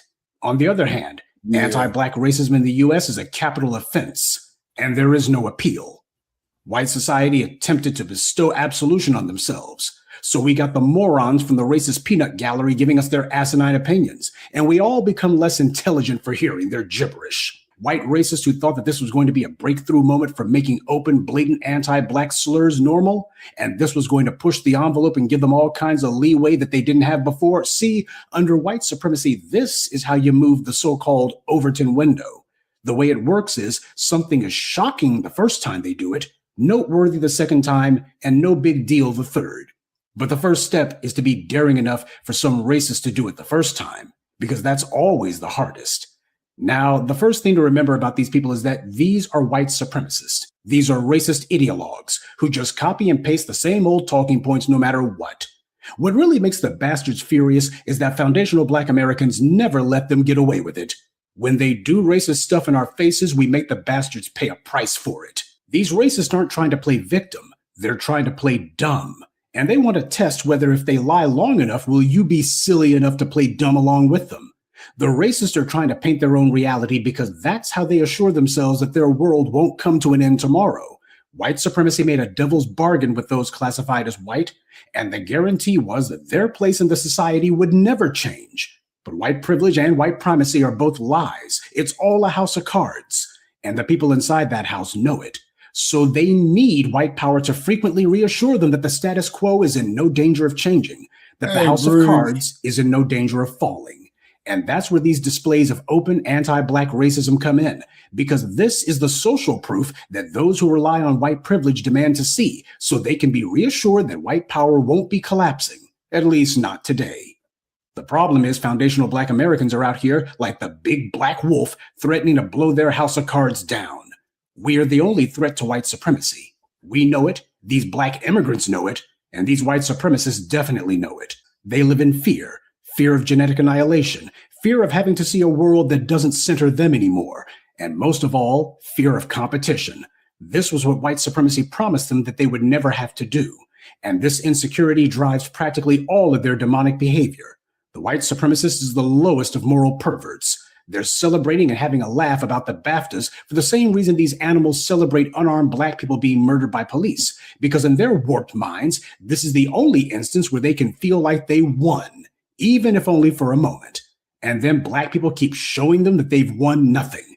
Everyone could see exactly what the phony sympathy from these racists was about. It was about them doing another of their putrid anti-Black games, where they support anyone who says racist garbage against us. If John Davidson had yelled out some slur at white people, or said white people should all die, or said white people are just trash, they would be calling for him to be banned from society. And isn't it interesting that of all the things that scumbag decided to blurt out accidentally, he didn't say anything that would be offensive to white people, nothing that was going to be an anti-white slur. He didn't say anything anti-Semitic. So that's how you know this stuff is not just coming from some spontaneous place. There is clearly contemplation that goes behind it. And we're not going to let somebody lie to us and say, oh, well, now we're going to have a socially sanctioned disease that allows you to spout all kinds of bigoted gibberish and nobody's going to say anything about it. Now, speaking of people trying to push that lie, that brings us to the next point. These online clowns who are trying to please their mostly white audiences by backing up these lies. One of them is a name you'll recognize from one of my earlier videos on this subject, Sweet Anita. I have no idea who she was before last week, and if you heard me mention her before, it's when I was debunking the lies told by some other wannabe online influencer. And just to show these clowns all operate out of the same playbook, Sweet Anita also claims to be biracial. My dad is Black. My grandma is from Trinidad. Half my family is Black. So her spouting the N-word couldn't possibly be racist. Notice how the only time these idiots ever mention that they have any sort of Black ancestry is to protect white racism against Black people. They act as a rubber stamp for these racists, and they know it. That's their job. That's how they make their daily bread. They know exactly what the game is, and they love to play it. So we have a certified tether here, is what this Sweet Anita character is. Creep Anita is what I ought to call her. She went on to white-splain like all the other liars and to lecture Black people that we can't be offended and that we have no right to do anything other than embrace and love this racist puke Davidson. And then she tripled down on stupid by saying that anyone who's objecting to it is just feigning outrage. That's what she said. She actually had the nerve to say that. So people are really desperate to misunderstand how Tourette's works because it gets them a lot of engagement to rage bait and feign outrage about the situation. So she's saying that all of these people who are raising hell about this, why, they're just making it up. They're not really offended. They're just feigning offense. See, when you're totally dependent on the dominant society for every crumb of your daily bread, these are the kind of lies you have to tell.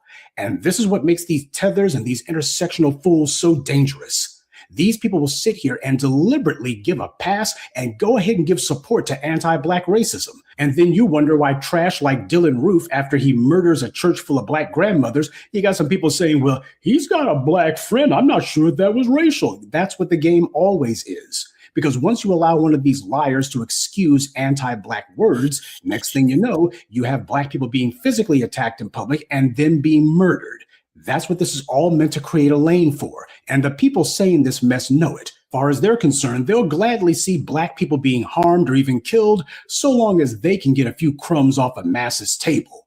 She's trying to please an overwhelmingly white audience. That's who she wants to appeal to. And she'll mention the little melanin she allegedly has as a way to bestow blanket amnesty on them for being racist. How many times has she invoked her non-black ancestry as a way to tell all these other non-black people, you need to shut up and be quiet when black people tell you something. You can't object. Why, I've got some non-black ancestry and that gives me carte blanche to tell you. Of course she doesn't do that. She basically says she's their online black friend. They can go ahead and mention her whenever they need permission to be racist because that's what she's there for. That's what garbage like Creepanita are marketing. They're marketing themselves as being crash dummies for white supremacy. And just like the rest of them, she doesn't know anything about John Davidson, hasn't seen the so-called flick about him, and she gives a blink and you'll miss it mention to Michael B. Jordan and Delroy Lindo. So her consideration for them, that was the only thing that was being faked. But the stupidity was 100% genuine. She also lied and claimed that she was canceled. I pointed out to you that never happened. I went into a whole video of how I developed the N-word tick, how it deeply affected my life and the overall response from the public around it. And you can check that video out. She was merely criticized, but she never paid any sort of price for her behavior. When I had the N-word tick, I had it for quite a while, and I'm a live streamer. Now, did you catch what she just said? Let me let you hear it again. When I had the N-word tick, I had it for quite a while, and I'm a live streamer. She said I had, past tense, had the N-word tick. When I had the N-word tick. And had it for a long time, but not anymore. I had it for quite a while. That's what she just said. Oh, so the N-word tick is not some, first of all, permanent condition. And second of all, apparently you can get rid of it because she did. She doesn't have it anymore by her own admission. When I had the N-word tick, I had it for quite a while. Oh, I had it, but not anymore. Any black person who plays along with this lie that, oh, these people have no control over this. I mean, it's just totally out of their hands. There's just nothing they can do.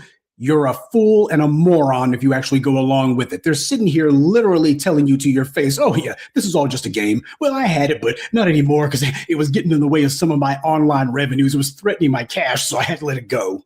She's one of these people who uses Tourette's as a get out of accountability free card. If this behavior isn't deliberate, then you better apologize to people when you do it. Otherwise, common sense says you meant to do it. It's not the job of society to read your mind or to know your life story. Society has rules, and if you want to be a part of it, you better get used to following those rules.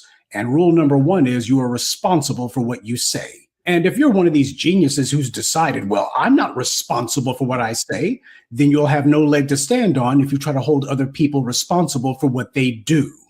You can't dictate how people react to your behavior. You can only try to mitigate it. And if you're stupid and act like, well, I don't have to explain anything because I'm tired of explaining it, then you'll learn to be motivated to explain it if they do something. But one way or the other, you will be explaining your behavior. So the so-called support for this racist Davidson character is phony and fake, and the people pretending to care about Tourette's are liars. This is just more anti-black performative extremism. For example, over in Britain, one of their morning shows was repeating the same old pathetic lies we've heard before, and they had this Indian-looking woman who was doing the most to say that this entire controversy was just, as she put it, an American take. But it's a very American take. It's a very specifically American take. And she regurgitated all the talking points we've heard before because this John Davidson character is a well-known figure in Britain, don't you know? And she herself respects him greatly. Why? Everybody knows that John Davidson's not a racist. And after all, empty-headed people like her are far more informed about Tourette's than the clueless black Americans who are causing such a fuss about it with their American takes. In fact, like the rest of John Davidson's cheerleaders, they consider this creep to be such a well-known national treasure, and like this woman, they are all so well informed about him that she can't even remember his name. Completely forgot his name. Davidson be held responsible for this. This is Well, I guess this is how revered the national treasure is, huh? This is a pack of liars pathetically trying to pretend as if they care about this clown's alleged ailment. They're all acting, all pretending. All they care about is giving themselves cover, however feeble, to get away with open anti-black racism. And any lie will do. As you see, she struggled to try to find his name on the article in front of her. She didn't even know his name. She herself admitted she couldn't remember his name. But you know, that seems to be a running theme with these people who call themselves wagging their fingers at us.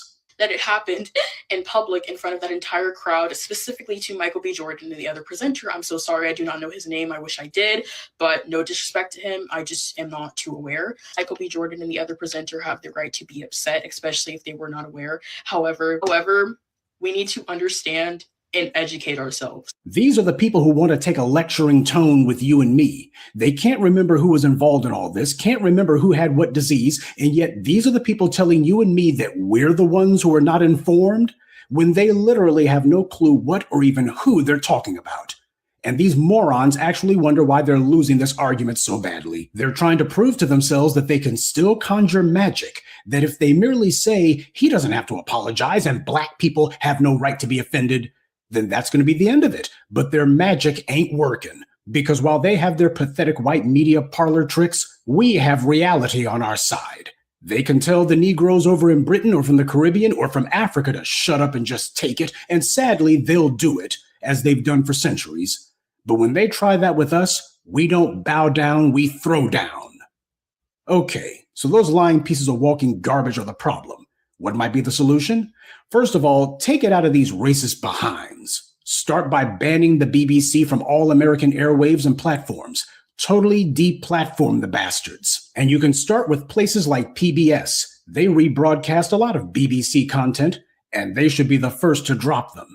Then satellite and cable services in the US should be next. Then streaming platforms like Netflix. Anyone who shows any content in the US from the BBC should be pressured to drop them. And these political whores calling themselves our representatives, they should also be pressured to publicly denounce the BBC and call this crap out. And as for the racist John Davidson's little vanity project movie, that should not be screened or exhibited at any theater in the US. This is where the black celebrities should come in. If some theater attempts to show that movie here, they should become a permanent art house theater, because the big studio movies should not be given to them for exhibition ever again. All black actors from the US must refuse to ever attend the BAFTAs or to go on British television ever again, not just until there's a genuine apology or an expression of contrition, but permanently. The British don't have a movie industry or a TV industry. They're merely the backward auxiliary of Hollywood. They need American content and to have some feeble connection to the actual movie industry in the US. The US doesn't need an economic backwater and a societal toilet like Britain. And black actors damn sure don't need these reprobates. It's past time to show them that. And lastly, the cowardly Negroes in Britain have to understand their cowardice in collaboration with this act is the reason we had to delineate, and why delineation will only get stronger. You had scumbags over there putting on the tap dance shoes for massa and doing the most to defend this mess. I'd like to know, where are people like David Oyelowo at? That guy's been cosplaying as a foundational black American for 15 years now. And he also complains about how black actors are treated in Britain. So where's he at now? Or is it because he hopes to change how he is treated by the British studios that he's remaining quiet? The problem isn't that black Britons don't have the numbers. We've had gutter trash like Cynthia Erivo and Gina Yashir, along with others who have had the nerve to disrespect us and to do that whole "we work harder, we have a superior culture" crap. We're more numerous than these black Britons are, and yet a lot of them have had no problem talking trash to us and being bold about it.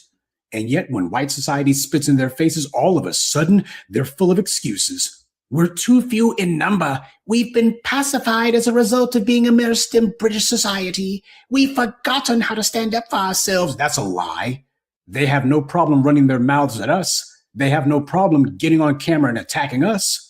And they're not even doing it on their own behalf. You're still with us. Racist. The problem isn't a lack of numbers. It's a lack of nerve. All right. Now the Afro-Britons get mad at me for pointing out this big simple truth, but the reality is, you know I'm right. So no, we're not giving any passes, and we're not letting any of this stuff fall down the memory hole. And these online scumbags who call themselves being apologists for this, we see you. And you're going to have to hang out with your little white supremacist anti-black pals, because that's where you chose to be, and that's where you're going to stay. These anti-black racists can call themselves trying to push some envelope all they want, but as they're seeing, what's really going to happen is we are going to push back. Good evening, and be one. I'd like to take a moment to mention some of our contributors: David Williams, Hildman Gallo, Dean Ballantyne, Jacques Hargett, and Patty Hillman. Salute to them, and thank you to everyone for listening, liking, and sharing this message. Black empowerment only exists because of you. Okay. I got to say this here. Family. Valor News. Okay. Valor News Party, if I'm saying your name right. What kind of hate have you heard from Jasmine Crockett? And please define to me what a black racist is. Now, here's the parameters of my question. We don't control no police departments, right? We don't control no major film industries, right? We don't control no military. We are in no position to implement any black racism. Now, does it bother you because we tell white America about themselves? Please hit me in the chat. Or if Brother Che is still with us, please send Valor News Parody the link and have them come on up. They already could have hit the link. They had the opportunity to hit the link hours ago. Now, Master Link, the BBC is trash. You'll get no argument from me. Okay. Breathe. Okay. Though we were proper, not ghetto lines. This is Alicia G. Okay. All right. And I'm still waiting for this person to tell me what hate came from Jasmine Crockett. What the hell with Jasmine Crockett, Shabaka? Yeah, exactly. Okay. Now, also, too, please define for me what a black racist is. It doesn't exist. I know. Yeah, but I'm saying that there to those in the chat room, Brother Che. Okay. Chris Long says, blame Tyler Perry. He is a 3 R's richest celebrity making celebrity-rated film with only blacks. Black people being biased in what is made his shit ass so rich. Well, I got news for you, Chris Long.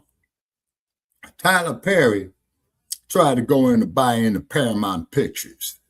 They showed him the door. Just like was the cat that started, what was that there, who tried to, Robert Johnson, who sold BET and thought he was going to go on there into United Airlines and buy a part of that, and they showed his ass the door. So black people are in no position to implement any kind of racism.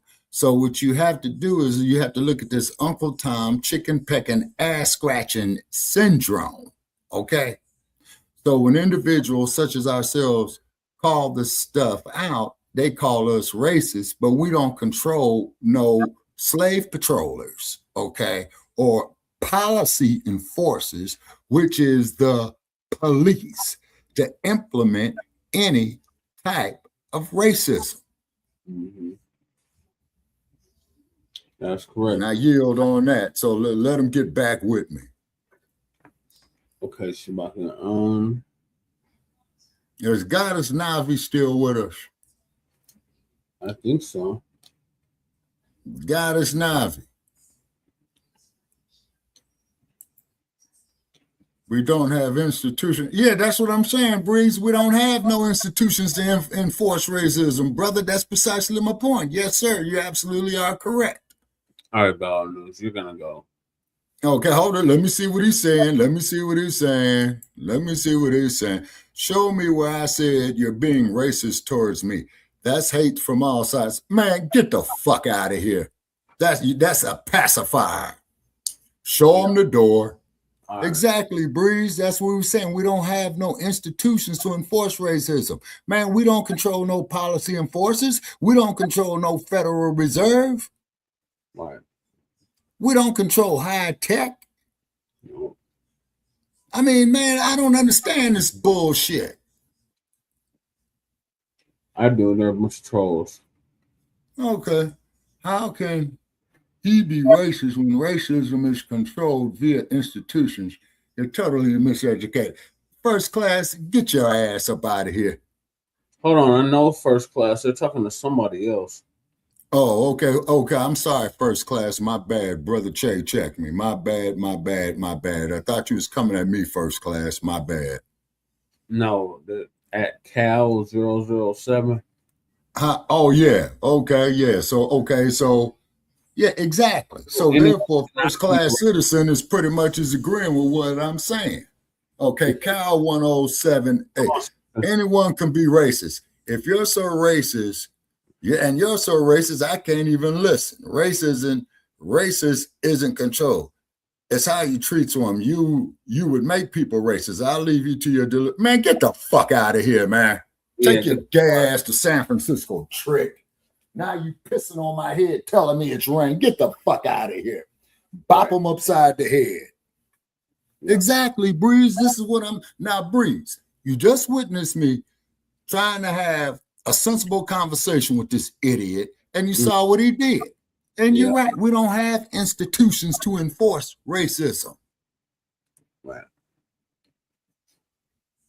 See? Yeah, Cal 007 is an idiot. Or yeah. You see? Everybody can be racist. And then the cold part about it is, okay, if there's supposed to be some quote unquote racial healing in this country, you got to have these goddamn conversations. We got another troll. What the fuck does fan mean? That sounds gay. Man, go to San Francisco, man. Go to San Francisco. It's a black conversation so you can see your way out of it. Exactly. Hell up out of here. Yeah, now if your ass is sitting here trying to learn something, motherfucker, then you're more than welcome. But if you're gonna come up here and troll, man, get the fuck up out of here. Right. Now, where's Goddess Navi at? She's mad at me. I had to apologize to Goddess Navi. I don't know where she went. She might have went to sleep. I don't know if she's still here. Goddess Navi, you still with us? Okay. All right, so I'm gonna move us to the next topic, and that is and it's getting late too, brother Che. We've been on here 4.5 hours, man. I know, Shabaka. This will probably be the last one. Yeah.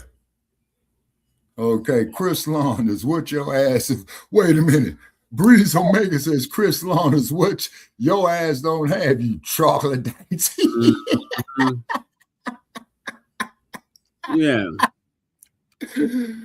Yeah, right on, Breeze. You know what I'm saying?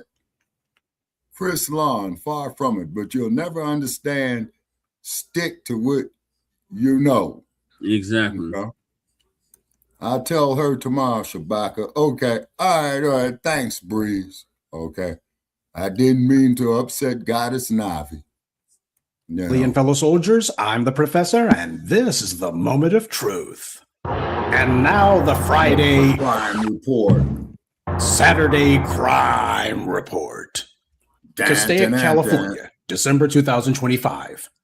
In California, a young girl had just turned 13. Like most youth, she spent a lot of time on the internet with no one knowing who she was talking to. Groomers and predators look for victims who they know are willful or disobedient or who don't listen to their parents, because that also means they don't talk to their parents very much either.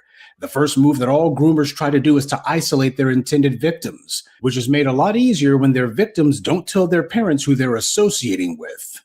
This girl in particular was talking to a guy online, and it turns out that this was a grown man who instructed the girl to send him sexually explicit material, and he encouraged this person, a minor, via chat messages to engage in acts of self-harm. According to the criminal complaint, obviously this guy is a product of the dominant society. Now, the criminal complaint also goes on to state that this man talked the minor into establishing a Discord server where she could be filmed using blades to cut herself. Discord hasn't made any sort of comment on this because they don't want to alienate their core audience or the people who run that sewer. On February 10th, the victim's mother contacted the FBI because she was concerned her daughter was being encouraged to harm herself by someone named Matthew. The victim had encountered Matthew on a Discord server related to individuals suffering from mental illness. On February 20th, Matthew flew across the country from Pennsylvania to Los Angeles to meet the victim.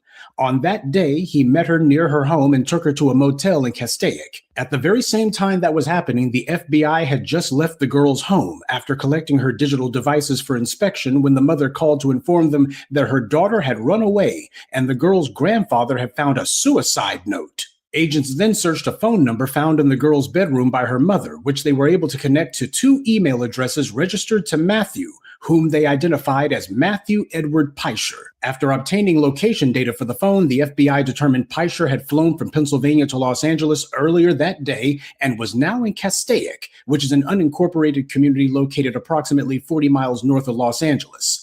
Law enforcement then began to review surveillance footage from local motels and were able to find video of Peischer and the young girl entering a room at the Roadway Inn Motel. When law enforcement arrived at the motel, they encountered Peischer. The authorities also found the victim, identified in the complaint as minor victim 1, hiding in the bathroom. They also found bottles of lubricant on a nightstand, a knife, several razor blades, and bloody tissues. They also found a boarding pass for Peischer's flight from Philadelphia to Los Angeles. In addition to that, near Peischer's cell phone, they also found a Faraday bag, commonly used to block electronic signals. The girl told law enforcement that a female had driven her and Peischer to the hotel when he then cut her several times with a knife on her left and right forearms for approximately 15 minutes. He then had sexual intercourse with her, even though she said that she didn't want to. The girl also allegedly said that during intercourse, Peischer repeatedly choked her to the point that she couldn't speak. The girl also revealed that Peischer's plan was for them to go to the top of a big motel and jump off together. So the suicide note was definitely not a bluff. All right, those are the details of the crime, but here's where things get really pale. Based on a review of the contents of the victim's smartphone and Peischer's own online activities, law enforcement believes that Matthew Peischer is associated with NVE ideology. NVE stands for Nihilistic Violent Extremist, which the feds call a growing threat to American families. That means white, of course, and one of the most twisted and disturbing ideas to crawl out of the internet. Feds describe nihilistic violent extremists as individuals who engage in criminal conduct within the United States to further goals that derive mainly from a hatred of society and a desire to bring about its collapse by sowing indiscriminate chaos. Barbaric savage, real.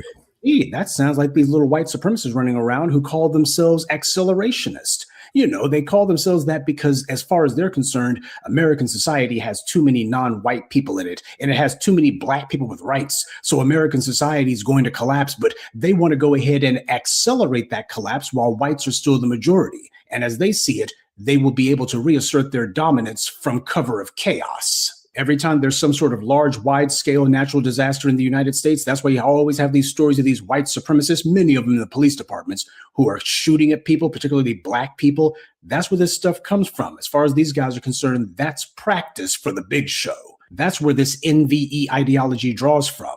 The authorities also said these individuals often work as part of a network, such as the violent sexploitation group called 764. These violent online groups have allegedly abused hundreds of mostly female minor victims worldwide, according to Homeland Security. The National Center for Missing and Exploited Children's cyber tip line received more than 1,300 reports related to those online groups in 2024 alone. The criminal complaint against Peischer also details the nature of NVEs, including the 764 group. NVEs often target vulnerable individuals, including minors, and frequently use social media platforms to share child sexual abuse material or gore material, or to groom victims who are committing acts of violence. NVEs and their members frequently extort or blackmail victims into complying with NVE demands, which vary but may include self-mutilation, online and in-person sexual acts, harm to animals, sexual exploitation of siblings and others, acts of violence and threats of violence, suicide, and even murder. Now, is anyone surprised that this creep Peischer came from one of these online sewers? Discord, 4chan, Reddit. Now, if any of these were black-owned or black-oriented, the feds would have already brought a case against the owners long ago. These are basically terrorist operations operating in cyberspace. These places are toilets, full and overflowing with crap. And you know this inbred-looking neo-Neanderthal was hanging out in the most racist places on Discord. The white media doesn't have to give details on that. We have more than enough examples from people just like him to know that's exactly what he's been doing. It's no coincidence that white supremacists have infested the internet since the days when it was a bunch of BBS boards back in the 1980s.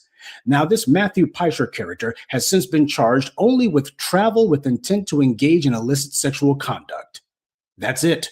He faces up to 30 years in prison if convicted, but once again, white privilege has kicked in. He groomed this 13-year-old child before she turned 13. He then violated this child, mutilated her, and since he used a Faraday bag, that to my mind constitutes kidnapping because he deliberately wanted to make sure that if she tried to use a cell phone to call for help, or if someone tried to use her GPS signal for her phone to locate her, then the phone wouldn't work. And yet all the feds are throwing at him is merely intent to engage in illicit sexual conduct. Not even that he had done it, even though he did, but instead they're saying, well, he intended to. He hadn't actually done it, right? This is an important thing to note because the white media and white society's favorite narrative these days is that Jeffrey Epstein got away with what he did because he had a ton of money. That's the favorite line they like to use. Well, that's only these rich guys who do this stuff. But as I and others in the black media have documented for you for decades, there's mountains of monsters out there who have done the exact same things that Epstein was convicted for. In fact, things Epstein wasn't convicted of. And unlike Epstein, these other creeps didn't even see the inside of a prison cell. But none of them was wealthy or even rich. What they were was the recipients of white privilege. And in this country, the laws are color-coded. The judges will sit in open court and tell the victims of these rapists that they don't want to ruin the lives of the rapists. And then these same corrupt judges will claim to be so even-handed with the sentences they hand down, when in reality, their rulings depend entirely on the color of the person who's on trial. And all the racist genetic dead-enders out there can get mad at me for pointing this out.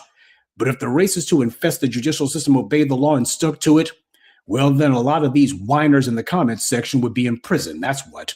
That's why this happened. And of course, we all have to notice that this guy had a Faraday bag with him.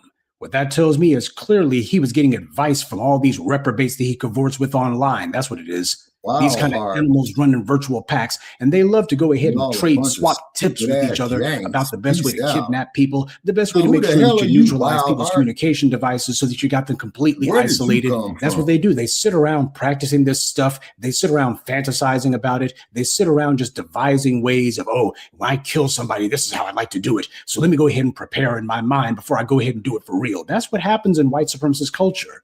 And you know, the behavior of this Peischer creep reminds me of another degenerate, that racist judge from the Dylan Roof trial, Benjamin Gosnell, who in open court said that Dylan Roof and his family were the real victims of the Mother Emanuel Church massacre. Gosnell, you'll recall, has since been indicted for having violated a child, among other demonic crimes. And they found out that this disgraced racist judge had been online, just like Dylan Roof, just like this Peischer individual. And in one conversation with a fellow pedophile, Gosnell planned to visit the man in Florida, where the two of them had already set up to jointly rape and torture the infant son of a family member of the other man.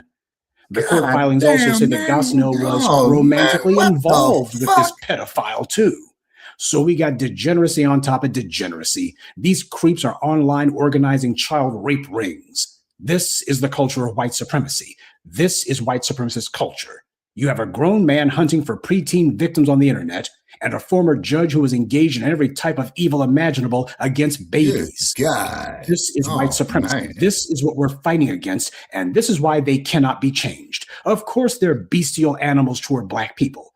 Look at what these racists do against their own children. And this Peischer creep, he is a devious little scumbag, but sadly, he's not unique. He's quite typical in this regard.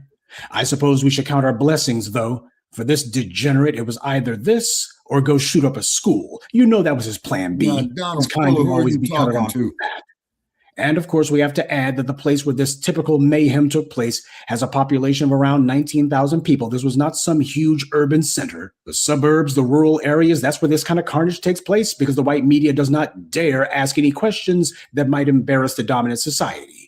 And because of that, they have their children disappearing left and right, or their bodies being found mutilated somewhere, or they wind up striking up an online friendship with some demonic, psychopathic 4chan Reddit Discord user who talks them into mutilating themselves and then running off secretly with them for what turns out to be a murder-suicide plot, with them as the murder victim. This is satanic. This is evil. This is white supremacy. And it's the kind of thing that the white media doesn't want you to know about, because how many of them have been found in the Epstein files? How many of them glorify people like this Peischer character? How many of them are good friends with the Benjamin Gosnells of this world? And I like to Black continue parents in this particular, you need conversation to if be you aware can grow a what your spine. children are doing online And and who they're talking to. channel This growth. is not a game.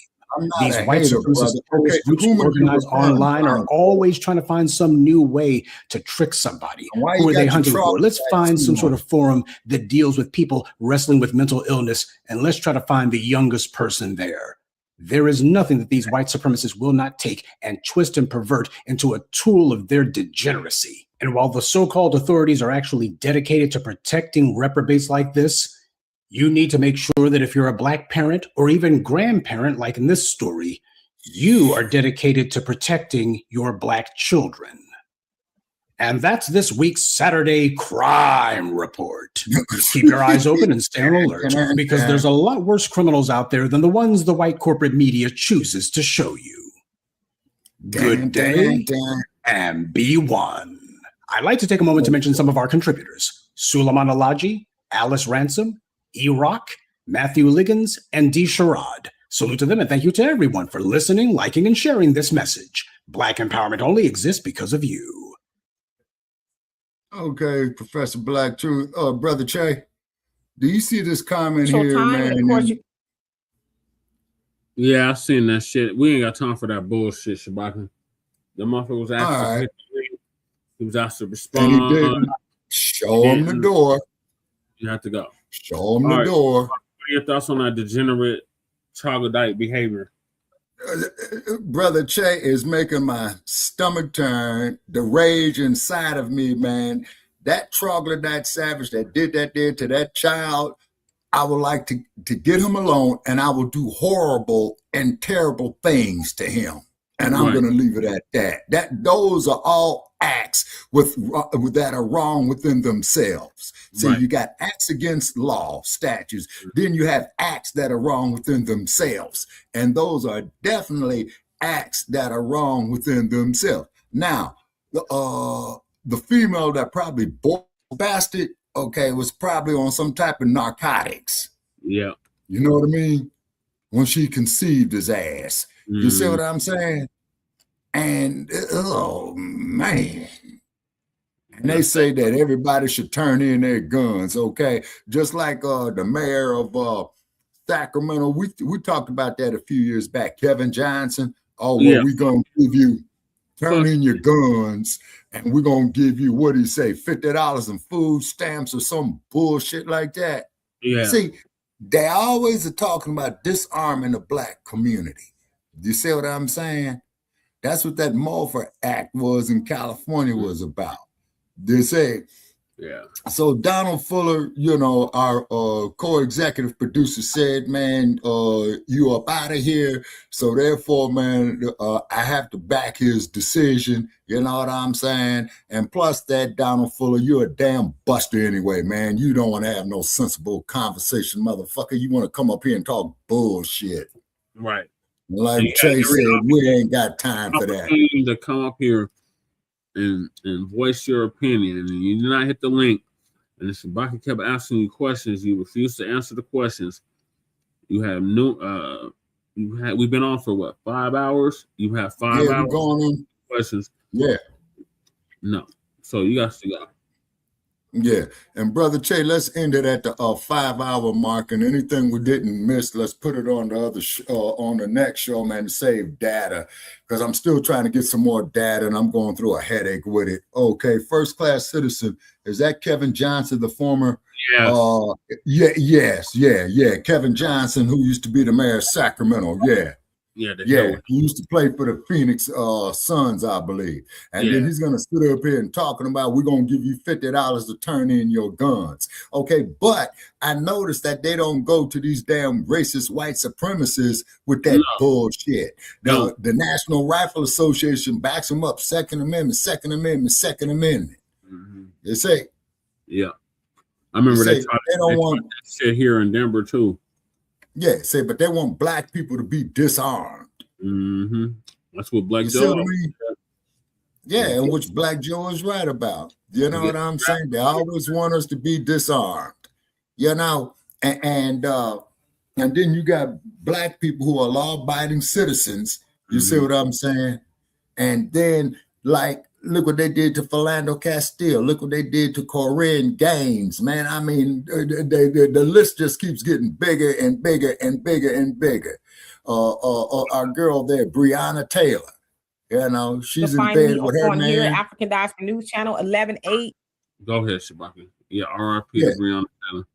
Yeah, absolutely. So up here, law-abiding citizens who are Black, but yet though racist white supremacy is afraid of this. So which means is that you racist white supremacists are a bunch of fucking hypocrites. Just admit it.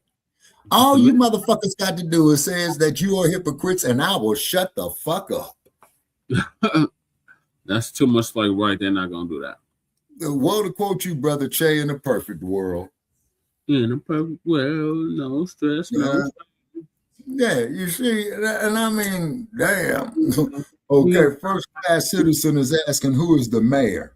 Oh yeah, he was the mayor of Sacramento. Yeah, he was the mayor. Yeah.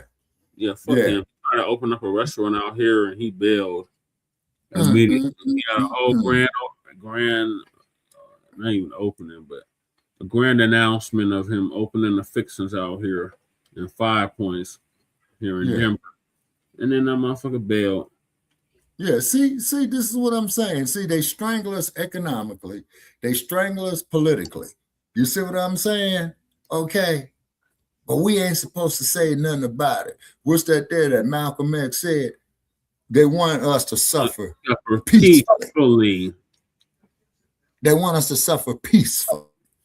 Yep.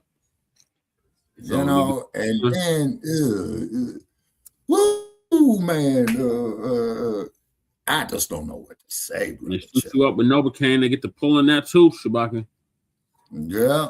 And you be like, no, I was about to start fighting the motherfucker when he pulled my tooth. I was like, oh, hell no. Oh, man, you ought to saw me, man, when I had my wisdom teeth pulled, man. They had to cut it out, man. I was in so much fucking pain, man, for about 5 days. Yeah, I went through that too, Shabaka, but this was more recent than that when I had this tooth pulled.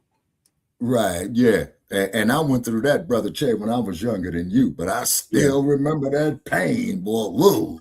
Yeah. Woo, brother, you had my sympathy on that, man. Yeah, I had my wisdom's taken out at 20, and then almost 20 years later, I lost a tooth. Yeah, well, I've lost a few other teeth, man. You know what I'm saying? You know, and so and then what we try to do, we try to be respectful to you other groups. You know what I'm saying? We definitely appreciate all of our supporters. Please hit that PayPal, you know, to keep this platform up, the Shabaka Fund. You know what I'm saying? Yeah. So, old boy, that's Alex Bryant. But I'll probably discuss this on the continuation tomorrow after Shabaka's Black Experience Enhanced. It's a very long clip. So I'm going to move to the next topic, which is Deon Cole's NAACP joke sparks debate. Oh, okay. Lisa again? Yep, Lisa again. Lisa been. Well, I like looking at Lisa. All kinds of videos lately. What's up, world? Let me tell you about this beard growth oil I got from 12 Tribes on Health. Well, the NAACP Awards was just a few days ago. Oh my God, stop. 2026. Just stop. And the host was Deon Cole, a comedian. And towards the end, he did a joke. That mug started another account, Shabaka. Definitely. Who that? Valor. Oh man, okay. About what happened at BAFTA and Tourette's syndrome. Well, white people took offense to it. They were offended and thought the joke was inappropriate. Now, who are we talking about here?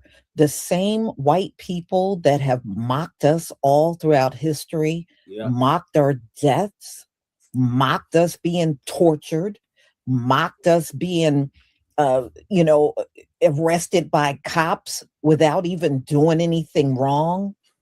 We had to endure your corny racist jokes. Yeah. and all kinds of things. But this one joke is the most offensive thing you ever heard. If you don't go somewhere and sit down, exactly, for real, for real, bullshit.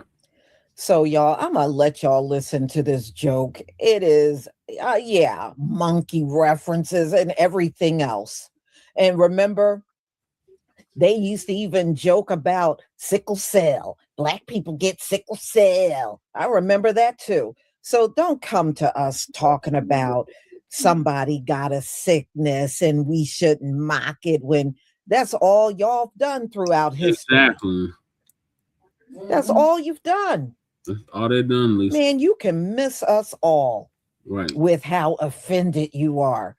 You know, I think what really ticks y'all off is we did not accept what happened. Mm-hmm. And many in our community demanded an apology. We don't care if that man got Tourette's. A lot of people got Tourette's, but they're not running around screaming out the N-word. Right. And like they said, he did not yell out until those two black brothers got up on the stage. Yeah. And all of a sudden, that's when he became real vocal. Now, if he was so out of control, how come he didn't do that when anybody else was on the stage? It says a lot. And even with Tourette's syndrome, you usually repeat things that you say in your normal life. So obviously this man was saying those kind of things. That didn't come from nowhere. So anyway, they took online all offended and, oh, I didn't like that joke. Oh, well, get over yourself. Too bad. Right. You know, see, they thought this was going to happen and we were just going to be silent and take the high road. Well, that did not happen. All I got to say is y'all need to demolish the high road. The high road is dead. Nobody is taking no high road when you are rude, disrespectful, and racist towards us. Right. Ain't nobody taking no high road. The high road should be closed down permanently. Mm-hmm. So let me go ahead and share my screen. Yeah, they said they heard him yelling that mess out during the awards. I think I read somewhere where he did it like 4 times. 4 times he yelled it out. Jesus. But it's amazing how anybody else got up on that stage, he didn't have not one outburst. Yeah. Only when the melanated people showed up, then that's when he just lost all control. Give me a break. All right, y'all, hold on so I can get this up and you can hear this for yourself. I thought it was kind of funny. Mm-hmm. All right, y'all, please give me a 1 if you can see my screen. Yes, Lisa, we can see your screen. Right, and they didn't even try to edit. You can tell they left that in there on purpose. Yeah. How do you edit all this other stuff out, but you did not edit that out? Give me a break. Right. Give me a break. And Michael B. Jordan and Delroy Lindo, they were at this awards and they were on the stage, you know, because of what happened. They got invited to the NAACP award. And, you know, it was nice seeing them again under better circumstances. All right, y'all. So let's get started.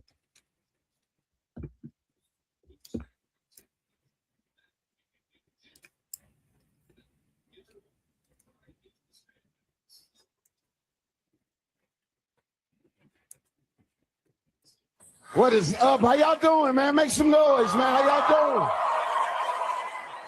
That's right. Welcome to the 2026 NAACP Trump Image Awards, ladies and gentlemen. Yes. We had to do that. Yes, he wants his name on everything. I apologize. Yeah, if we didn't do that, we'll go to commercial and come back and an episode of Matlock could be on. So that had to happen. One of the biggest stories in the news right now is those files, though, right? Those files are like everywhere. Everybody talking about them or whatever.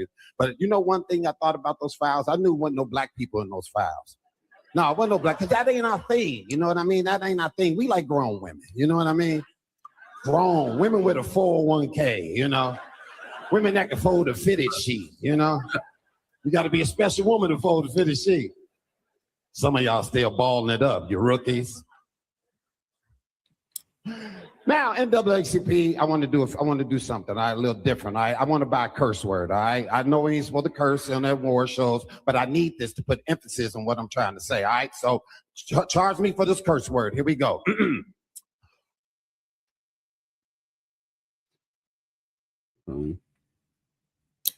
What happened?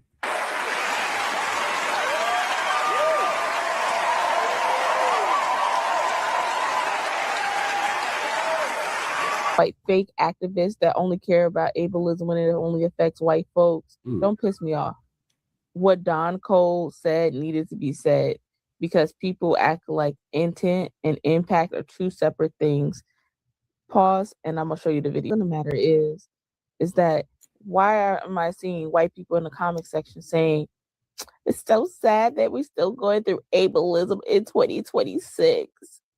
Oh, it's so sad. Like, it's nothing funny about disability. Y'all never went this hard about disability before. Y'all do not care about disability. Y'all do not care about disability, because if you only care about disability in the context of Black people being harmed, then you don't really care about disability.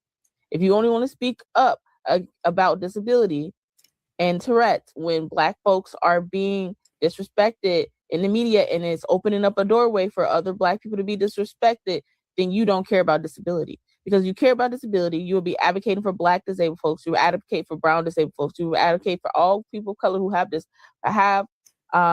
Tourette's. You will understand how they're policing the school system. You'll understand all this other stuff. Y'all will understand. You will speak with intersectionality and be like, I understand harm was done, but nothing could be done with his, like, basically you will understand that harm was done, even though it was not intended harm. And you will also understand that a gateway and a door was open for other people to participate in acts of racism by it being shown internationally.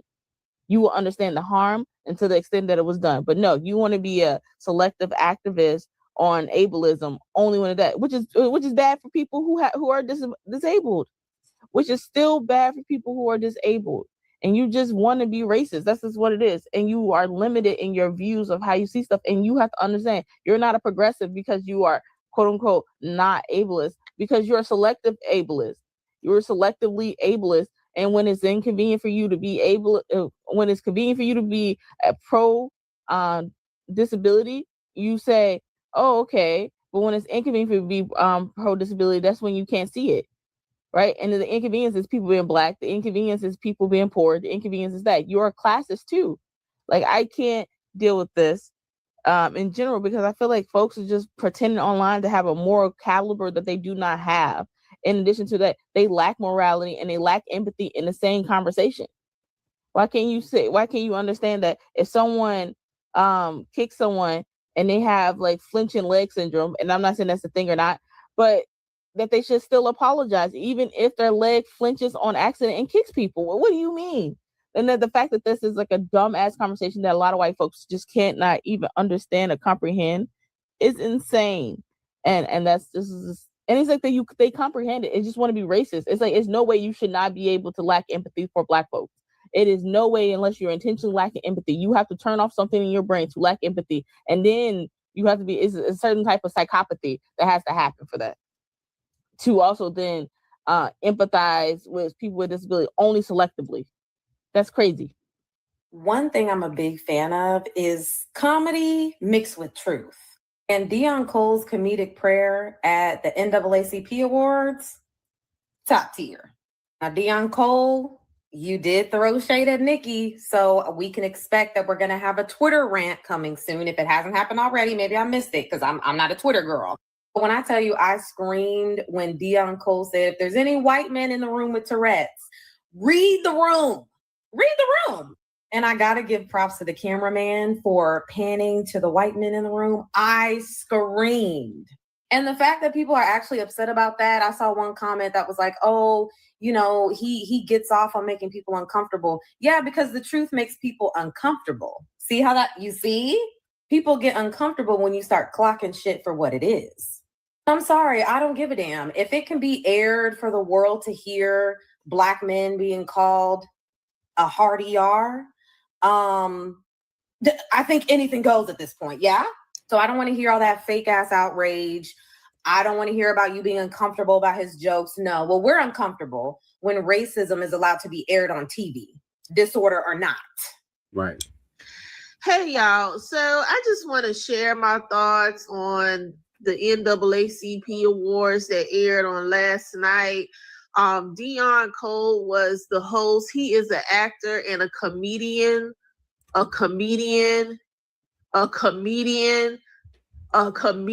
Yeah, I'm repeating that because some of y'all obviously don't know what a comedian is.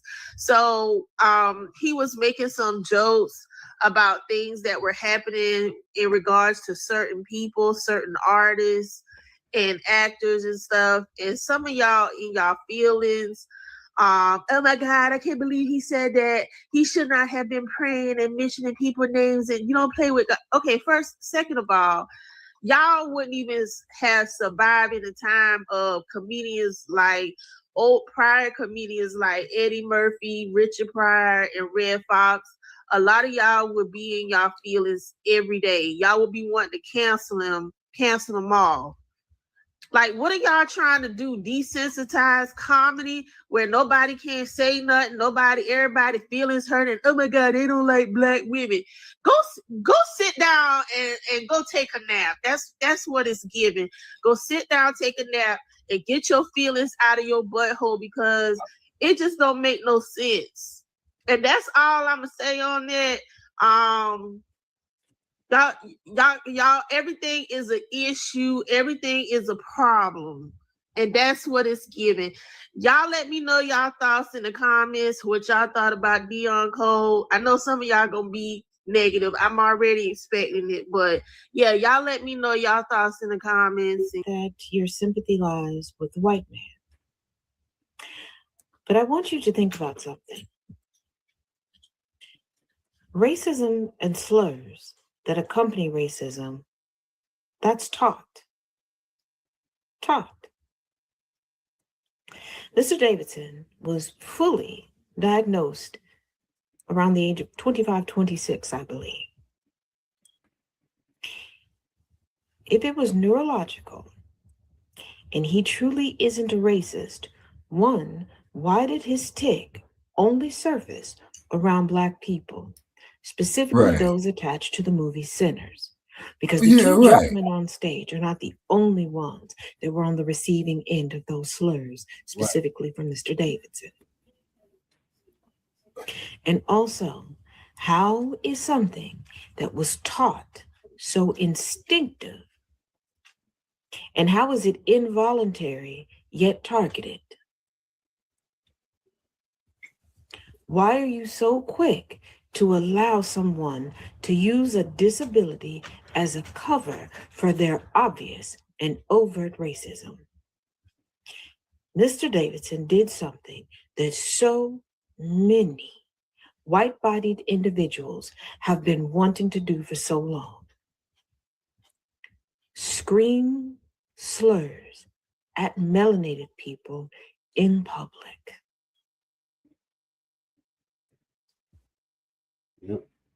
Because if it truly was his disability, he would have quickly apologized.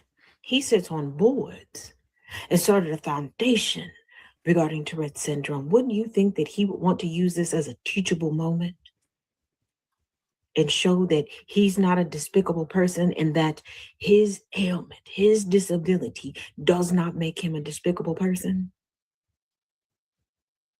But let's go back to that original thing. How is something that is taught, something that has to be ingrained repetitively into someone, become a neurological condition?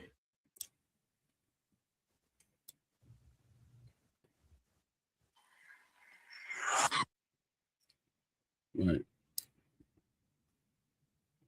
So Delroy Lindo supporters after British Academy Film and Television Awards nigger word incident at the NAACP Awards.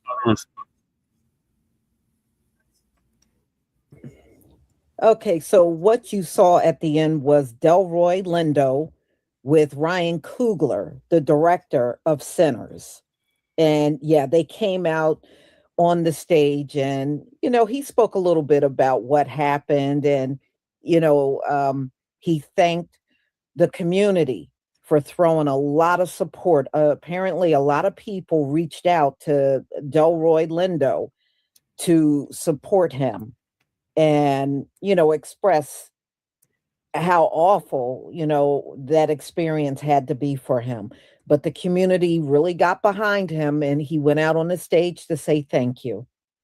So I thought that was nice how him and Ryan Coogler came out together. That was really pretty cool.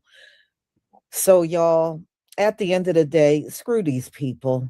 I'm at the point, and I know many of you are, I don't give a shit about what offends them at this point. I really do not seriously care. They have offended us for centuries. Right. I don't give a damn about one night with one joke sending them over the edge. Get over your damn self and move the hell on. That's right, Lisa. That's how I sit right now. Okay, so y'all, sister, I'm going to go ahead and conclude. I have my next live at 3:45. I hope to see you then. Thank you so much for your support and your prayers. And my recovery is going nicely. So thank you. And if you're not there, then have a wonderful, wonderful afternoon. Shalom, family. Shalom, Lisa. All right, y'all. So I think we're going to end on that note. Right. And we've been up here for 5 hours, 10 minutes. And also, too, people, please donate there to the Shabaka Fund. Brother Che got the link up right there. Okay. It's because I'm in a world of shit that I'm trying to get out of, you know what I'm saying? Yeah. And what have you, And then this is my last comment. I hope you get your okay, this is Tweety Bird Torino. Okay. This is my last comment. I hope you get your reparations. You could pay me for my 2 relations who died for your freedom. Hey, man, you go fuck yourself, okay? You go fuck yourself, motherfucker, because I had family members, man, that fought in every goddamn war in this country. The fuck you talking about? Right. Yeah, he got the wrench. Yeah, man. Yeah. He got bumped upside the head. You know what I mean? I get tired of you assholes coming up here and you don't want to say nothing contributing to the conversation. Don't want to have an honest debate. And one thing that you Sultans are not going to do, you are not going to come up here and tell us our people's history. Because when we tell you about yours, oh, no, you're banned. That's hate speech and all that bullshit. The hypocrisy is real. Yeah, that was one of them $5 Indian Shabaka. One of them $2 Tontos. We see you $2 Tonto. Damn.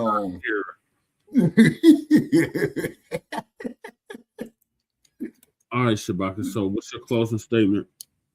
Okay, my closing statement is, man, I'm still going through some algorithm settings right here, with PewTube, you know what I mean? And then I ended the stream off of my social media, to keep it intact. So I'm going to look back at it when I wake up, you know what I mean? Yeah. What have you. And then, like I said, I got to get my ass over here, man, go print out these documents, man, for PewTube and Facebook and all that, because it's a damn book, man. It's like about a 30-page essay they got. You see, man, like Newton said, they make this shit ambiguous where it cannot be understood by the common man. You see, but it's their shit. You see what I mean?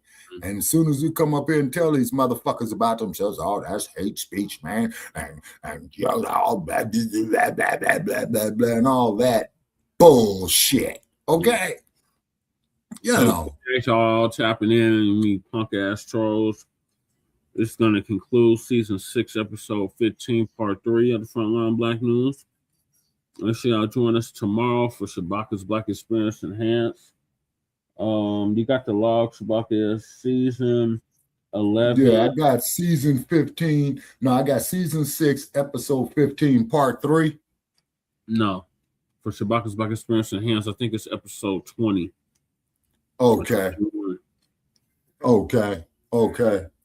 So let me put a footnote here. SBEE. Okay. Episode. Hey, special OGs in the building. Certified salute. Appreciate you. Who's that?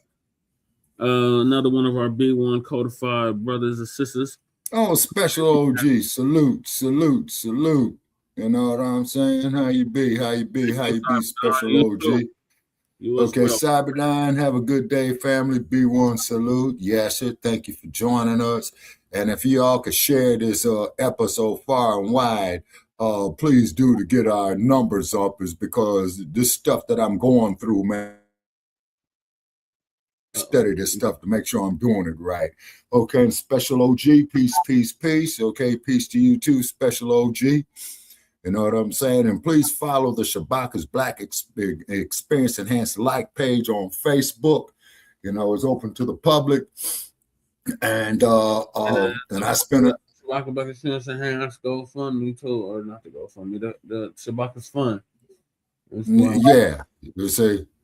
So we can keep it up, man, and bring it back bigger than ever, man, because we put a lot of time. And then also, too, please follow me on Twitter at Shabaka, capital EXP. You know what I'm saying? And because I do try to get, our episodes up there on Twitter, too. But I think what I had to do with old Stinky Bird, Brother Chase, I got to copy and paste the link and put it up there. You see what I'm saying? Yeah. Yeah, and this stuff is complicated. But however, man, shit, Kemet wasn't built in a day. You know what I'm saying? Yeah. We damn sure ain't gonna talk about Rome. And America wasn't built in a day either. But we know our exactly. That's all that matters. Yep. Appreciate y'all tapping in. Shout out to everybody that tapped in. I'll be here all night naming all the people. I appreciate you, Special OG, for coming through. Shout out to Cyberdyne for coming through. Right. First Class Citizen for coming through. Shout out to Breeze Omega for coming through. Make sure y'all sub up to his channel. Right. To Goddess Nobby for coming through. Mm-hmm. Shout out to Master Link for coming through. Right.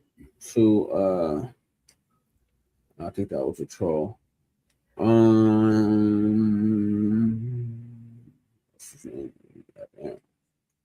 Okay, and all trolls, shout